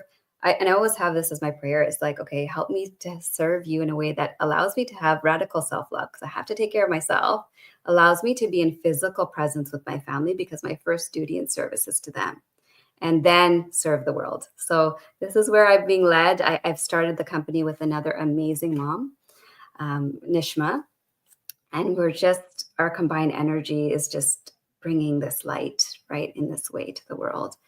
And so for the moms who are, even if you're mompreneurs, I think that's something I learned after a few years of going for the struggle on my own, is like, actually, if you can team up with another mom, that's hugely helpful, because motherhood is messy and beautiful, and it pulls you in different directions, and then you can support each other through that. So It's like, where's my button? No, absolutely beautiful. I do want to introduce you to a friend of mine. Oh yeah, I'd love Because to. I love that this space is also, how can we connect and help? Yes. A friend of mine, her name is Beth Ravelli. Okay. Not sure if you know her or not. I don't. She calls herself a motherhood story coach. Oh, I love that. Yeah. Because there's stories like yours that just the ups and downs of motherhood. And there are some people who choose it not knowing all of that stuff, which is what you help with. And I love that. But then there's mothers who don't choose it because they know. There's just so many stories around, do I become a mom? Do I not become a mom? Like, what are the different ways I become a mom? I think the two of you would have so much fun. I love it. And that whole peaceful, to use your word, the peaceful, the love, the mirroring. She's one of my favorite people because she can go deep, and not many people do. And I think you'd love that too. Oh, I love that. Yeah, so, I love deep, soulful conversations. Yeah, I'll connect you afterwards, but thank I think you two would have some fun. Oh, thank you. Yes, I'm always happy to connect with women in the space, because I believe when we lift each other, we can be of more service to the collective, right? And that's what this, even with our next book, is like, how can we shine these beautiful women? How can we shine their gifts in the world? Because they're all serving in so many beautiful ways. So how can we shine their story to help heal others? And then how can we shine what they're doing so that they can be there to serve and help others? So Kimberly, now it's your turn. Yeah, it's like, I know you started. Yeah, please ask away. No, I think what I was going to share before is listening to you. First of all, I love that we're all mothers. We're all three of us. Yes. And I have a 26-year-old. So motherhood is looking completely different at this stage. It even came up earlier for me. Trying to blank on which speaker it was that talked about grief. And in a sense, because motherhood is looking different for me now for the 26-year-old, I feel like I'm grieving what you're experiencing. Because when she was younger, I didn't have the knowledge that I have now. I didn't have the skills that I have now. And I didn't even have this awareness at all that I have now. So I feel like grieving has been in my space of, it's different for me, and it's not good, it's not bad. It is what it is. It's just, it's looking at it in a different way. And I really appreciate what you're doing, because if I had met you 26 years ago, I would have had the awareness that I have today. And it's all good. I appreciate everything that you're doing with others and holding that space for them. I'm listening to you, and I'm hearing this message to deliver to you, is that you've come here now. It was part of your journey. Everything was part of your journey to awaken to the presence. And maybe it's come later, but that was also part of your soul contract, your journey to fully receive it in the time that you're meant to receive it. And I also feel like giving you a big hug, because I'm like, I know when I fast forward, there'll be things where I'll like, I wish I could have done that differently or done this differently. But you really did the best you knew how at the time. And you did it from a space of love, right? Because I can just feel that presence of you, your love. You've got that presence of love. And so your kids, the biggest thing, and that's the download I got this last week, was like, all the things that you gift your kids from that place of love, that deeply imprints in their subconscious. That is something they're taking with them. And so, well, there's things that you may have done differently, or you feel like, oh, I could have rewritten that part. It was also, they chose you as their mom. They chose your family to be raised by, and they've taken what they've needed on their soul's journey, and the love that you've given them is echoing beyond space and time, because that's how powerful love is coming from a mom, coming from a parent, and especially a mom, is like you're that conduit. So I just want to give you a big hug and lots of compassion, that just know that like you are meant to receive it now. Your journey is being completed in the way that your soul is meant to unfold it. It's your soul contract. So I just want you to know that. I just want to share that with you. Thank you. Thank you. Yeah. Yeah. Wow. I love that we're all moms. It's like such a transformative experience, right? And even in our next book, we have moms that are, the kids have left the nest. So we've got moms at all stages of the journey. And I think, like, you talked about grief, and you talked about, I think, the changes as well. Like, that's something that people don't talk about, is you're not prepared for all the changes that your kids are going through, right? And we grieve the different stages. But even like as moms, we grieve the old us, right? Because you're washing up the shores of motherhood. You're washing up all this love, and then you're like, wait a second, I'm not the same person as I was before.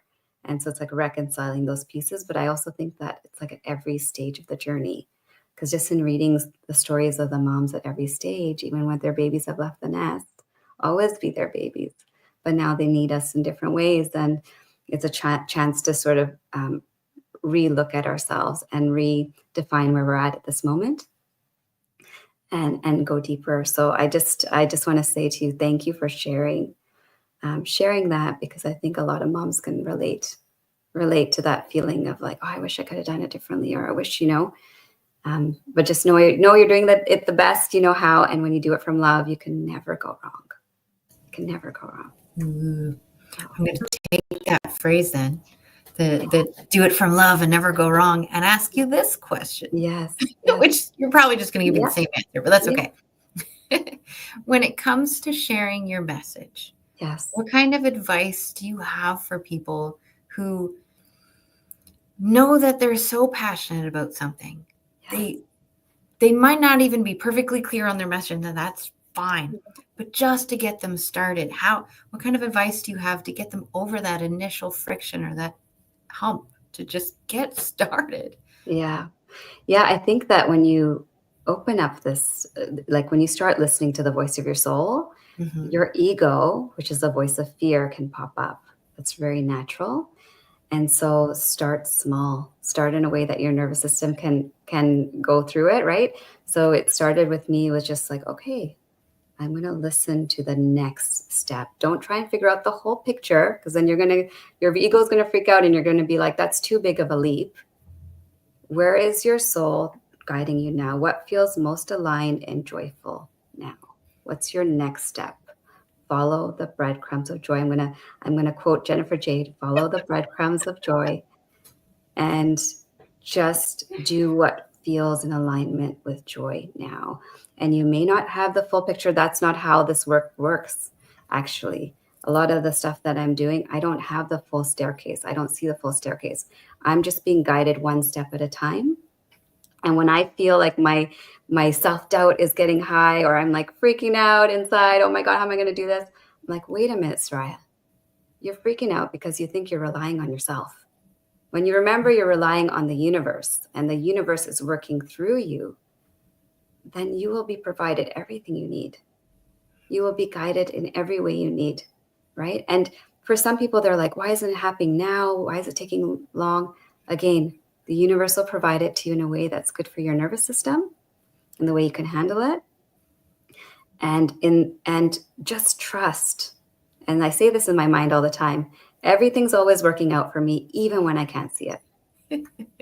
Everything's working out for me, even when I can't see it. And even if it's not working the way I think it needs to go, it's the universe's plan. The universe will make it work in the way that is going to be optimal, not just for you, but for the collective. And so I think it goes back to having that faith and remembering that it's not you directing your life. There is a higher force that is working through you to help you, to guide you. And the more you can lean on that, the more you'll have courage to take those steps. And I also think it's important to have a good community. So again, pick your audience who you're going to share it with, right? like when I got this book coming to me, Motherhood Diaries, or people were like, what are you talking about? What do you mean? Right. And then I had another community of women that were spiritual, that were intuitive, that I could share this with, that would celebrate and say, yeah, go for it, you know? And even when the self-doubt creeped in, I had that community that said, okay, you know, you can do this. So who you share it with, remembering that you've got that creator that is directing it through you, and taking that one step at a time, baby steps. Don't have to figure it all out today. And it will come through, right? I hope that helps. That made me cry again. I'm not crying, you're crying. So no, it's good. I want to give you a big hug too. I'm like, virtual hug. We have about 5 minutes left. I want to make sure that we know where to find you and your favorite way to communicate. Yes, absolutely. So you can find me on Instagram at Soraiya Bodhi, and also on Facebook. You can reach me there, or on LinkedIn, and can share with you the links if you want to share that forward. And I love connecting with you in the way that feels resonant for you. So reach out to me and I'll reach back out, and I'm here to serve. I'm here to help. We're birthing some books. We're birthing some speaking engagements for moms. We're birthing some future retreats that's coming down the line. So keep an eye out, follow our journey. You can also follow our Instagram handle at bLight to raise light. So that's also there. And thank you for just holding space. It's truly a joy and a presence, and I just feel so grateful to be awake and to be conscious. And I hope that there's something here that sparks something in your soul to remember the light that you have within. So I know we seek outside, but that light is within. And so just always remember that you are the light you seek. You are the light you seek. So Kimberly, if you had a couple minutes to ask Soraiya a question before the day ends, is there anything that you want to know before we end today?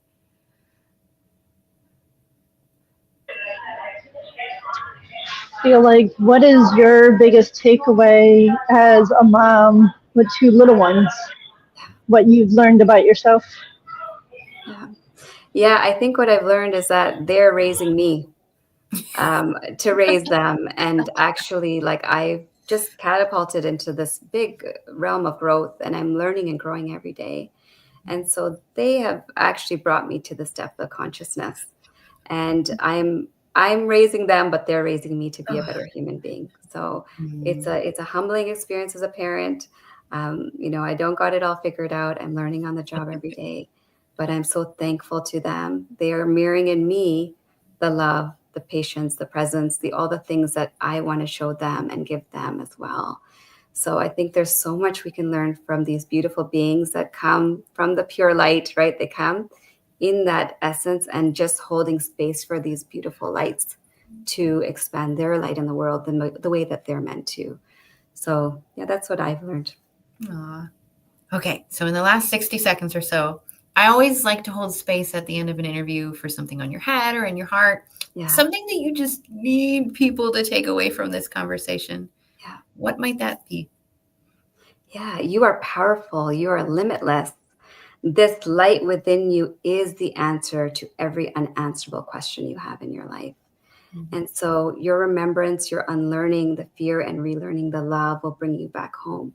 Will bring you back home to who you are. The challenges, the difficulties, they're meant to grow you. They're meant to expand you, but they're not actually you. Who you are is love.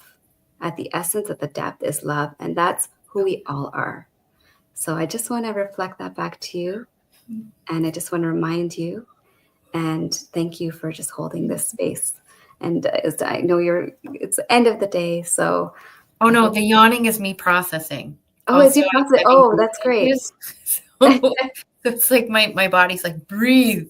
I am breathing. No. Oh, that's beautiful. I love that. Yeah, because life starts with breath and it ends with breath, right? So we want to make every single breath count. So I pray for each and every person that's listening to this, that you can just remember your magnificence and you can come back home. As I'll just leave you with one last quote, which is Ram Dass, we're all walking each other home. And so we are all walking each other home. And I'm excited for you to live in that space of home within yourself. So how I like to end the day, thank you so much, Soraiya. How I like to end the day is to ask our last guest, since you're still here with us, yay, any sort of insight or something that stood out to you within everything you may have seen before you or during our conversation with you today. Is there anything that stood out? Oh, for me? Yeah, we're just kind of recapping the day at this point. I just think that what stood out for me is even the cards that you shared, even the synchronicities, how connected we all are. And while we may see things differently, there's that thread, there's that undercurrent, there's that undercurrent of love that we are all connected to. And so the synchronicities are just reflecting to me how we're just meant to be exactly where we are meant to be at this moment. And we're meant to connect at this moment.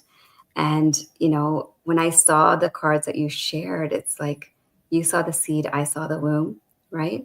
But we each took something different that our soul needed at this moment. So even now, you will take exactly what your soul needs at this very moment. And it will remember what you need to know at this very moment. So thank you for holding space. Even mothers, I think just us connecting as moms, that's beautiful.